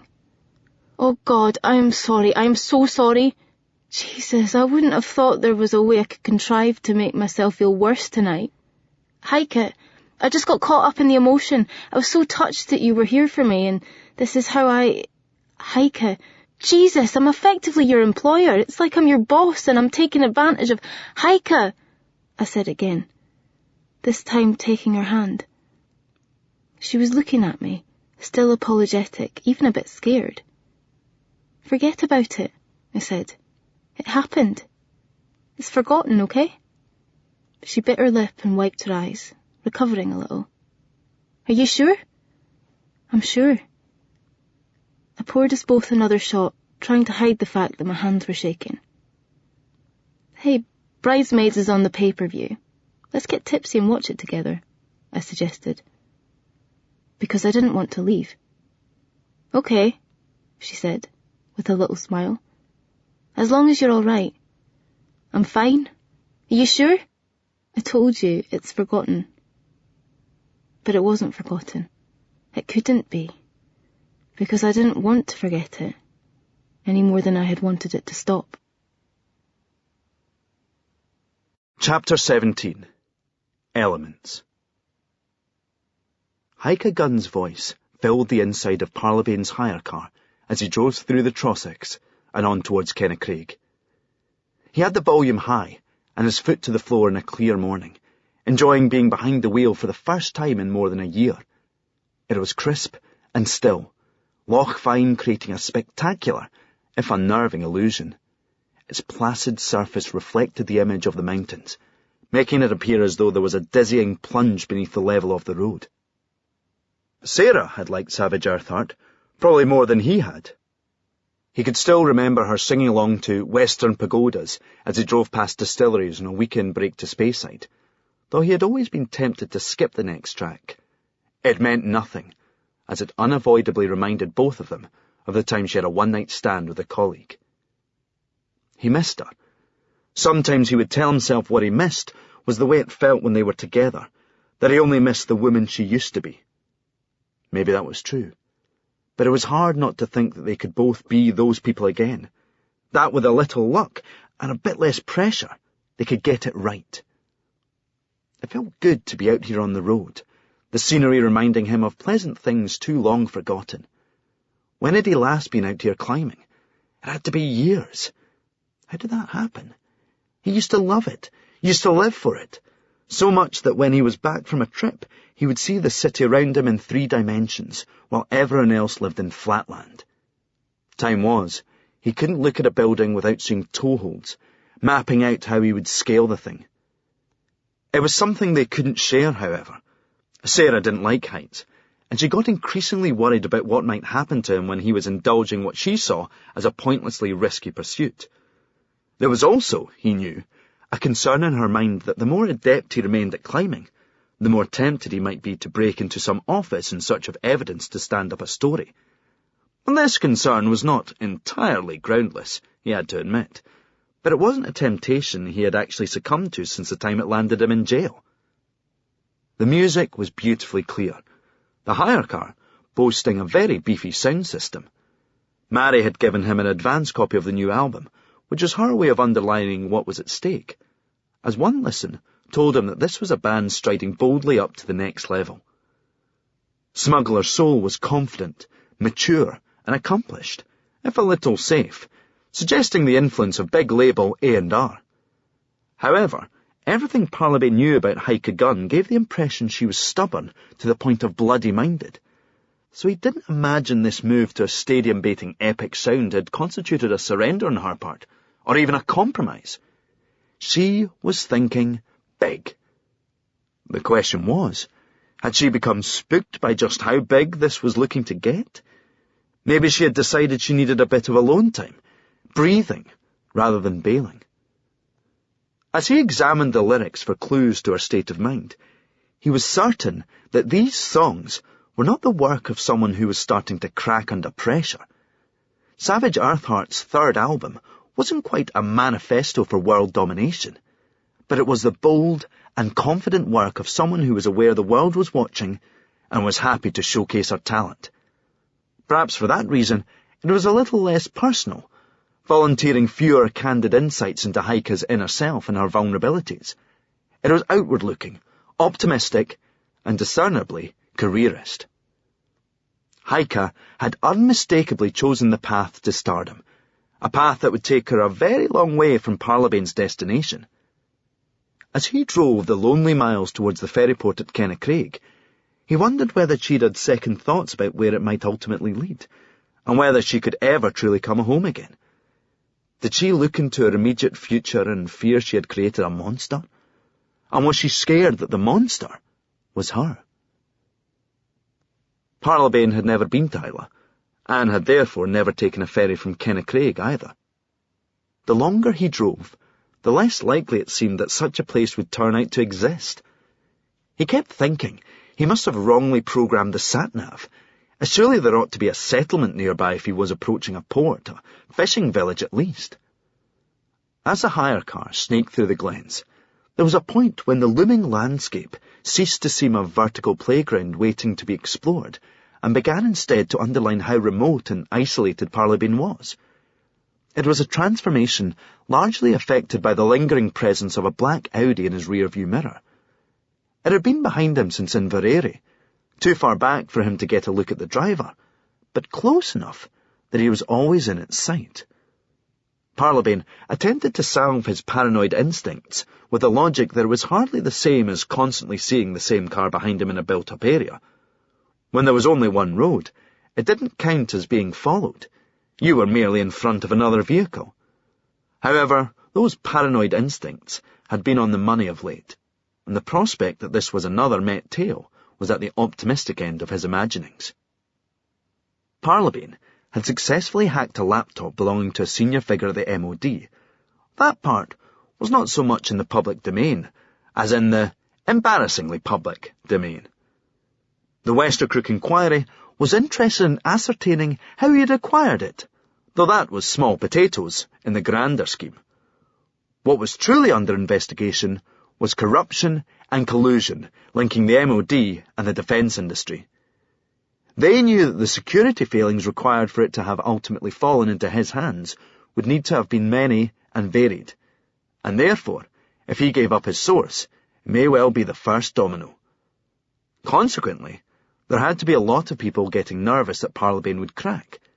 Powerful, connected, and ruthless people, all of whom would sleep better tonight if he happened to have a tragic accident out here in the middle of nowhere with no witnesses. The black Audi turned off at Tarbert, leaving him feeling less relieved than logic should have dictated. The car was gone, but the fears that it had unleashed were still loose in his head. When he finally saw the sign for the turn-off, directing him down a narrow road with only the sight of water in the middle distance indicating a connection to maritime activities, he was half expecting to find a wizened old man with a wooden raft and a long pole. Instead, he found a jetty and a building that advertised itself as the ferry terminal, but which more closely resembled a newsagent's or a building site office.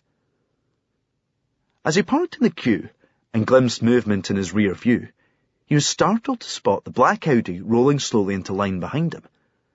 At last he got a close look at the occupant. He was male, mid to late 40s, squat and jowly, sporting close-cropped grey hair and wearing a suit. Could be a cop. Could be something else. If he was a cop, What did these Met dicks think Parlabane was going to do? Bury the secret of the stolen laptop beneath a Bronze Age cairn in the Hebrides? And yet, if he wasn't a cop... Parlabane contrived to drop behind him once their cars were on board, waiting in his vehicle until he saw the guy exit the Audi. It was one of the advantages of having identified a tail that the bastard had to pretend to be oblivious of him, and this allowed Parlabane to surreptitiously snap his picture with his phone as the guy took a seat in the forward lounge. Another one to add to the Polis gallery, and if he wasn't Polis, it was good to have a documented image of whoever had been sent after him.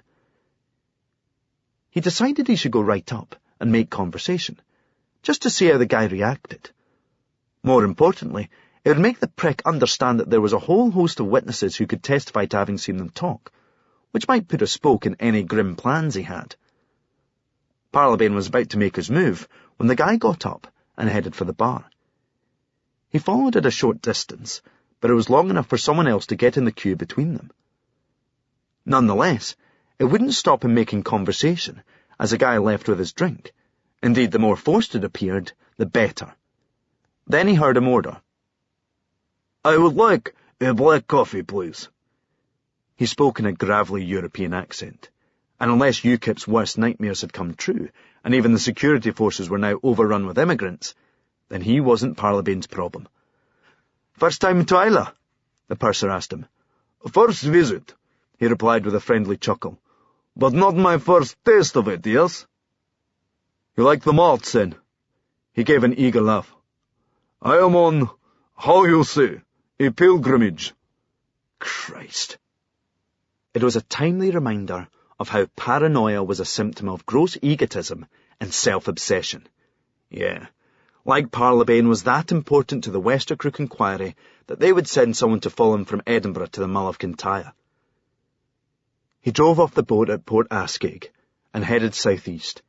He checked the time as he reached Bridgend and felt amazed that he had been driving through Edinburgh only a few hours ago. It barely seemed like the same country, or indeed the same century. He drove past crisp, white-painted houses, looking out to sea in little rows like they were huddled together for warmth. He saw tiny cemeteries, headstones counting in mere dozens rather than hundreds. Dry stone dikes ran along single-track roads, often bereft of any markings, and every so often he'd come over a hill or around a headland and see the black, triangular-topped towers of a distillery. Western pagodas. Parlabane thought of Heike's father, Ramsay Gunn, who'd been witness to so many scenes of uprising, turmoil, and change around the world that he was like the Zeitgeist's advanced location scout, and yet had come back here, where it was easy to imagine time standing still. He must have felt that this was somewhere his daughter would be safe, a place of stability and certainties. But the one thing he hadn't been able to give her was a mother. As he drove slowly along the single track, he could see white heads of surf rolling towards the shore. He recalled Angus's remark about the next pub west being in Canada, and thought of what he'd learned about the woman he was planning to doorstep. Flora Blacklock was an Isla native who had been a champion solo sailor back in the 80s. This had led to her being the subject of a painting by Ramsay Gunn, as part of a series of portraits that depicted women triumphant over their corresponding elements: air, stone, fire, and in Flora's case, water. Of all his models and muses, it seemed she was the only one who had developed a lasting relationship with Ramsay's daughter. It must have been difficult for her growing up, Parlabane thought, watching these women move in and out of her father's life, wondering why they didn't stay. Flora, at least, had never left the island. The house was a low, L-shaped stone building in grounds that stretched back towards an inlet bay. He could see a sailing boat tied up at a jetty, and recognised it as the same vessel from the painting he'd seen online. These days Flora ran boat trips around the Hebrides for birdwatchers and other adventure-minded wildlife lovers. But these were advertised as leaving from Port Charlotte, so this wasn't her commercial vessel. Had she taught Heike some seacraft, he wondered? If so, it would be the ideal way to drop off the radar. She could be anywhere from here to Shetland, and there would be no way of tracing her. The wind whipped at him as he climbed out of the car and walked towards what he couldn't decide was the front or back garden. As he passed through a gap between dry stone dikes in lieu of a gate, he saw the woman he had come to speak to, striding from the house towards a flatbed Toyota Land Cruiser. She tossed an armful of ropes into the back, then finally noticed him as she was slapping her hands together to dust them off. She looked late 50s, her silver hair tied back and tucked under a blue cap. She was dressed in jeans and a polo shirt, revealing taut and wiry arms. "Can I help you?" she asked, an openness in her tone, suggesting she actually would if she could. She regarded him with a smile of patient curiosity, like she was pretty sure he was in the wrong place, but interested to know what had brought him here. "Aye, you're Flora Blacklock, aren't you?" "That's right," she confirmed, dangling her car keys absent-mindedly in her right hand. "My name is Jack Parlabane. I'm a journalist and I'm doing a feature on the band Savage Earthheart. I realise this is a bit of a Hail Mary, but would you happen to know where I might find Heike Gunn?" His heart leapt as he noticed she was nodding, but there was something apologetic about her smile that told him his celebration was premature. "Yes, she's in America," she said, her tone almost pitying that he could have failed to be aware of this. "On tour." "No," he corrected her. "That's not for another couple of weeks." "Oh." "I was sure she said June, but she must have meant the end of the month." He tried not to think about the distance he had travelled in order to hear this. The woman hadn't spoken to Heike in weeks. Still, she was one of the few people who might be able to offer some insight into the real woman behind the public persona, so the trip could yet prove worthwhile. He had to be delicate, though. It wouldn't do to worry the woman by letting her know Heike was missing, not least because it wouldn't be long in going public after that. "Do you mind if I ask you a few questions?" "Not at all," she said, "but I'm just on my way out. I've a boat down in Port Charlotte, and I need to prep her for tomorrow. If you don't mind following me down the road, we can talk while I work. That's unless you're any good with ropes, in which case you can make yourself useful." Parlabane got back in the hire car and trundled behind the Toyota, which he guessed she was driving slowly, as a courtesy to his axles. Ironically, the pace slowed further not long after they hit proper tarmac, as they got stuck behind a tractor. He noticed from the dashboard display that his Bluetooth-connected phone had recovered a signal, and as his car crawled along, the modern time-to-kill reflex prodded him in its usual way. Call her. He could see water less than half a mile away. He might only be 2 minutes from the port. It would be sod's law if this was the one time she picked up, when he didn't have long to talk. Then he thought that maybe sod's law would work for him, because if now was the one time she picked up, then at least they'd get to speak. He tried not to dwell on how desperate that logic sounded, as a ringing tone pulsed through the car's stereo. There was a familiar click, as it diverted to voicemail. Not even her voice either, just a standard network recording. Fuck. He grabbed a handful of ropes from the back of the flatbed and followed Flora aboard her tourist tub, the Hecate. She dumped her bundle on the foredeck and sat down on a bench, where she began cutting a heavy-duty plastic tape into even lengths with a short-bladed knife. "All these years Heike's been in the limelight," she said brightly, "and you're the first journalist ever to come and ask me about her." She spoke with an odd mixture of pride and disappointment. "An untapped resource," he replied. "And all yours. So, what would you like to know?" "When did you last speak to her?" he asked. "In the flesh or on the phone? She was last here for a couple of weeks just after Christmas, but the last time I spoke to her must have been, let me think, a few weeks when the band were playing in Glasgow. I was supposed to travel down to see the show, but I had a bad cold, and I couldn't face the trip. Why did you think she might be here, incidentally?" It was Angus Campbell who suggested it. I've been interviewing all the members of the band for a piece, but Heike's proving a little elusive. He said you and she were close, so if she was laying low before the American tour, he thought this might be where I'd find her. Angus? Yes, not seen him in years. He couldn't wait to leave, to be honest. Always wanted to travel. She smiled at the thought, presumably picturing a younger version of the shaggy-headed road dog. Then she sighed. "I'm sorry he gave you a duff tip. Have you come far?" "Edinburgh." "Oofed. At least you got a dry day for it." She picked up another length of rope and began whittling at the frayed end of it with a knife. Her fingers were rough and calloused, criss-crossed with 1,000 nicks and scratches. "I gather you've known Heike a long time." "Since she was a girl." "You must be very proud of what Heike has achieved." "Proud, aye, though not surprised. She was always very strong-willed, and a grafter. They say hard work only beats talent when talent doesn't work hard, so she had the perfect combination to succeed. Young Angus, not so much. It always bothered Heike that he never made the most of himself. He had the gifts. His father was a fine musician, great accordion player." "Heike's father must have been a high bar for her to measure herself against," Parlabane suggested. "I imagine that could easily have been intimidation as much as inspiration. Do you think that's why she went into music rather than art?" He knew this was a bloody stupid question, but reckoned it would boost his music journal cover to pose a query that indicated no understanding of the creative process. "Och, that's the kind of thing you'd really have to ask Heike herself. I can recall with a fair degree of accuracy the things she did and said when she was 9 years old, but as for what goes on inside her head, you might as well ask me about quantum theory." "So what was she like as a child? Was she precocious, withdrawn, huffy?" "Robust," Flora replied. "On the outside, at least. She was sensitive, but she didn't like anyone to know.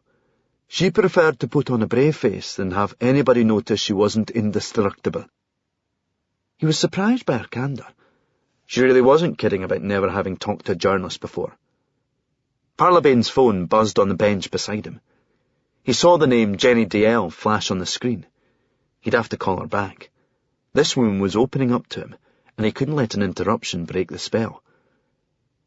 "Do you think that came from not having a mother around?" "Undoubtedly. Heike never likes to lean on anybody.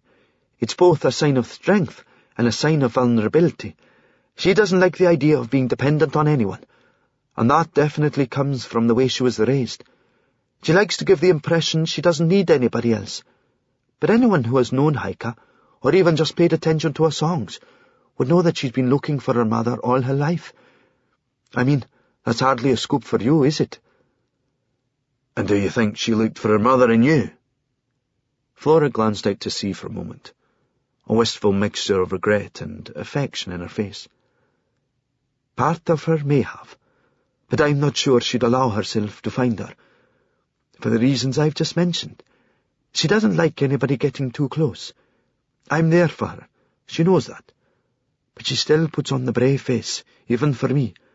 I think that's why she's comfortable with the adulation of crowds, which would have other people scurrying for cover. Me in particular. It's anonymous and impersonal, and she doesn't have to expose her real self to them." She picked up a length of tape and began wrapping it around the frayed end of a rope, goose pimples on her arm as the breeze caught her skin. "You worry about her being in the public eye, don't you?"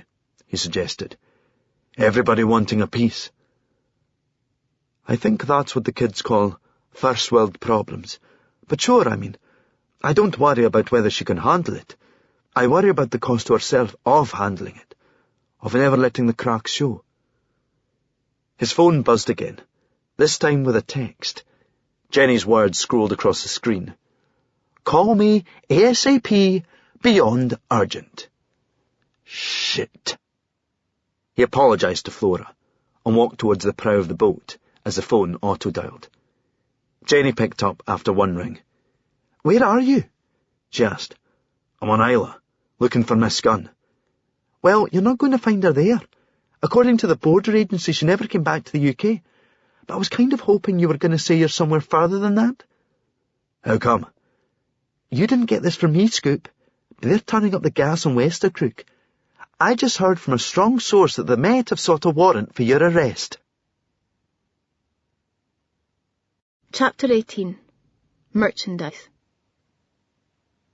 I had one of those hangovers where you kind of see yourself from the outside, and it's really not pretty. We were in Bordeaux, with the bus for Barcelona leaving in about half an hour. I needed some air. I needed some coffee too, but I couldn't face the breakfast room. All it would take was the sight of a plate of someone else's food and I might spew. All things considered, it probably wasn't the best time to take a call from Keith. I had last spoken to him on the bus to Dover, the morning after Brixton. It had felt great to talk to him then, just to hear his voice. Part of me wanted to bail and run away, back to him, back to Shetland, back to normality. We talked like we hadn't done the whole UK tour, like two people who were really missing one another. He even hinted he might fly out to meet me on one of the European dates. I suggested a few destinations. Maybe I'll surprise you, he said. I knew he wouldn't, but that didn't matter so much. It made me feel closer just to hear him talk about it. Keith never did anything spontaneous. Okay, strictly speaking, he had once, but the circumstances weren't something either of us liked to dwell on, and I wasn't sure if the definition of spontaneity stretched to things done during a massive loss of temper. I think we both knew he wouldn't fly out, and he definitely wouldn't surprise me, but it was progress that we could have a bit of fun talking about it. We had shared less of a cosy chat as I stood outside the hotel in Bordeaux. His tone was off from the start. Even the way he said hi told me he was feeling huffy. I was starting to think you lost your phone, he said. You haven't called for days, and whenever I call you I get diverted to voicemail. Do you even switch the thing on? I wasn't in the best mood to be moaned at. Of course it's on, it's just I can't hear it while I'm doing a sound check or a show. Yes, you told me, which is why it would make sense for you to be the one calling me now and again. You don't like me phoning you at work. You've told me enough times you're not supposed to take personal calls. Yes, but what's wrong with first thing, before I go in? Or lunchtime? First thing? What, you mean like 8 o'clock? I'm not on a school trip over here. I can't remember what 8 o'clock looks like. You're too busy living it up with that band to make time for a phone call. That band. Christ, Keith, don't act like a Wayne. It's not always easy, that's all I'm saying. It doesn't mean I'm not thinking about you. Except that I mostly wasn't. It's not easy for me either, wondering where you are and whether you're okay. Well, you can always come out and see for yourself how I'm doing. Did you look into getting flights yet? I knew he hadn't. Part of me hated myself for using this against him, as by making it a big deal, it seemed even less likely he would do it. I'm having to stay on top of a lot of things at work.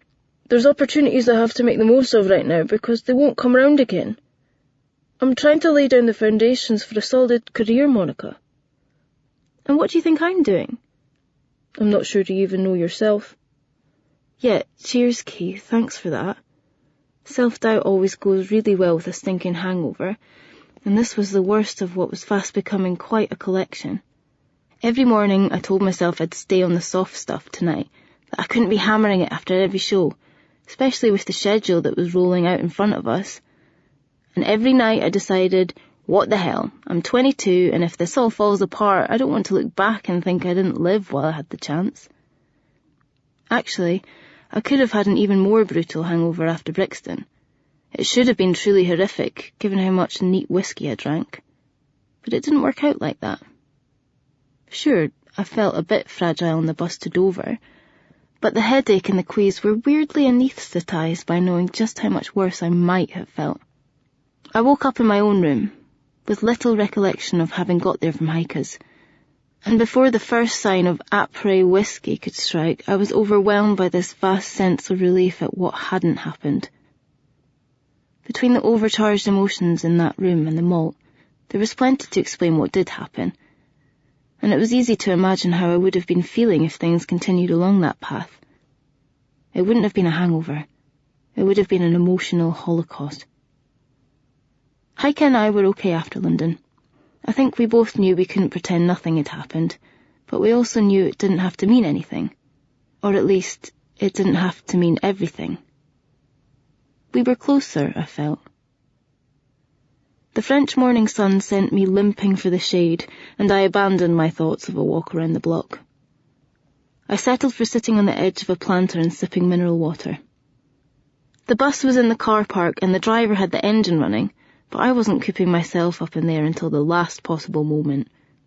I looked around for Heike, which was when I realised that, on top of everything, I had slept in. I was supposed to have left 2 hours ago. Shit. Heike wouldn't be travelling with us that morning.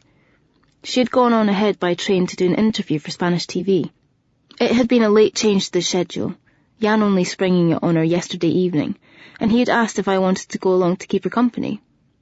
It had sounded good at 6 o'clock yesterday evening. Not so much 12 hours later when my alarm went off. Oh well. She had ended up travelling alone after all, but at least going by rail she wouldn't have to spend another 6 hours on the bus, whereas we'd be relying on the faulty aircon to save us all from heat exhaustion and death by fart poisoning. And just what you need when you're feeling and looking as bad as I was is for a gaggle of sprightly and attractive girls to rock up and join your tour party. They climbed out of 2 taxis in the car park, 7 of them in matching t-shirts and hot pants, and queued up to collect matching rucksacks from the boots of the 2 vehicles.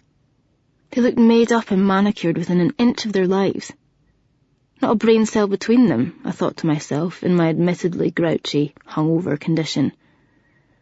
At first I assumed they were part of some kind of marketing or publicity operation, headed for the hotel, until I noticed Jan get out of the second taxi and pay both drivers. That was also when I noticed that the matching t-shirts all had the Savage Earth Heart logo. "The hell is this?" Damien asked, bleary-eyed as he stepped from the lobby, chewing on a croissant. "Are we on a reality show now?" "Shh," said Rhodey next to him, staring in disbelief. "Don't make too much noise or you'll wake me up. I'm having this dream that 7 porny-looking birds are getting onto our tour bus." Jan wandered over to where we were all stood in the shade, our bags at our feet. "Everybody ready to hit the road?" he asked, like all the other stuff wasn't happening and let's all pretend we see nothing please, K thanks bye. What the hell? I asked, as Heike wasn't here to do it. Jan laughed self-consciously. "Crazy rock and roll, huh? These are the merchandising girls on the Serpent Tour. Starts tonight in Barcelona, and as it is also being promoted by Bad Candy, I've been asked to give them a lift." Jan over-enunciated when he was feeling uncomfortable, like he was playing the dumb foreigner. "English is my second language. Please don't give me a hard time." "That's Serpent's merch team?" Damien asked. "I'm in the wrong band."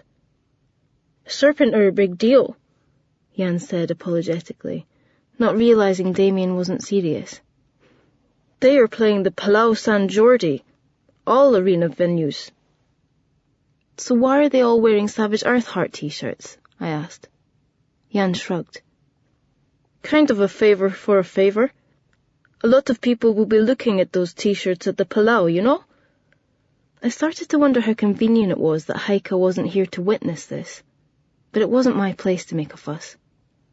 Plus, I wasn't exactly feeling up for a fight. I just wanted to curl up and go back to sleep, but I'd settle for getting to Barcelona without being sick. The new arrivals all piled on board and sat together towards the front. I got a closer look as I shuffled along the aisle, feeling self-conscious about keeping my shades on, but knowing I'd feel worse if they could see what I looked like without them. I felt really hackett. At first I thought they looked early 20s, but seeing past the makeup I realised that was stretching it. More like late teens, the lot of them. They didn't say much, not even to each other. Maybe they had been touring together even longer than us. They didn't look French or Spanish. I'd have said Eastern European, maybe Romanian or Bulgarian. I wondered how they'd ended up doing promotion work for a Scandinavian metal band on tour. I did get off to sleep on the bus, but was woken when I got pulled over past Puigcerdá on the Spanish side of the border. I had a horrible moment when I thought I'd lost my passport, before finding it under my bag on the seat, where it had fallen as I moved my book, laptop, purse and phone out of the way to look for it. We all had to get off while the police checked our documents. I noticed that Jan had a thick stack of passports, which he handed over while waving towards the merchandise girls. I didn't understand the Spanish he spoke to the cops, but he seemed cheery and relaxed. None of this was new to him, or to the others, it turned out. "The whole open borders thing doesn't really apply quite so much when you're in a band," Damien explained, eyeing the two sniffer dogs that were so far being kept back on a leash. "It's not so much random checks as a wee bonus if we cross a border and don't get stopped." "Maybe they think we're the mules for Serpent's Stash," suggested Scott. He was kidding, but his joke did make me worry where Dean was keeping his. In the event, they gave us the all clear and waved us on our way without the dogs getting involved. "I think that was just to let us know they're watching," Scott said. I saw Jan standing by the door, collecting passports from our 7 guests as they filed silently back on board. Definitely, I thought. But watching what? Chapter 19. Holidays in the Sun. Parlabane stood looking out for Mary in front of the Brandenburg Gate. She was running late, but at least he didn't need to worry that he was waiting for her in the wrong place. It wasn't as though there was another one just like it. He gazed up at the quadriga and found it both beautiful and intimidating. A bit like Heike Gunn, to be honest. The goddess thundering forward on her chariot unavoidably brought to mind that image on the cover of Tatler. She was Victoria, goddess of victory, but was also interpreted to be Irene, goddess of peace. Conquest and affirmation, contribution and reconciliation. These were the two sides to Heike's songs, the combative and crusading, ever ready to fight someone else's battles, and the gently ameliorative, seeking tender connection and offering a balm to emotional wounds. Which side, he wondered, had led her to become lost? "Jack!" He heard her voice and turned to see that Mary had crept up behind him. She had flown in from London, he from Glasgow. She got in first and had already headed out by the time he checked into their hotel, so she texted him to meet up here. She was carrying a Starbucks coffee, purchased from a place nearby on Unter den Linden. Parlabane couldn't recall when he last bought one, even after they had generously volunteered to pay some tax. He had thought, "No, fuck you forever." And yet the sight of Mary was a timely reminder that any such principled stance would always be an exercise in farting into thunder while the majority of folk remained blithely disengaged. Mary had a pair of sunglasses on top of her head and was dressed in linen trousers and a grey t-shirt that could easily have been a nondescript combo on most other women, but on her looked like it cost more than Parlabane's entire wardrobe. While his thoughts were turning to where he could get something cold down his neck, the coffee she was toting just seemed to further underline her natural cool. He had come on foot, eschewing a taxi, in order to get his bearings and establish a feel for the place. The hotel was on Tiergartenstrasse, in the diplomatic quarter, all embassies and electronic security gates. It had inevitably turned his thoughts to Sir Anthony Meade and that honey-trap laptop, but he could put all that to the back of his mind for now. He wasn't sure how soon the Met were likely to be granted their warrant, but he'd left the country within only a few hours of speaking to Jenny. Mary stared at the jacket he had slung over his shoulder, an unnecessarily heavy-duty affair. Indeed, any jacket was a garment too far on a day like this. "Yeah," he confessed bashfully. "For some reason I thought it would be chilly." "It's June, Jack." "Too many Cold War movies, I guess.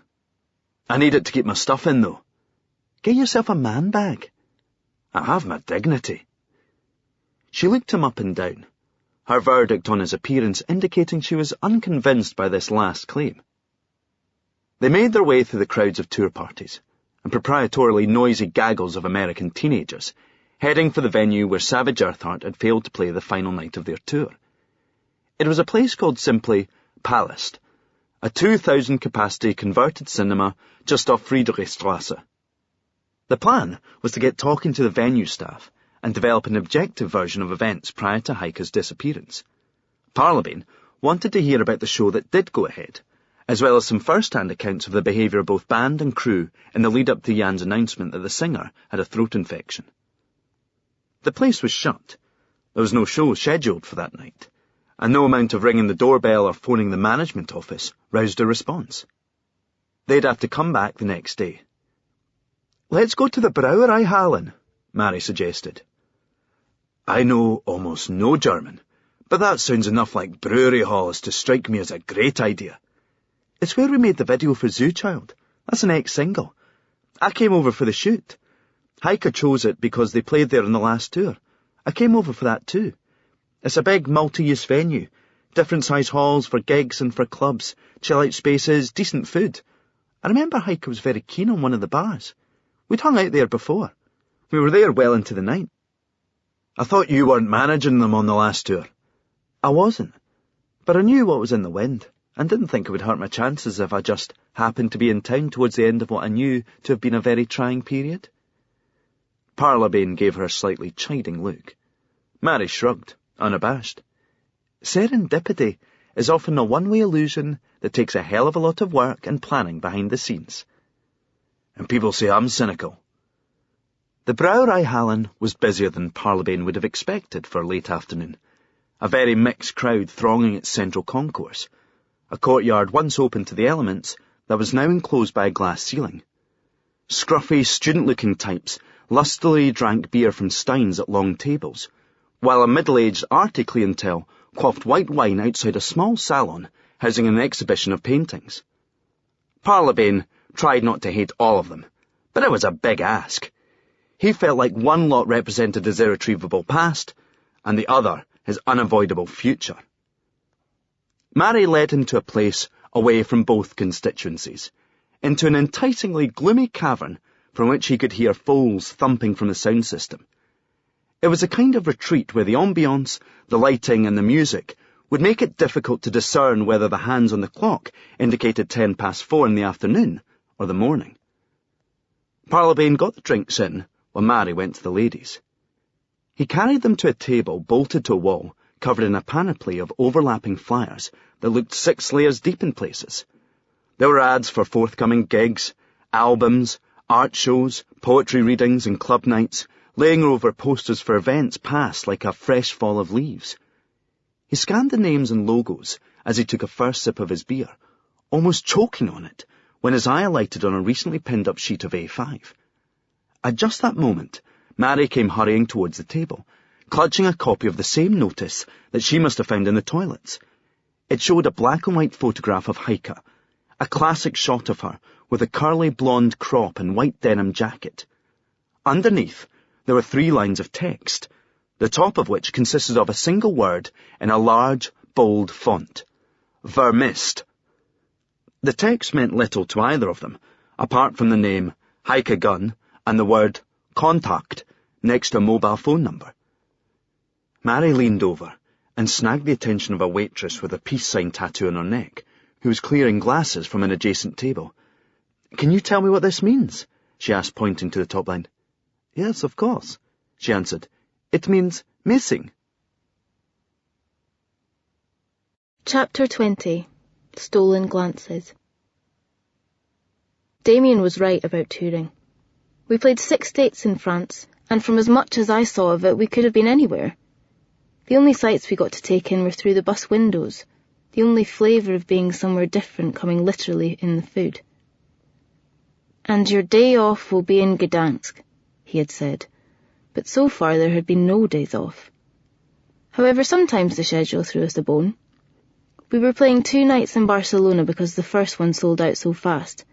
Technically it was the second one, the extra show being added to what would have been a free date after Bordeaux. There was no night off, but it meant a day without travelling, so we got some time to see the place. A trip to the new camp had been a big draw for most of the guys, even the ones who didn't like football. Heike and I opted for more cultural pursuits, taking a walk through the old town to the Museum of Contemporary Art. Heike talked knowledgeably and sometimes passionately about the exhibits, making comparisons to other artists I hadn't heard of. She wasn't just firing off references or spouting her manifesto. The way she discussed certain painters, it was like she was talking about family friends. Then I realised that she probably was. Her father was sometimes described as a reclusive individual, but he had been really well known in European art circles. Whenever I thought I was getting to know Heike, something like this would make me realise I was kidding myself. She had grown up on a small Scottish island, like I had, but she came from another world. Sometimes when I looked at her, it was as though she was a work of art herself. Intriguing, provocative, beautiful, but closed off, protected by a wall of glass, something you could only glimpse or visit. She was something you could never have to yourself, something precious that would never truly be yours. Just to underline this, as we browsed one of the exhibitions, I noticed that one of our fellow visitors was spending more time looking at Heike than at the paintings. I was pretty sure I'd seen her near the front at the show last night. She was about my age. Her hair dyed a cream porcelain blonde and styled to match Heike's before the start of the tour. Her denim jacket was a lot like the one Heike wore in the video for Dark Station. Needy little clone, I thought. Why would you be trying so hard to be somebody else? Somebody specific? Heike didn't seem to notice. Or maybe she had become used to dealing with it by pretending not to notice. How did your TV thing go yesterday, by the way? I asked her, as we sat down for a much-needed caffeine hit in a cafe along the road from the museum. I had avoided the subject up until now, still feeling awkward and embarrassed about sleeping in and standing her up. It didn't, she replied. I had no sooner arrived at the station than I got a text from Jan saying sorry, but the producer had called to tell him it wasn't happening anymore. I got a nice train ride out of it, I suppose, but I would have preferred the extra couple of hours in my bed. I wished I hadn't drunk so much in Bordeaux. I could have had it all to myself on that train. Nothing to do but watch the countryside go by and talk for hours with no one there to interrupt. How was your journey? She asked. I thought about saying it was uneventful, but couldn't be sure she didn't already know something. That knowing look in her eye could have been still in reference to my hangover, but it could have been more than that. I told her about the extra passengers, and my suspicion about Heike's hastily arranged TV interview, especially with it having been just as quickly cancelled. Heike sounded non-committal, like she was giving it some thought and trying not to jump to conclusions. These things do sometimes happen like that. Surely I'm not so scary that Jan feels he has to get me out the way in case I object to him giving some girls a lift. Maybe he didn't think you'd be delighted about going down the T&A route of advertising. No, I'm bloody not, Heike said. I took a nibble of my pastry, which was when I noticed that the girl from the gallery was sitting a few tables away, close to the door. She looked nervous, pulling at her sleeves of her jacket like she was cold. Don't stare, I told her, but I think you've got a stalker. I gestured with my eyes at Heike's out-of-date doppelganger. Heike didn't turn her head, didn't even look. Yes, I spotted her. She was at the museum too. I wasn't sure you'd noticed. I was actually trying as hard as she was to steal glimpses without getting caught. I spotted her down the front last night. She seems familiar and it's doing my head in that I can't think from where. The mirror, maybe? I asked, unsure if Heike was winding me up. No, it's not that. It's her face. I can picture it with different hair. I've definitely seen her before. It bothered me that she was intrigued by this wannabe. Surely there were dozens just like her. Nothing unique or even interesting about any of them. Heike glanced across more noticeably. Maybe we should invite her to join us, she suggested. Let her get a photo together, talk for a few minutes. Are you serious? Heike smiled and stood up. As soon as she got to her feet, the girl by the door grabbed her bag and scurried away, looking spooked. Smart girl, I said. Knows their mythology. It never works out well when the mortals get too close to the gods. Heike sat down again. Staring through the window as the girl disappeared into the flow of pedestrians. I wondered aloud whether we'd see her again tonight, but Heike wasn't listening. I had seen her do this before. She had zoned out, her mind elsewhere, not having drifted, but instantly transported beyond the here and now. Back to her home planet, maybe.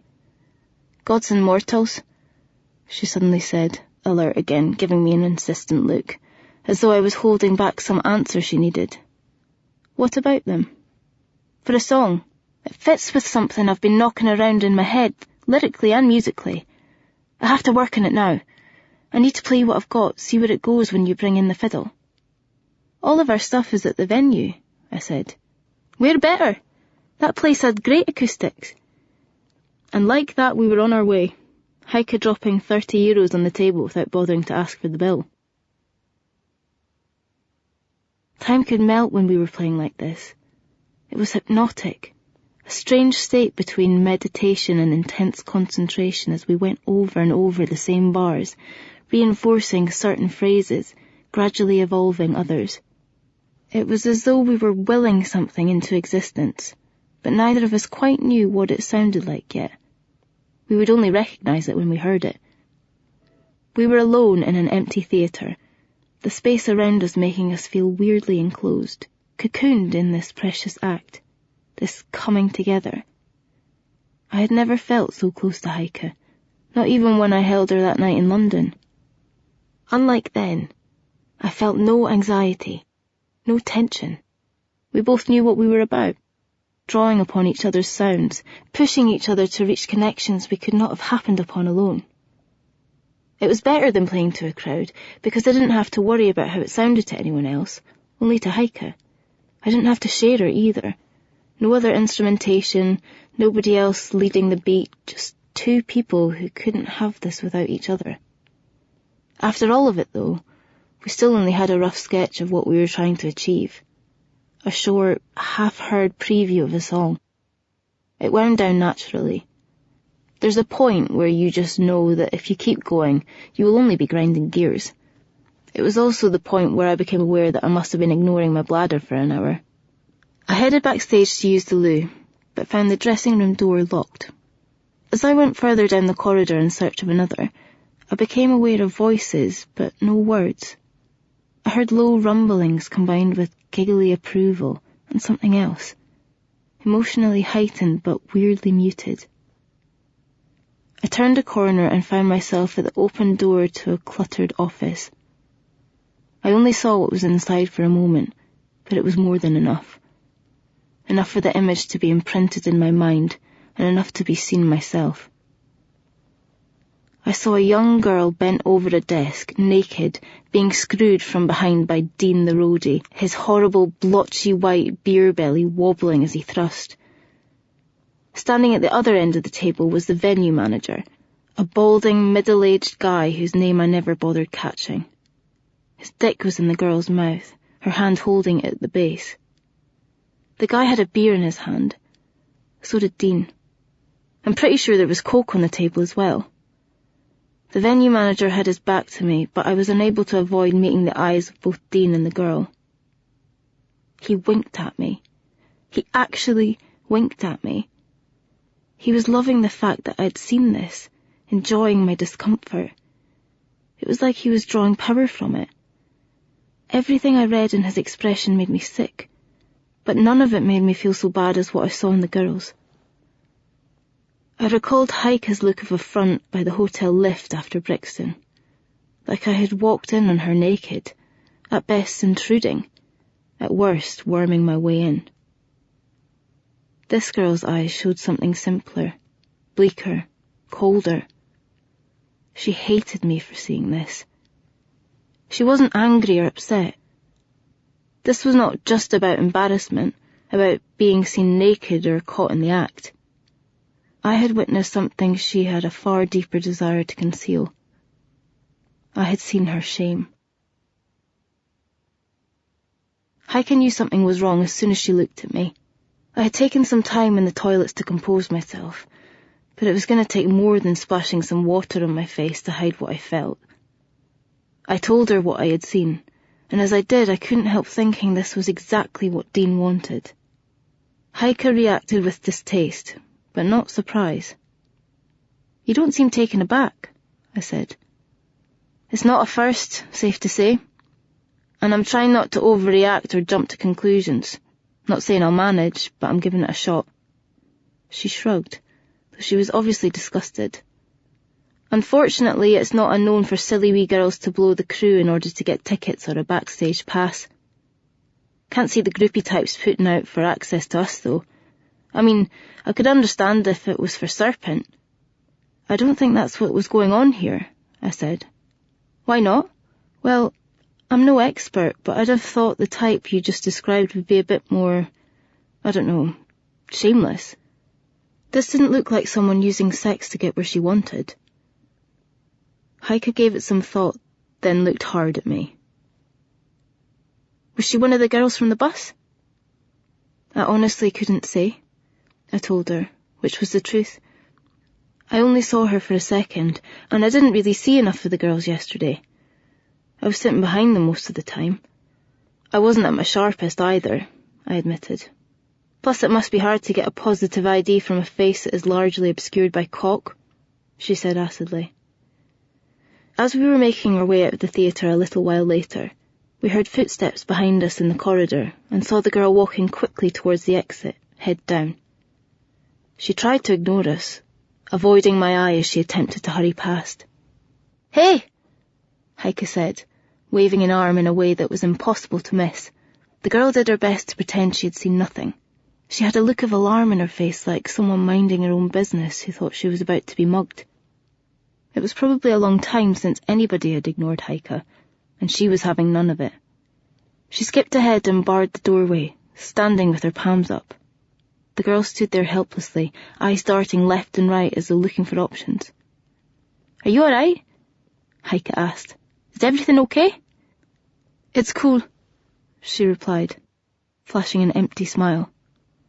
"What was going on back there?" Heike inquired. Not in a disapproving way, more just interested. The girl gave a coy shrug. "Nothing. Just having a little fun. It's cool, okay?"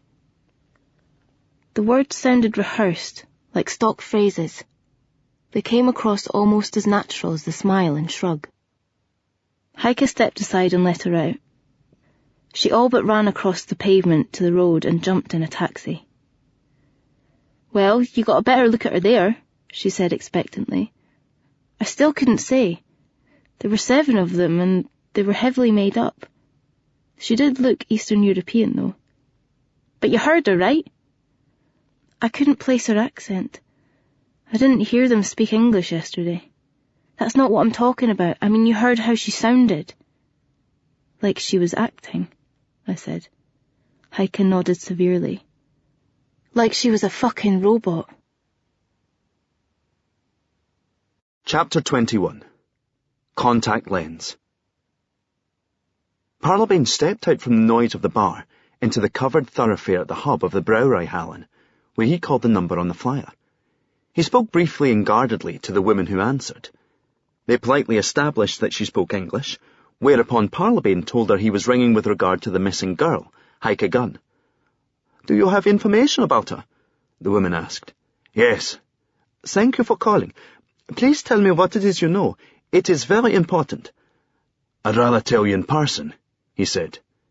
Truth was, he wanted to know who else was looking for Heike, and it would be a lot easier to find out if the other party couldn't suddenly terminate the conversation by pressing a button on a handset. "You do not live in Berlin," she had deduced.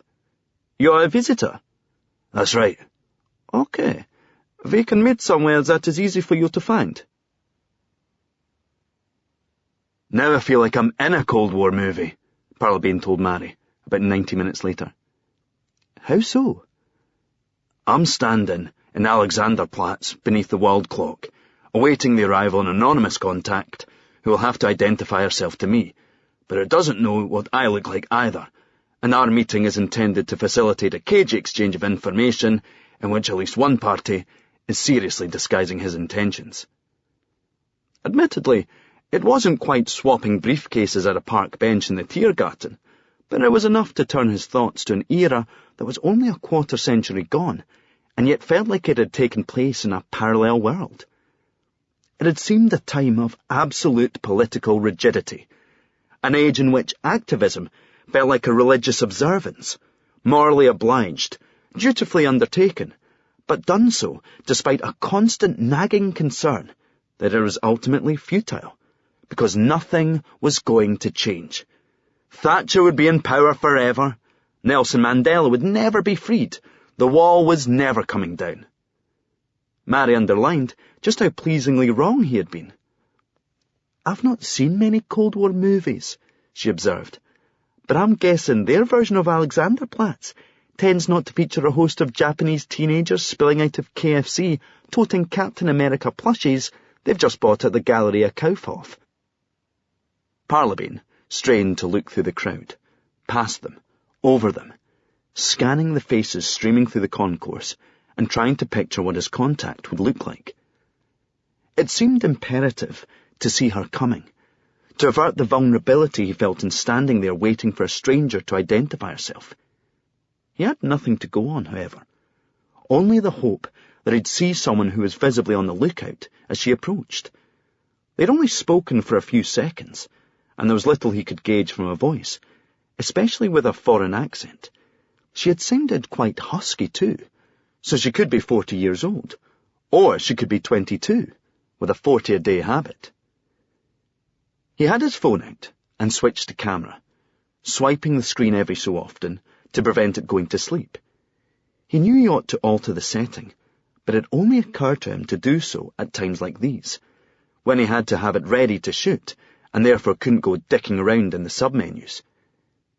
"Do you photograph everybody you meet?" Mary asked. "If possible, yes." "Why?" "Because, although I've got a good memory for faces, flash memory is even better. More effective than any amount of adjectives, too, if I'm trying to describe a person to somebody else." "Don't people object?"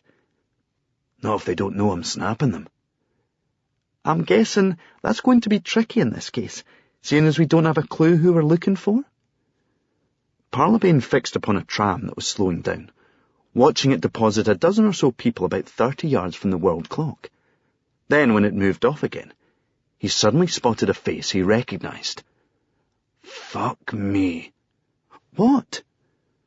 Parlabane didn't answer, as he didn't want Mary staring conspicuously at his subject. He raised the camera and focused, holding it so that it obscured his own face. When the tram cleared his view, his attention had been drawn to two men moving more purposefully than the rest of the crowd, striding towards the tram lines from the north side of the concourse. They were both white, both mid-40s, one close-cropped and jowly, the other tall and gaunt. "Jack, what?" Mary asked again. "Look to your left," he said, so she would look the wrong way, and stop conspicuously searching the crowd for whoever was aiming his phone at. He was too late, though. The close-cropped one returned his gaze just as he snapped the pair of them in burst mode, taking 6 images with one shot. Parlabane watched him become suddenly animated. He didn't stop, didn't point, but spoke urgently to his companion. Then they both veered off hurriedly in different directions, neither making for the world clock any longer. "Oh, shit." Mary turned back to face him. "Jack, would you tell me what the hell is it?" "We need to go." "Why? What about our contact?" "I think he just left. I must confess, I often have that effect on people, but they've usually at least spoken to me first." "He? I thought you spoke to a woman." "I did, but I think she was just taking a message for her boss. Come on." Parlabane began walking, leading her towards the U-Bahn station. "Who did you see?" "It's not so much who I saw as where I've seen him before. There were 2 guys heading straight for us, and one of them was on the Kalmak ferry to Isla 2 days ago." Chapter 22. Tightrope. I phoned our manager, Mary, when I went back to the hotel before the sound check. I wanted someone further up the chain to know about the incident backstage and to find out what was with the merch girls. I got fobbed off, even getting a dressing down. Her way of warning me what was worth wasting her time with in future. "It's not my concern what consenting adults get up to, Monica, no matter how distasteful either of us might happen to find it. You're not in the orchestra anymore. You're going to see a lot worse than that if you're planning a career in this business. There's a reason they talk about sex, drugs and rock and roll." She made me feel like a daft wee girl. And maybe she was right. I hadn't told Heike I was going to phone Mary because I hadn't wanted her to know I was calling for help. So I guess deep down I knew I was being a bit pathetic. Heike's mind was soon on other things anyway. I saw her doppelganger in the crowd that night. Okay, truth is, I couldn't help looking for her. Always a mistake. During a show, you just see darkness out in the auditorium, catching the occasional glimpse of an individual as the lights sweep across the stage. If you start searching for a face in the crowd, eventually you start imagining it on every head that bobs in and out of view. Making it harder, more than one girl down the front was rocking the Heike signature cream blonde look. I thought I spotted her about a dozen times. Then there she was, for definite, stage left, having made her way to the front. She was singing along, almost in a trance. She knew every word. I suppose that wasn't a surprise. More of a surprise was the fact that she showed up in Bilbao the next night. I wasn't looking for her then. In fact, by that point I had pretty much put her from my mind. It was Heike who drew her to my attention, giving me a weird grin halfway through It Meant Nothing, and indicating with a nod. There she was again, almost in the same spot as she'd found the night before, stage left, in a different city, 400 miles away. Heike seemed amused, maybe even flattered. She was used to this, I guess, but I was less sure about where the line was drawn between fandom and stalking. I thought it was just creepy. What kind of sad act moulds her whole existence around an obsession with one person? Heike had a word with Angus as she was changing guitars, and I saw him scuttle across the stage in front of our backline, leaning down to hand the girl something. To my annoyance, I realised it was a backstage pass. I couldn't understand why Heike wanted to do this. But on our way to the dressing room, she said that what would only cost little of her time, this girl might remember forever. And if she's an obsessed nutter, it might help to see I'm as full of shit as anybody else. Whatever, I thought it was unnecessarily generous on Heike's part. Looking back, I can see why some people say no good deed ever goes unpunished. Right after a show, Heike could be many different people, and it was difficult to predict which one you were going to get. As I knew, having all of that adulation, energy and passion flow into you for 90 minutes can have a dizzying effect. It was the feeling that Damien said made it all worthwhile, but we were only picking up sparks around the edges. Heike was the one earthing the whole supply. The night Maxie turned up and served as writ, it was that amazing high that contributed to her landing with such a crash. She could be bubbly, chattily cheerful, like she would burst if she didn't share the goodwill that was gushing through her. She could be controlling and precious, the fawning of the audience tapping into her inner 2-year-old. She could be clingy, needing the physical touch of her bandmates to maintain the closeness she'd had on stage. And she could be solitary, totally unapproachable, reliving every note in her head in a quiet corner with a beer or a shot of Islay malt. That night she must have felt she had something to give, though maybe she knew there was something she could take too. She sat with the girl, whose name was Hannah, in a corner booth of the bodega we had gone to after the show. It was just around the corner from the hotel, spotted earlier by Scott, who'd said it was late opening and in staggering distance of our rooms. Heike sat basking in the glow of Hannah's worship, Hannah enjoying the fact of Heike's very being there. She looked more comfortable than when I'd seen her in that cafe in Barcelona, but there was still something nervous about her. She kept tugging on the sleeves of her Heike copy white jacket. I wondered if she self-harmed.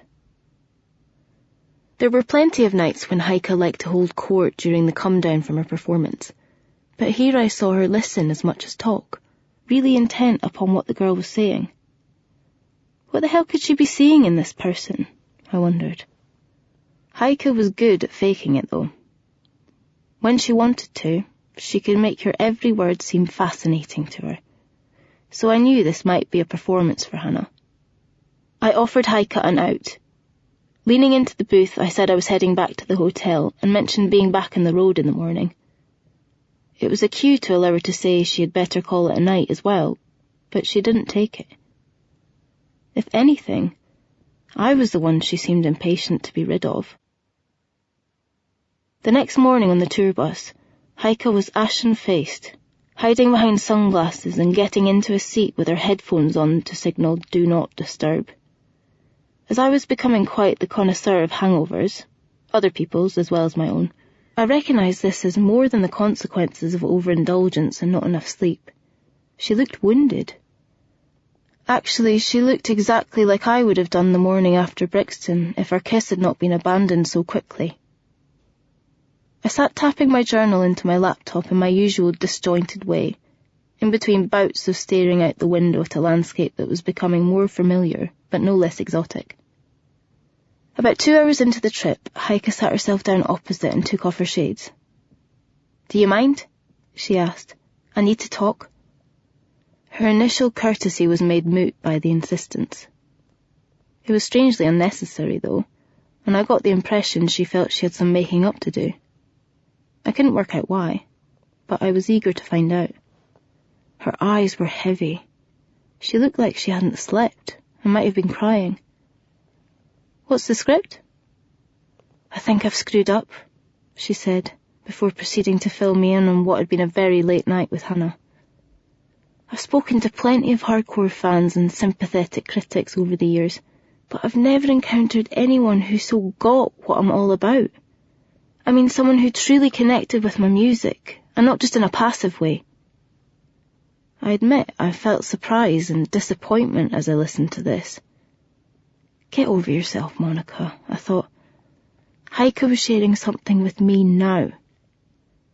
It was both humbling and, I don't know, inspiring to learn that my music has genuinely helped somebody, helped her understand herself, and deal with some of the things she's gone through. She said it felt at times like I had written these songs specifically for her to relate to, but it turns out that's because we have a lot in common. She glanced out of the bus window, biting her lower lip. "Like what?" I said, intrigued more by what she might be about to admit about herself than what she'd learnt about Hannah. She lost her mother at a very early age too. She was 2.5. She has almost no memory of her, just fragments, impressions, and can't separate her own memories from the few bits and pieces told to her by people who actually knew her mother. "So I guess Kaleidoscope is on her playlist a lot," I said, letting her know I had also understood the song. "A square of captured light, too." "Yeah." She said she even has actual Polaroids. Plural, so she's doing better than me on that score. "You only have one?" I thought that song... Heike smiled sadly. "One Polaroid photo. That's the only image I have of my mum." "Can I see it?" I asked. "It's in my flat back in Glasgow. I never take it anywhere in case I lose it. I've got a photo of a photo, though." She pulled out her phone and tapped at the screen, then handed it to me, resting it on her palm like it was priceless. Having seen her toss the handset around at other times, I understood the near ritual of this and all that it meant. I really felt for her as soon as I saw the picture, and a song I had played night after night took on so much more meaning. God, her mother looked so young, much younger than Heike was now. She couldn't have been more than 20, if that. Elfin-featured and delicate. I couldn't see a striking resemblance, but that was partly because of what truly moved me. There was so little detail for Heike to treasure. It wasn't a close-up head and shoulders shot. Her mother was standing several yards from the camera, next to a lit-fast column, her hands pointing to one of the posters on it. I wondered if the poster had something to do with Heike's father, but there was no way of reading it.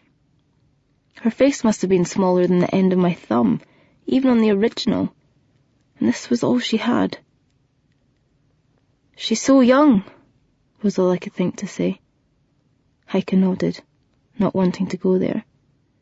"I did a lot better than Hannah in other ways. At least I had my dad. She never knew hers. She grew up in care homes and other institutions.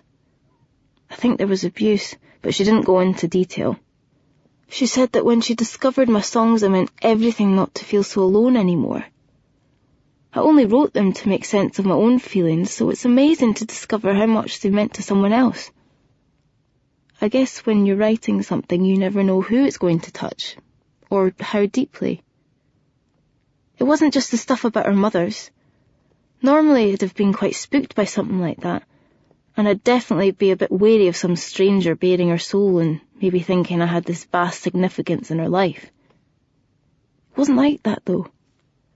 I felt so comfortable in her company, so quickly at ease. What she said was so insightful. It was like we'd known each other for years. I don't think I'd ever felt anything like it. I felt another sharp pang of envy, but it was cut short by the very fact that we were having this conversation. Whatever else had gone on between them, their meeting hadn't ended well. So what went wrong? I asked, before realising I already knew the answer. I suddenly saw the tightrope Heike had to walk whenever she felt a connection with someone. The tightrope on which she had temporarily lost her balance with me. I tried to kiss her, she said, closing her eyes. I felt so close to her. There seemed to be so much chemistry, but it's as easy as it is perilous to misread the signs. I just thought at least that she must know I'm gay, so if she was sending me these sorts of signals... Heike stared out of the window again, biting a fingernail. She looked so vulnerable, such a contrast to the person who commanded the stage or stared out from album covers. It was just so horrible to watch her suffer. I wanted to hug her, let her feel some comfort, let her feel I was there for her. But that was the last thing that was going to happen, and possibly the worst thing I could do. What happened? I asked, as there seemed to be more, but I felt slightly bad about asking. I mean, I can't begin to imagine what that felt like. I'm guessing awkward doesn't really cover it. Awkward I can handle. I've dealt with it plenty of times before, she added, deliberately looking me in the eye. I've retrieved more than a few misread situations, and I've been bloody generous when some bi-curious girl gets freaked out and decides she's not so curious anymore. But I never got the chance to smooth it with Hannah. She bolted, like a startled deer. She said something like, "No, this is wrong, I'm sorry," and haired off. I went after her, but when I hit the street, she'd vanished. The bus ate up the miles, but there were a lot of miles to eat, and after looking out of the window with her headphones on for about an hour, Heike asked if I wouldn't mind working with her. I just need to get my head somewhere else for a few hours, and it's often the best way. I was delighted. Before going on tour with the band, I'd had visions of us all jamming to while away the journeys, and when such things failed to happen, I was secretly a bit embarrassed at having had such a notion. The hours really did melt away once we took up where we'd left off in Barcelona. Tinkering, repeating and improvising, each of us happy both to lead and to follow, the journey often taking us somewhere barely recognisable from our starting point. Most were dead ends, meaning we had to go back to where we started, but every so often we would play a sequence that excited us both, and caught glimpses of the song that was trying to be born. The chord structure was becoming all but cemented. We'd practically ruled out all the possible wrong turns before we found the right path. Then I suggested Heike switch to arpeggios on alternate phrases and let me drive the melody. She lit up like a flare, her energy warming me. "That's perfect," she said, explaining that the lyrics she was working on was essentially an exchange between two parties, a god and a mortal, but the song was about how they were each more alike than the other assumed. The chords and the arpeggios are constructed of the same notes, but take different forms. I felt quite elated. The last hour dragged as we got caught in traffic, but the journey was ending in a far better place than it had begun. Heike was scribbling lyric notes, still tired but calmer, the angst of last night's encounter gone, or maybe turned into something else. But Jan had noticed Heike's earlier manner and expressed his concern. "You should try and grab a nap before soundcheck," he suggested. "And maybe I'll look into getting you a flight from Madrid to Milan on Friday instead of the bus." I was touched by his kindness. But then I guess this was the sort of thing a tour manager had to be aware of.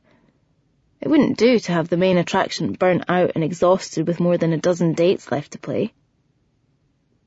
Then I remembered the last time Jan had arranged to spare Heike the bus journey, and wondered if we would have some extra passengers again. Chapter 23. Mind the Gap. They proceeded briskly, but didn't run. Parlabane aware that doing so would only make them more conspicuous as they moved through the crowds and down inside the station. "How can you be sure it was the same guy?" Mary asked.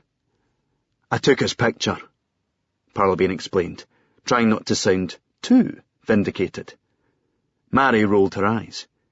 He couldn't decide whether this was in disdain at his weirdness or in irritation that his weirdness had just proven justified. They joined a short queue at a ticket machine, both of them rifling through their pockets for coins as they waited for the old punter at the front to finish his purchase. Parlabane was glancing over his shoulder, checking his six, and seriously thinking of offering the bloke some of his own change if it would get him moving. "Why did you photograph him on Isla?" Mary asked. "It wasn't actually on Isla. It was on the ferry to Port Ascaig. I thought he was a cop. He'd been following my car all the way from Inverary. It's happened a few times recently. Low-level harassment from a Westercrook inquiry." Mary collected their tickets from the machine, and they rejoined the human flow through the entrance hall and down towards the U5 platforms. "That's the business with the stolen laptop?" "Yes," Parlabane confirmed, unsure whether Mary was taking the piss.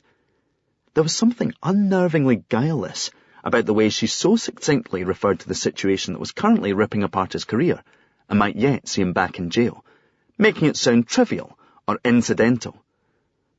"So, had you assumed he was a Brit?" "Right up until I heard him talking on the ferry. I clocked the accent, and given he was asking somebody about distillery tours, I assumed I'd read it all wrong. Sneaky bastard must have been trying to throw me off the scent, cover up the fact that he was following me." "Can I see?" "Sure." Parlabane took out his phone and swiped through the gallery until it showed the image he had taken in the ferry's forward lounge. She took the phone in her left hand, pausing to punch their tickets at a validation post on the westbound platform. Mary looked at the shot from the ferry, then verified Parlabane's identification when she scrolled forward to the most recent pic. "You photographed the receptionist at our hotel?" she asked with fading incredulity. "The bellhop too?" "That hotel was one of the last places Heike was seen. Somebody there might know something. I asked if they still had CCTV footage of the lobby from that time, and the receptionist said she'd look into it." "Actually, look into it, or, yeah, that'll be right, look into it." "That remains to be seen. I was quite charming, and tried not to come over as a goggle-eyed paranoid freak, but who knows what's in the eye of the beholder." An eastbound train rumbled into the station, a pale yellow lozenge cutting off his view of the opposite platform and its wall of glossy green tiles. The two tracks ran side by side in the centre, divided by a row of matching green-painted steel columns. Up above, the chamber was lit by parallel rows of semispheres, the bulbs of which he imagined must be a bugger to change. Underfoot was a black line of floor tiles 2 feet back from the edge, but he and Mary seemed to be among the few treating it as an imaginary barrier. The locals were polite, though, it had to be said. The platform was fairly filling up, and in London he'd have been getting nudged forward at this point, black line or no black line. "What if he is a cop?" Mary said, handing him back the phone. "I mean, a German cop, looking for Heike." He bailed the moment he realised I'd recognised him. Cops don't do that, especially if they're en route to hearing what someone with a phone-in tip might have to tell them about a missing person. Parlabane felt a hand on his back as a westbound train came clattering in from the tunnel. He assumed it was someone steadying themselves as the throng on the platform moved forward in response. But then he was driven sharply from behind and found himself tripping over a foot that had been placed just in front of his own. He sprawled headlong over the edge as the train bore down on him. There was no way to correct his balance, only air to push against. He heard Mary scream, then her voice was lost in the sound of steel on steel and a shriek of brakes. Even as he tumbled, his mind was making calculations, too fast to be rendered in conscious thought, Decisions drove his limbs via altogether more ancient neural circuitry. There would be no time to climb back up. He needed a survival space. Unlike London, or even Glasgow, there was no channel beneath the middle of the tracks, and thus no option to lie flat. Dead ahead, the eastbound train was only just beginning to move, so there was no route clear of the westbound track. The central pillars. They were his only chance. He sprung to his feet and righted himself side-on against one. The westbound train screeched to an emergency stop, the metal of its carriages inches from his face. Behind him, the accelerating eastbound service was so close it jetted air up his shirt. He was grateful for Sarah's years of insisting on healthy eating. A few too many haggis suppers, and he'd have been getting spun and shredded right then. He stared through the windows towards the platform from which he had fallen, looking for who had pushed him. His view was obscured by shocked faces staring back from inside the train, mere inches away. Beyond them was a further host of onlookers, curious, frightened, anxious, confused. He wondered whether there was at least one who was disappointed. "I just lost my balance," Parlabane said. They were sitting in a small office off the ticket hall, the station manager unwilling to let them leave until she had ascertained that he was unharmed and, more importantly, that the police had logged the incident and a proper investigation was underway. Mary was looking wan, her natural grace finally failing her after she had rushed around to the eastbound platform, breathless and slightly teary with shock. She hadn't seen what happened, and he wasn't filling her in just yet. An irritatingly young, and even more irritatingly handsome uniformed police officer was standing opposite, asking questions in slow but precise English. "You were too close to the edge?" he inquired. Parlabane wasn't sure whether there was a hint of accusation in this, or whether it was simply a projection of his own prejudices. "The platform became very busy," he answered. "I think I moved forward a little without realizing." Eventually, the young cop seemed happy that he could consider the incident dealt with, though the station manager still appeared far from content. Her English wasn't great, but Parlabane guessed that wasn't the only reason she didn't seem satisfied with his answers. Accidents evidently weren't allowed on her watch, so she wanted a better explanation for what happened than he'd been able, or willing, to give her. "Geez, she was a bit intense," Mary said, after the station manager had personally escorted them safely aboard a westbound U5 train. "I think she must take it personally, like any accident impugns the integrity of her station-running protocols." "No," Parlabane replied. "She just couldn't see how my story added up, which is understandable, seeing as it didn't." "How so?" "Someone pushed me, Mary. Hard, deliberate, unmistakable." She gaped, uncomprehending. "Why did you tell them you tripped?" "Because it's going to be a lot harder to find out what's happened to Heike if we've got the German police all over us. If I made an accusation, the first thing they'd do is look into why someone would want me dead. It will take them one phone call and about 5 minutes to discover that I am currently being investigated regarding my role in a possible conspiracy to steal secrets from the MOD. There might be an arrest warrant for me by now, but even if there isn't, from that moment on, it will primarily be me the German cops are interested in. They'll be watching my every step, and I'm not very comfortable with that." "Are you comfortable with the fact that somebody just tried to kill you?" "You'd be surprised," he told her, grinning. "There's a rather perverse side of me to whom that part feels like coming home." "I'd heard you'd have a sick sense of humour. To be honest, I think the word deranged really sells it." "You have to look at the evidence dispassionately. At least this means we're on to something." "That part isn't reassuring," she replied, folding her arms. Parlabane let her simmer. He hadn't told her the whole truth about why he didn't want to involve the cops, as it entailed the possibility that what had happened wasn't about Heike at all. As he was climbing back up onto the eastbound platform, his brain racing to analyse the implications, it had occurred to him that Mary's earlier suggestion that the thick-necked jowly bastard was a policeman might be right, just not a German one. What if Bawjaws was following him, and it was nothing to do with Heike, but with the Anthony Meade business? It would be an effective cover for a British cop, or a British something darker, to pretend to be foreign on that ferry when he was concerned about having been made.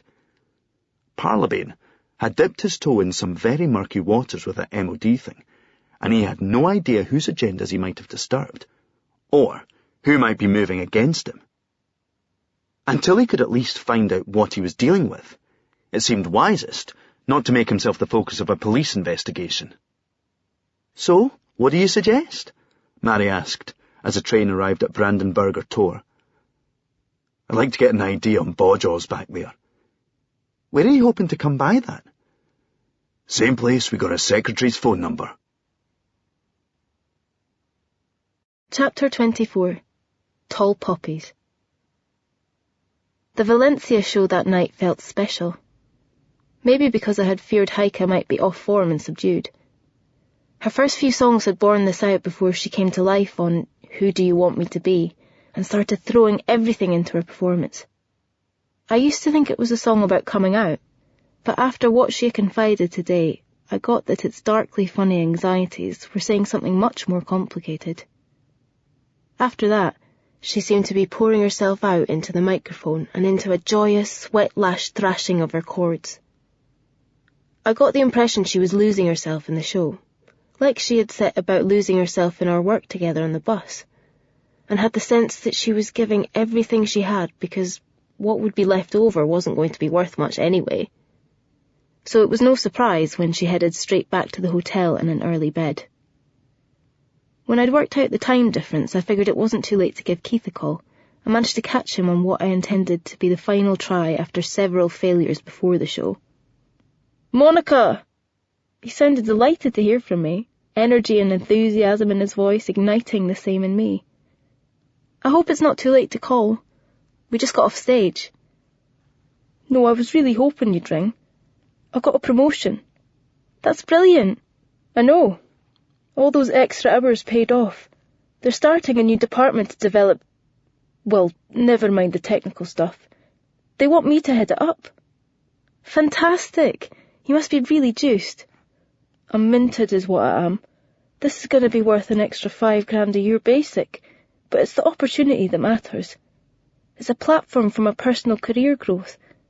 We can really start planning for the future." "How about planning a holiday?" I said. "Well, yeah, of course.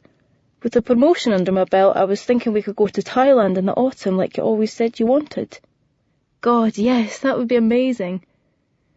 "It would give us the chance to take a step out of things and take stock. Look to the long term. I've got real stability now." We spoke for ages, almost until my battery was out. I kept to myself the fact that the autumn dates he was talking about were already being penciled in for more touring, to build on the expected momentum around the new album. The sound of his voice only made me realise how lonely I felt when I finally hung up, so I was in the mood for some company. I joined Scott, Damien and Angus for some late-night tapas, red wine, and for some, dangerously flowing Spanish brandy. When I asked where Rory had got to, I got awkward looks and half-answers, suggesting another of his solitary pursuits that they assumed I would have a problem with. I wasn't judgmental towards Rory. I just couldn't help wondering why he didn't have any concerns about the desperate girls throwing themselves into one-night stands with him. I was sitting on a banquette beside Damien, with Scott and Angus opposite. Damien ordered for everybody, talking comfortably and, as far as I could tell, flirtily, in Spanish with the waitress. I wondered how he became so fluent. A few bottles and a lot of dishes in, we went round the table on the subject of best and worst live acts we had seen. It had been Scott's suggestion, and he spoke with evangelical enthusiasm about Augustine's, before dumping a bucket load of scorn upon some X Factor live abomination he had been obliged to attend with his then-girlfriend. Angus cursorily praised Green Day, but had considerably more enthusiasm for ripping into churches. "Fucking sell-out electropop shite. Two miserable cunts standing behind synths like it's the fucking 80s. His words were a bit slurred, and in his drunken bitterness I detected more than a hint of jealousy. Damien held forth on the consistent merits of the Manic Street Preachers, but wouldn't choose a worst, resulting in serious protest. He wasn't having it, though. Thing is, I've been down pretty low in this business. I know how much effort it takes to put on any show, and I know what depths you can plumb just to stay in the game, just to be playing. I mean, once upon a time, sure, there was almost nobody I didn't believe I was better than, or would one day be better than. But when this game teaches you humility, it doesn't pull its punches. How low are you talking about? I asked, now all the more anxious to avoid my own contribution, as I didn't feel I had yet earned the right to slag anybody off. I spent 9 months playing in a show at a theme park here in Spain, he answered. This hideous 80s and 90s hair metal pastiche about vampires and zombies. 3 performances a day in high season, inside a Mayan-themed amphitheatre with a bloody roller coaster shaking the stage every 3 minutes. When I was in Disco Light and The Descendants, it was a real buzz when a stranger recognised me, but at the theme park, it was my biggest fear that somebody might come up and say, "Hey, last time I saw you, you were playing the Barrowlands." He was laughing as he spoke, but I could tell he was talking about his personal long dark night of the soul. It was a total brass neck, but it was a gig, the only way I could still get paid to play at that time. That's what I told myself anyway. But there comes a moment where you wonder whether there's more dignity in admitting it's all over. In my case, it was playing in low season in front of 9 people, 4 of whom left after 10 minutes because their toddler got scared by the noise. I'd like to say I left at that point, but I hung on another 3 months. Bored of Damien's gloomy confession, Scott and Angus started pouring more venom on despised targets. "How did you last 9 months?" I asked Damien. "There was a girl involved," he said, turning a little in his seat to face me more directly. "This dancer called Natasha from St. Petersburg. We were in the same show, in very much the same boat. We were both past 30, and we both knew we were there on the way down. We were very close, but—" He sighed, toying with a piece of bread, soaking up the last of the sauce from a dish of patatas bravas. "Maxie got in touch and said he was in a new band that was looking for a lead guitarist. He told me Heike was something special. I had 3 days off and spent 2 of them getting over to Glasgow and back. Horrible flight connection times because it was high season and everything was full. I was barely in town long enough for the session, or audition, as I suppose it was. It was long enough, though, for me anyway. One afternoon playing with Heike, and I knew that was my ticket out for sure, if she wanted me." Damien tipped half his brandy into his mouth and let it sit there for a few moments before swallowing and inviting the burn. "Maxie phoned me on my mobile at Luton, 90 minutes into a 6-hour transit. Told me I was in. The check-in wasn't even open for my next flight, so I just went to the desk and booked myself and my guitar on the first plane back to Glasgow, and I was in Maxie's flat before my flight to Spain would even have taken off." "You never went back?" He shook his head, an apologetic yet firm look in his face, like he knew I wouldn't approve, but he'd make the same decision every time. "Natasha knew why I was going to Glasgow, and what that meant. That's how it was between us. If I had come back, we'd have gone on same as before, nothing said. I wish I could have taken her with me, but I guess we all wished we could rescue somebody. We both knew that if either of us got a chance of something better, there would only ever be room on the lifeboat for one." Still unable to compete with how little sleep my bandmates could get by on, I left at around 2, and was surprised to be joined on the short walk back to the hotel by Angus, of all people, normally one of the hardiest insomniacs in the party. He had seemed pretty hammered as he cackled over the table, so maybe he did actually know his limits. Had I downed what he'd sculled over the past few hours, I'd have vomited my own body weight. The air must have sobered him up a little, as he seemed a bit less slurred of speech. But I was wary of him, as his mood was still pretty dark, and I found his archness even more unnerving because he normally came across as completely happy-go-lucky. I had watched him early on in the evening, playing his solo opening set. He did it when the schedule permitted, which meant that opportunities were very much in Heike's gift. There was an obvious correlation between, for example, Heike catching him and Scott doing coke in Newcastle and the sound check overrunning that night so that there was only time for the main support act once the house doors were open. When he did play, he would run through 5 or 6 of his own songs with an acoustic guitar, a loop station and a stomp box. Building up the loops and rhythms, it could sound like there was a full band backing him by the time the vocals started, switching between registers impressively. I had only managed to take in his performance a few times so far, but on each occasion I saw the charismatic player Heike had sparked off of back in their school days. It wasn't hard to see the scorn he had been pouring upon churches as a way of deflecting his regrets at pissing his talent up the wall in his adolescence, instead of honing it like Heike, Scott, or even me. He was humming something I recognised, and it took me a moment to work out that it was actually the song Heike and I had been jamming on the bus. "Lightning in a bottle," he said. "That's what you're trying to do? Catch lightning in a bottle." "Feels like that, yes," I said, agreeing just to keep the peace. "You can be brilliant and not get lucky, never catch the lightning. Or you can be super lucky. One song on a fucking telly show and suddenly you're a fucking millionaire." He gave a tipsy laugh at this, but I sensed only resentment, and I was done putting up with his pissed self-loathing. "Catch on to yourself," I said. "If that were true, then every song that got used on a TV show would make its singer a millionaire.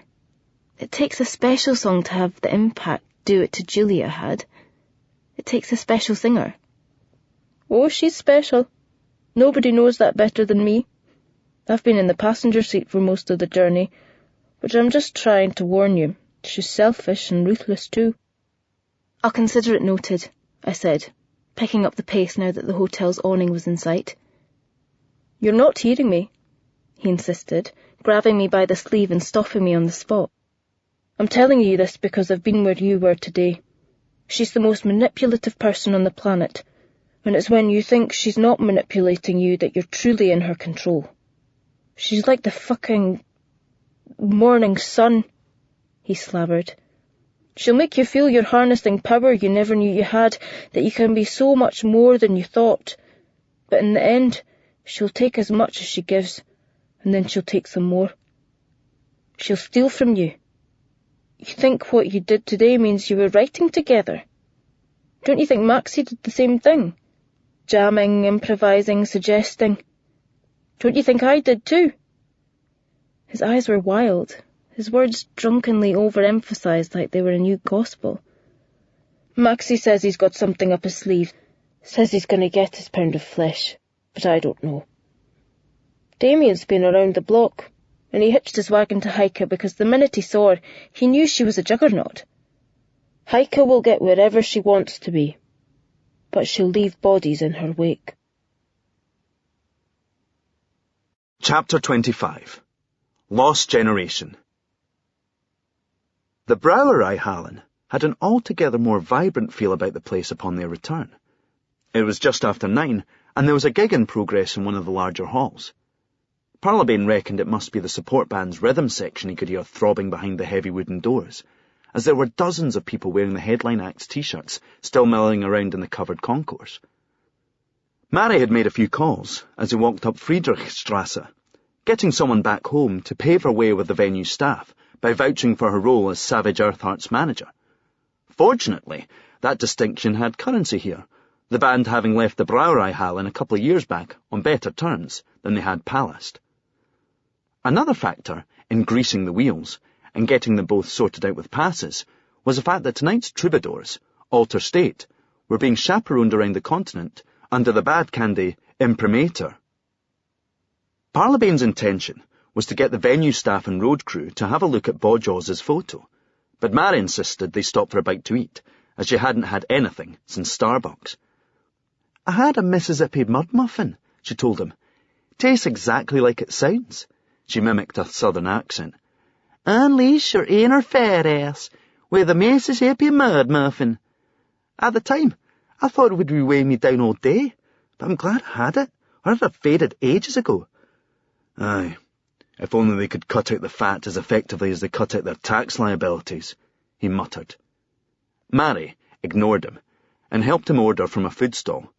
Helped, meaning she overruled his request for currywurst and chips, which he would have to confess he thought was the when in Berlin thing to order. He didn't know what it was actually going to entail. "It's disgusting," she assured him. "Almost no natural ingredients." "You know, I thought it was one of the consolations of being separated, that I wouldn't have my dining choices dictated by someone else's health obsessions. This is not about health, it's about taste. If you want a giant sausage and chips, have a bratwurst or a paprika wurst if you like it spicy. Just don't have the currywurst. Trust me on this. It's like eating a sliced-up plastic dildo smeared in warm ketchup." "And you would know this how?" She ignored that as well.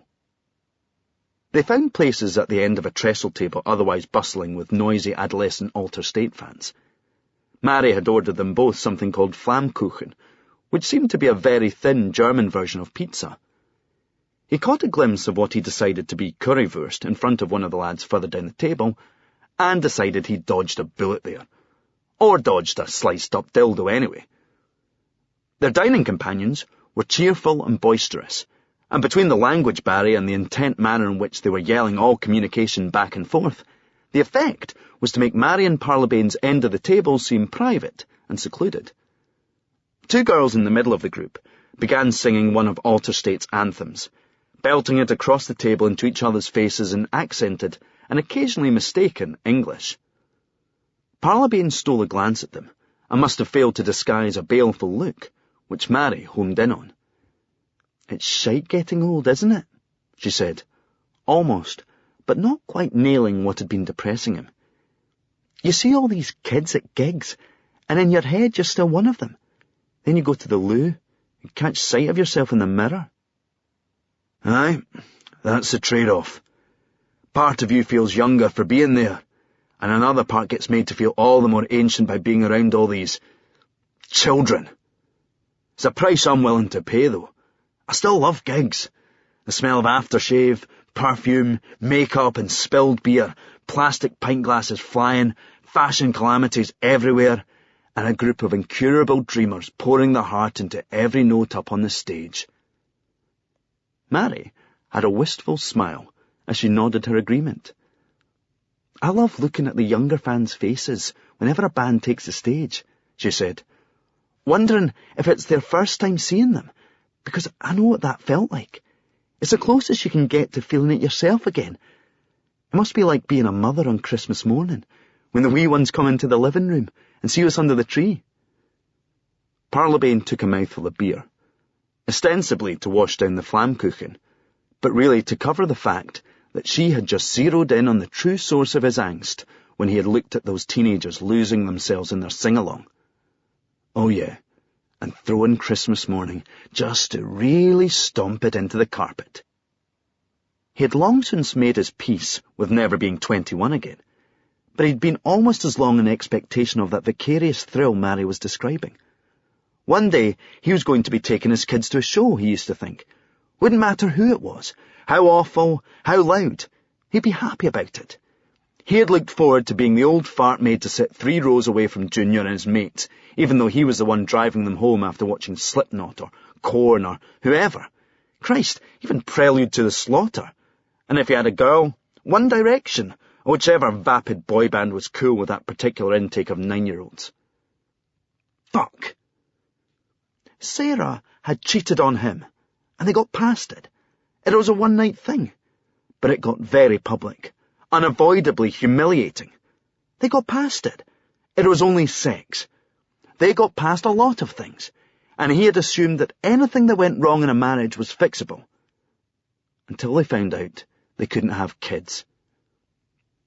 It seemed absurd that something they had managed perfectly well without for so many years could suddenly trump all other considerations now that they discovered it was unavailable. In that respect, this discovery appeared to be an injection of poison that went straight to the heart of their marriage, but only if you ignored the hidden untruth in the previous statement. They hadn't managed perfectly well. Thus, this discovery was not an injection of poison, but more like a trace agent that showed up how many fault lines were already running through the relationship, ready to crack. The thought of a child had been like an invisible glue, as though they both knew they were growing apart, but they each secretly imagined a better future that would happen once the dynamic changed, when they became parents, rather than just partners. Lucky escape for the Wayne, anyway. And what about Mary? He wondered. What was in that look as she talked about what it must be like as a mother at Christmas? Was there sadness and regret hidden there? Not that he could detect. She had to be 42, so she couldn't be kidding herself that there was plenty of time left yet. Besides, she was already playing mummy to Savage Earthheart and sundry other charges, and right now, one of them was very late for her tea. "Did you have any luck speaking to Monica yet?" he asked, aware that as mother hen, she hadn't quite kept all her chicks in line. Mary frowned. "Still nothing." "Quite a huff. Do you think she'd come out of it if we told her Heike is missing?" "Undoubtedly, but there's a chicken and egg problem. I'm not leaving that kind of information on her voicemail." "Just how much did you upset her? I need the truth, Mary." "Everything's out of proportion when you're Monica's age," she said. A reply, but not an answer. The venue manager, a tall and rangy young bloke called Hannes, came over and sorted them out with backstage passes. But upon Mary's instruction, they waited until Alter State were playing before venturing into any of the protected areas. The immediate run-up to the show was the worst time to ask anybody for a moment of their time, and they wouldn't win anybody's goodwill by getting in the way. In the meantime, they showed the image of Bawjaws to the bar staff, waiters, venue security, and even the merchandising people. Mary was the one who presented them with Parlabane's phone, so that he could watch their faces as he looked at the image. He wanted to note who even just thought they recognised this guy, as well as who appeared to recognise him, but claimed they didn't. He got barely a glimmer. It was a long, slow procession of furrowed brows and apologetic shakes of the head, though at least Mary was getting better at pronouncing the German for, "Do you know this man?" as Hannes had taught her. Parlabane tried not to think about how the likelihood of them getting a bite was worsening with every blank response. Because if Bawjaws showed up with any frequency in this place, his face would surely have rung a bell with someone by now. With Alter State in full cyber rock flow, they made their way backstage in Halafir, where it was a delicate matter of choosing their moment. In the narrow pit behind the crush barrier, security staff stood vigilantly attentive upon the audience. There would be no speaking to them right now, ditto the sound and lighting engineers. Others stood in the wings, less occupied than merely on standby. Mary knew their roles, and who it was safest to disturb. Once again, nobody said they recognised Bawjaws. But this time, there were two men who reacted to the image. Nothing dramatic, but there was a difference between the studied neutrality of their responses and the blankness he had been witnessing so far. Parlabane took note of who they were, and on a hunch, made an inquiry of Hannes the next time he spotted him breezing past, permanently busy, lolloping in his stride, but somehow always able to spare a second. Parlabane asked him to indicate who was venue staff and who was road crew. Then a brief blether to Alter State's guitar roadie established who else was on the band's permanent payroll. That made it official. Both of the guys pretending not to recognise Bawjaws worked for Bad Candy. They watched the rest of the set from the floor rather than the wings so that they could show the image to a few more front-of-house personnel. They got more blanks, then waited by the sound desk after the encore while the staff ushered everybody else outside and the roadies immediately got busy taking the kit apart. Mary showed the phone to the sound engineer, a bloke called Stan, whom she seemed to vaguely know. Finally, they got a hint, if not a positive ID. "I've seen this guy," Stan said, concentration etched on his face as he tried to place him. "Hear the Browrie howling?" Mary asked. "No. It was when I was out with the famous Blue Raincoats towards the end of last year. Saw him a couple of times. He was in Milan, and I think I saw him in Cologne as well. It could have been Frankfurt." "Could he be with Bad Candy?" Parlabane asked. "Don't know. I didn't see him at gigs. I saw him in hotels. There were always girls with him, Young, very glam. I thought he was a Russian oligarch, or a Poland baron. They made their way back out to the covered courtyard, where a queue had already formed outside Parlabane, inside which something called Club Clash was kicking off. The food stalls were still doing a brisk trade from those whose appetites had been worked up by a hard night's moshing, and by those grabbing a bite before hitting the club. Parlabane wondered how many beers were required to make currywurst seem like a good idea, and reckoned it was roughly the same as a doner kebab or a half-pizza supper. He became aware of someone sidling up to them as they stood against a wall, trying to stay out of the way. Parlabane recognised him as one of the bad candy blokes who'd reacted to the image but told them otherwise. He had a concerned look, very serious, very sincere, and very much like someone who didn't want to be seen talking to them. "This man you showed me," he said, his accent local. "I have a friend who may be able to identify him. Can I show her the phone?" He held out his hand close to his side, keeping the gesture subtle, like a drugs handoff. "It will take 2 minutes," he added. "Can't you take me to her?" "She is in a restricted area in Club Clash. It would take me longer to get your pass than to just show her the phone." Parlabane eyed the waiting hand and shook his head. "I'm sorry, mate, but I'm not letting my phone out of my sight." The roadie's face darkened, incredulity mixed with offence. "Hey, fuck you. I'm not a thief," he said, before walking away in a huff. "Well played, Jack," said Mary. "Slick. Why didn't you just give him the phone? You know who he is. His name was on his laminate. Carl something. It's not like he could steal it and act as though nothing happened." "Well, actually, that's precisely what he could do. And I don't care if I know his name. Would you hand over your phone just like that?" "My whole life is on this phone," she admitted, by way of conceding the point. "My existence runs on iOS." A few moments later, Carl reappeared, still acting like he was concerned about who might be watching. "Hey, I'm sorry," he said quietly. "I overreacted. I wouldn't hand over my phone to a stranger either. It's just, you make an offer to help. You don't expect to get it back in your face, yeah?" "Sorry. No offence intended," Parlabane replied. "Why don't you Bluetooth me the photo?" he suggested, producing his own phone. "Sure thing." "We really appreciate it," Mary added. Parlabane transferred the image of Bawjaws, and as soon as it appeared on his screen, Carl hastened off in the direction of Club Clash.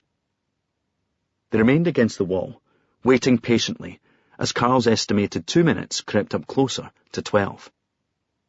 "Just so we're clear," Parlabane said, "we're now about 8 minutes past the point at which I'd have started to worry had I handed that guy my phone." "Wait a minute, you're getting in an I told you so, even though we didn't take the course of action you disagreed with." "I'm just saying." Mary stared at him a moment, then nodded to herself. "Separated, aren't you? You and your wife." "What's that got to do with?" "I'm just saying." Carl finally returned before it could further degenerate. His face was darkly purposeful. "Result. She knows who this is." They waited for him to give them a name, but none was forthcoming. Parlabane realised Carl wasn't here to relay the information. "So, you going to take us to her now?" he asked. Carl shook his head, briefly, but intractably. "She will talk to you, but not here. Not where people know her. She says this guy is very bad news. She wants to meet somewhere less public." "Where then?" Mary asked. Carl handed over a piece of paper with an address written on it. "Where Bodestrasse meets Am Lustgarten," he said. "In front of the Alte Nationalgalerie." Mary sighed, doing little to suppress her exasperation. "When?" she asked. "Please tell me tomorrow morning at least." "She said 1 hour, and she will only speak with you," he added, indicating Mary. "No men. You wait for her where she said, on one of the curved benches. If she sees anyone else, she walks away."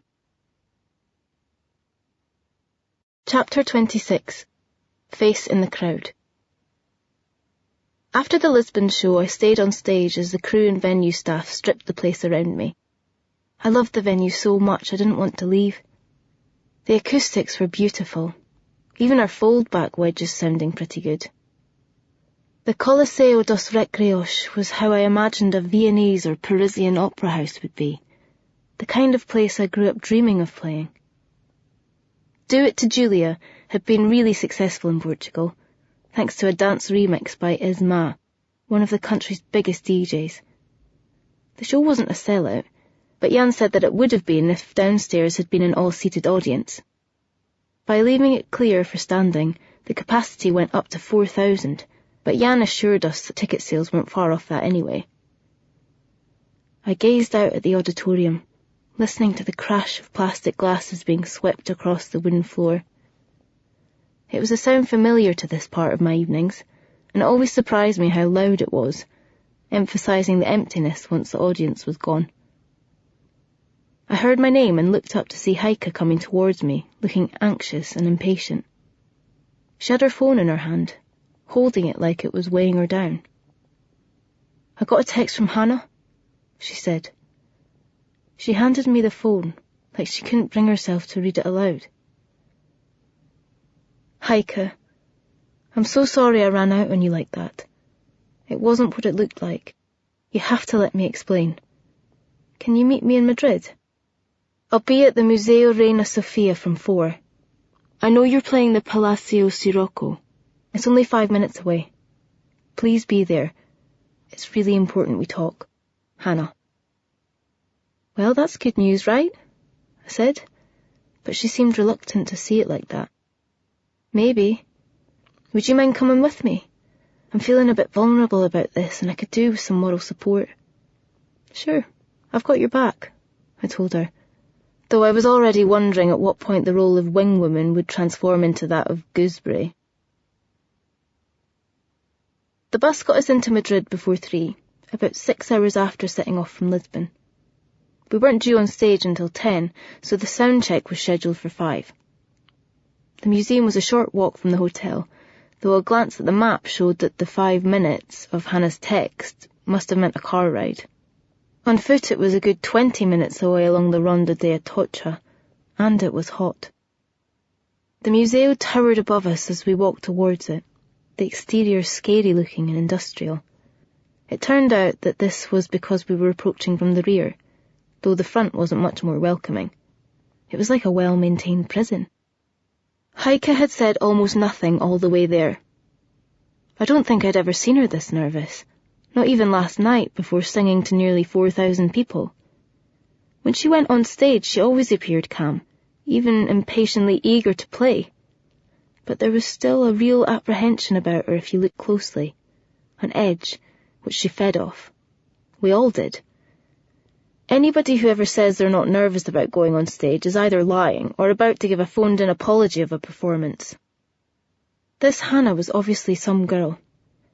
I wondered what Heike saw in her that I didn't, and then I remembered herself. I had felt a pang of jealousy when I first saw the text and realised she was back in the picture.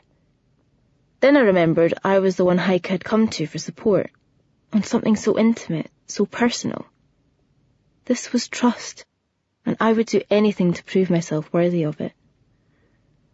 We strolled into a covered courtyard where modern and traditional architecture seemed locked in a battle to swallow each other.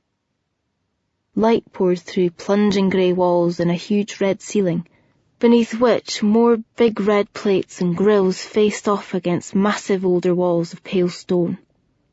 I was getting a queasy, claustrophobic feeling about being here, despite the vastness of the space. I'd have hated to walk through it alone. The great concourse was full of people, as though it were a town square. Heike was craning her neck, almost walking on tiptoe as she peered over the faces for the one she wanted. We both saw Hannah at the same time, standing against the pale stone at the far end, searching the crowd as eagerly as Heike had been doing, then waving when she saw us. She still seemed distracted by her surroundings, though, glancing anxiously everywhere as if there was someone else she was looking for. Or, as it turned out, someone else she had seen. We were maybe 50 feet away when they seemed to sweep in from nowhere, like undercover cops during a raid. There were 2 of them, burly men in grey business suits, one of them squat, shaven-headed and jowly, the other tall and muscular with jet black, obviously dyed hair. Hannah looked like she was trying to appeal to them, but whatever she said cut no ice as they began escorting her away. She didn't struggle or cry out, just let herself be led, glancing back once towards Heike with longing and regret. "What the hell just happened?" Heike asked, looking at me in outrage. I opened my mouth uselessly, then followed Heike as she started off in pursuit. The shaven-headed one must have noticed because he stopped and turned, pushing his companion towards us while he kept Hannah moving away. The giant thug blocked our path with a huge, beefy hand, like a traffic cop. There were rings on each of his thick sausage fingers. Rings and scars. "Where are you taking our friend?"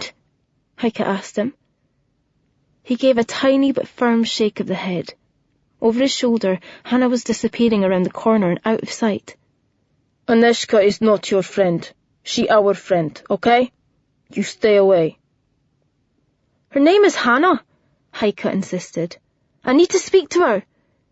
He gave her a sneering grin, amused by what she had said. "You want time with Aneshka, we can make arrangement, but you pay, okay? You pay. Same everybody else." I stared into his hard red face. He didn't look Spanish, and he didn't sound it either. I'd have said Eastern European, maybe Romanian or Bulgarian. Chapter 27. Tourists. The taxi dropped them off in front of the Humboldt box, a structure that more closely resembled a video games console than the video games console it was currently whoring itself out to advertise.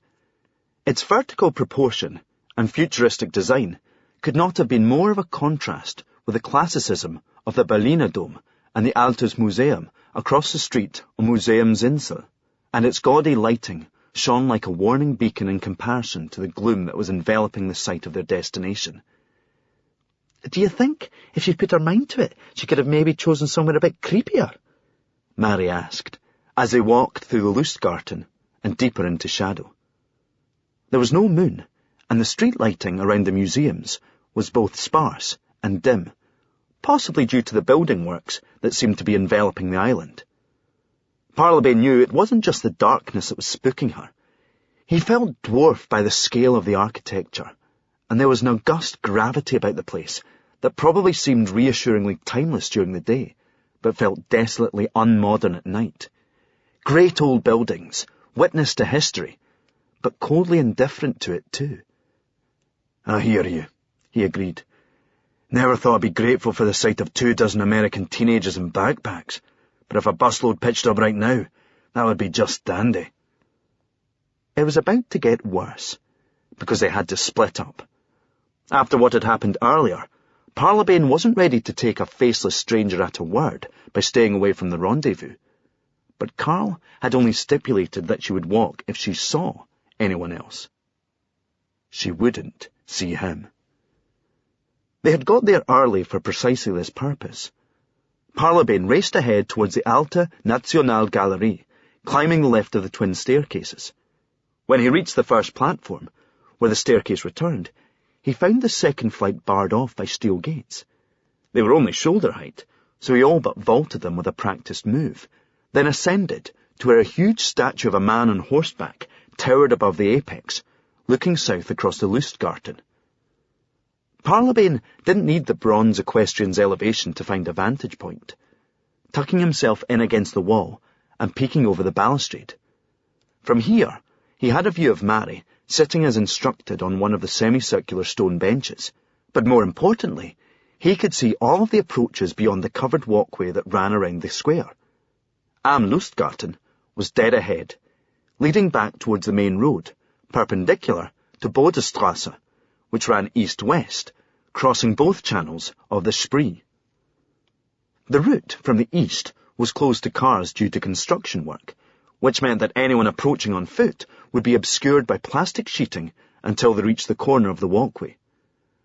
Parlabane glanced up and saw that he was crouched at the metal feet of a robed woman clutching a cross like she thought someone might steal it. Christ, even the statues seemed on edge.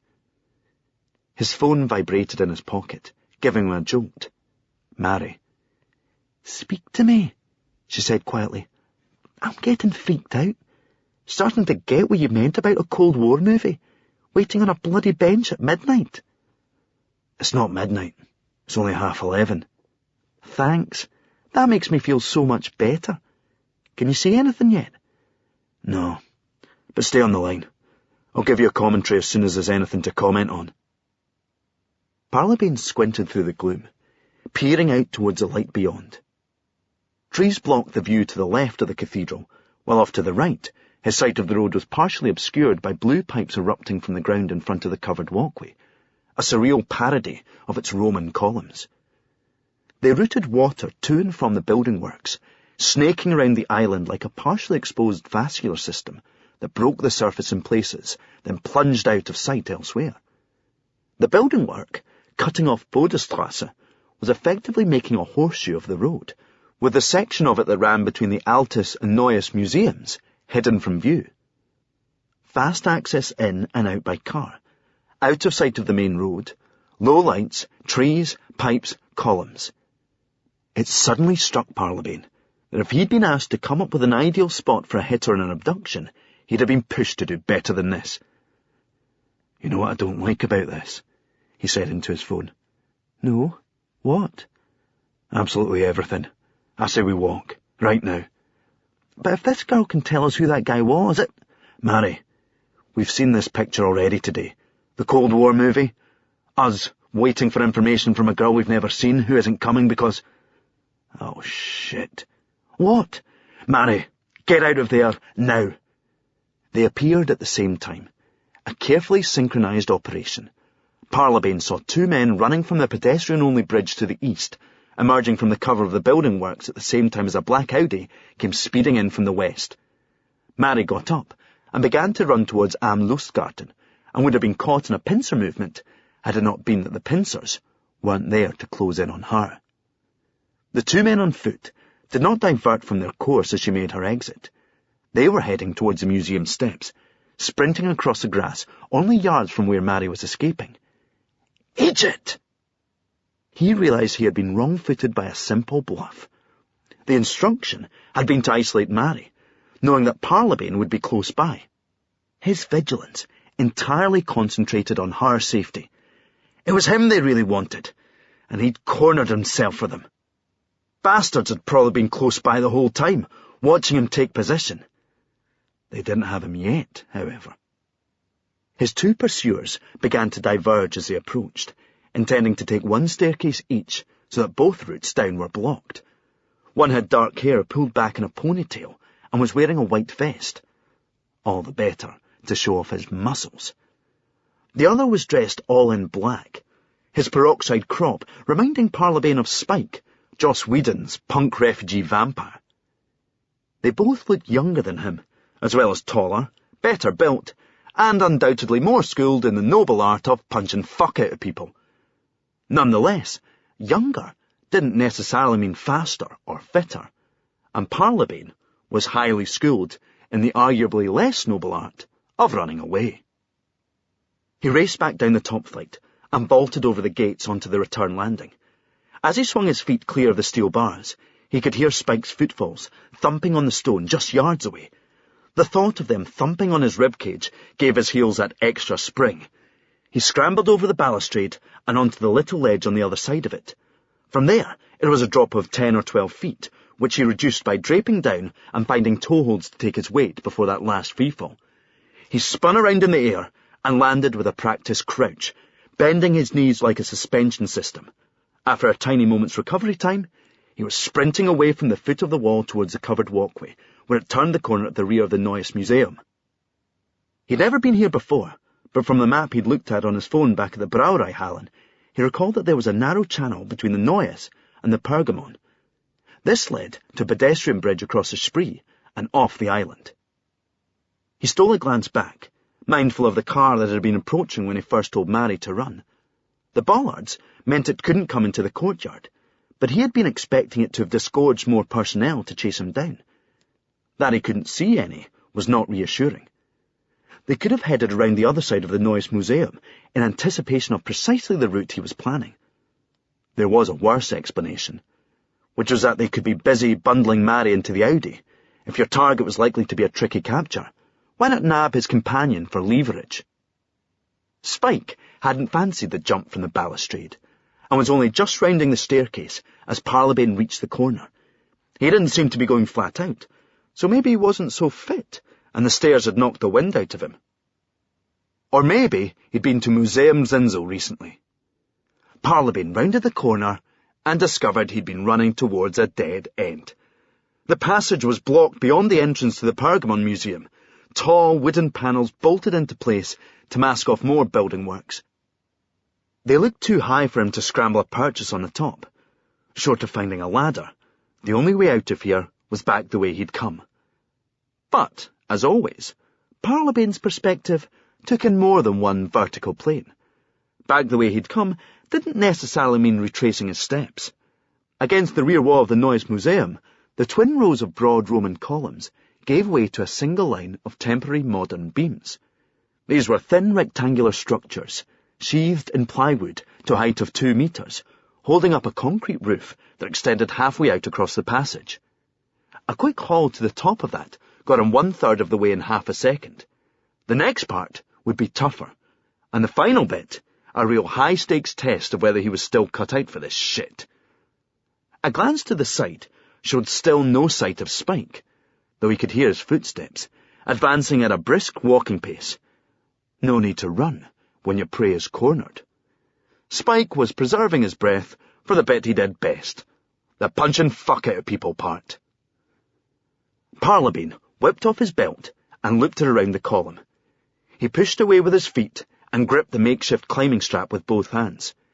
He recalled getting screamed at by his mother when she caught him doing something similar up a telegraph pole when he was about 9. "You'll end up killing yourself," she had warned him. He reached the top as his pursuer stomped around the corner. He was out of the guy's reach, but far from in the clear, and it would all be moot if it turned out his muscles weren't the only guns Spike was packing. Parlabane threw his left arm onto the overhang and dangled by just that for a moment, as the tension in the belt was lost. This was when he found out whether it would still be worth a trip back to those Highland rock faces, and more immediately, whether he would have the option. The fingers on his right hand found purchase, and he hauled himself over the edge. He silently thanked Sarah for the years of nagging that had kept him on the right side of the algorithms governing workouts and haggis suppers, specifically their corresponding relationships with weight and upper body strength. He had a look towards the wooden fence. It was too far to clear with a running jump, and anyway, he couldn't see where he'd be landing on the other side. Even if he didn't impale himself on the end of a rebar strip, the fall from this height would easily break his legs. There was only one way to go, and it was a bloody long way. He sprinted along the edge of the walkway's roof, reluctant to test whether the glass covering the stone slabs would bear his full running weight. Down below, he heard urgent shouts back and forth in German. He wished he spoke it. Maybe these guys had more idea than he did as to where and how he was planning to get down from this thing. He thought of those blue pipes on Bodestrasse. The ones rising up were feeding a horizontal tube running parallel to the walkway. The problem was, he didn't have the head start for getting down that he had enjoyed for the ascent. Plus, there was still the issue of the black Audi, which he could see parked behind the Altes Museum. Wherever he chose to come down, they'd be waiting for him. Unless, that was, he came down somewhere they couldn't wait. He kept running, his pursuers doggedly following below. They still appeared to be in no particular hurry, content to keep him in sight in the knowledge that he was stuck up there. Then their voices became more urgent, and their pace picked up, as they realized that he wasn't as contained as they assumed. On the far side of the square, there was a high-security gate running from the walkway to the outer wall of the Alte National Gallery. The walkway extended just a little past this, where it abutted a low, curved building right on the edge of the river.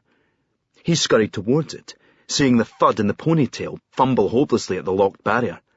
"Aye, there's your dinner," he muttered to himself. Parlabane ran along the roof of the curved stone structure, It looked like some kind of admin office for the rest of the island. It was too small to be another gallery, but unfortunately, too high for him to drape down from.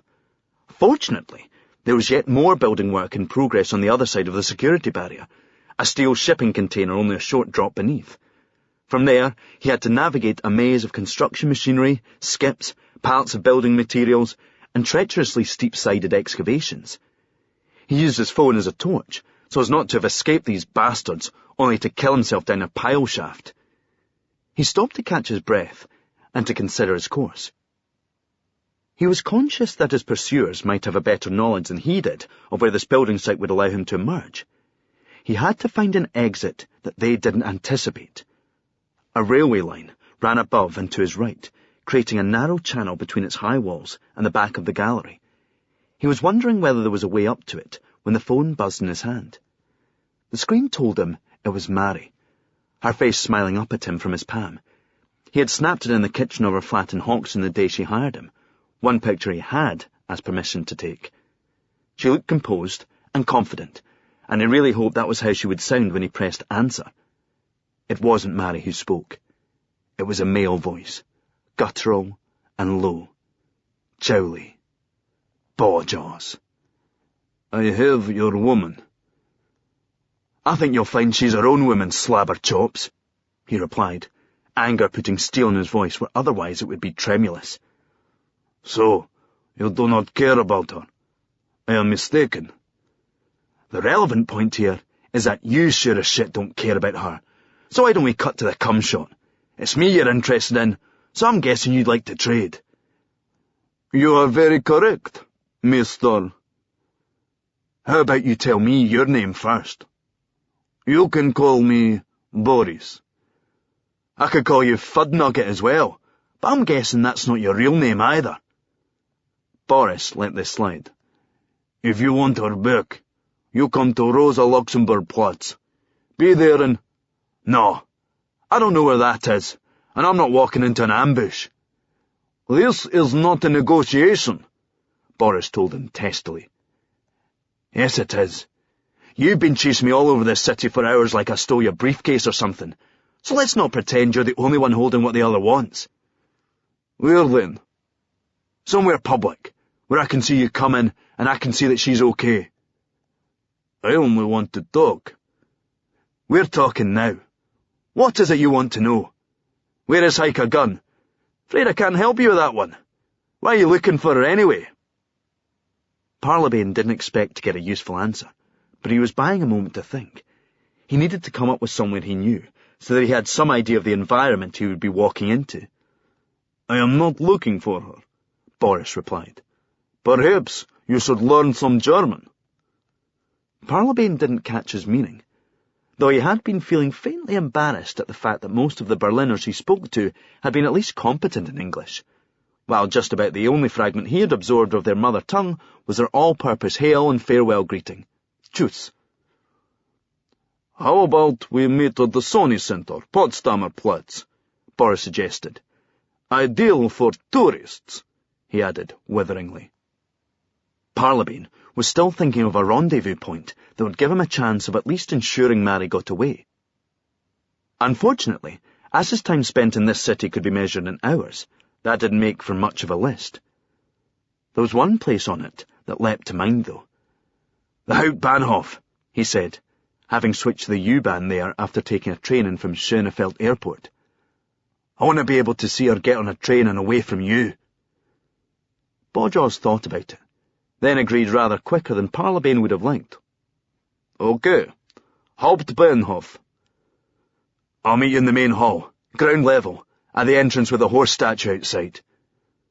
Parlabane was thinking he could raise the alarm with the station staff as soon as Mary was brought in under visible duress. Unfortunately, Boris wasn't having it. You are right that this is a negotiation, but you are not negotiating with an idiot. So, what's your counter-offer? You take a train from Friedrichstrasse. It will arrive on platform 16, where we will be waiting. I do not know in which car you arrive, so when I see you on the platform, I release your woman. She can get on the train before it leaves. She goes free, You come to us. Okay. I get off the train, she gets on it. Alone, Parlabane added. Alone? Yes. But let this be clear. If you try to get back on the train, or if you run before it leaves, someone will get on the train with her, and he will cut her open before she can call for help.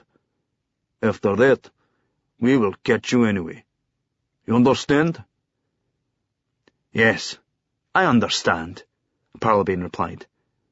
Your English is very good, he added acidly, then hung up.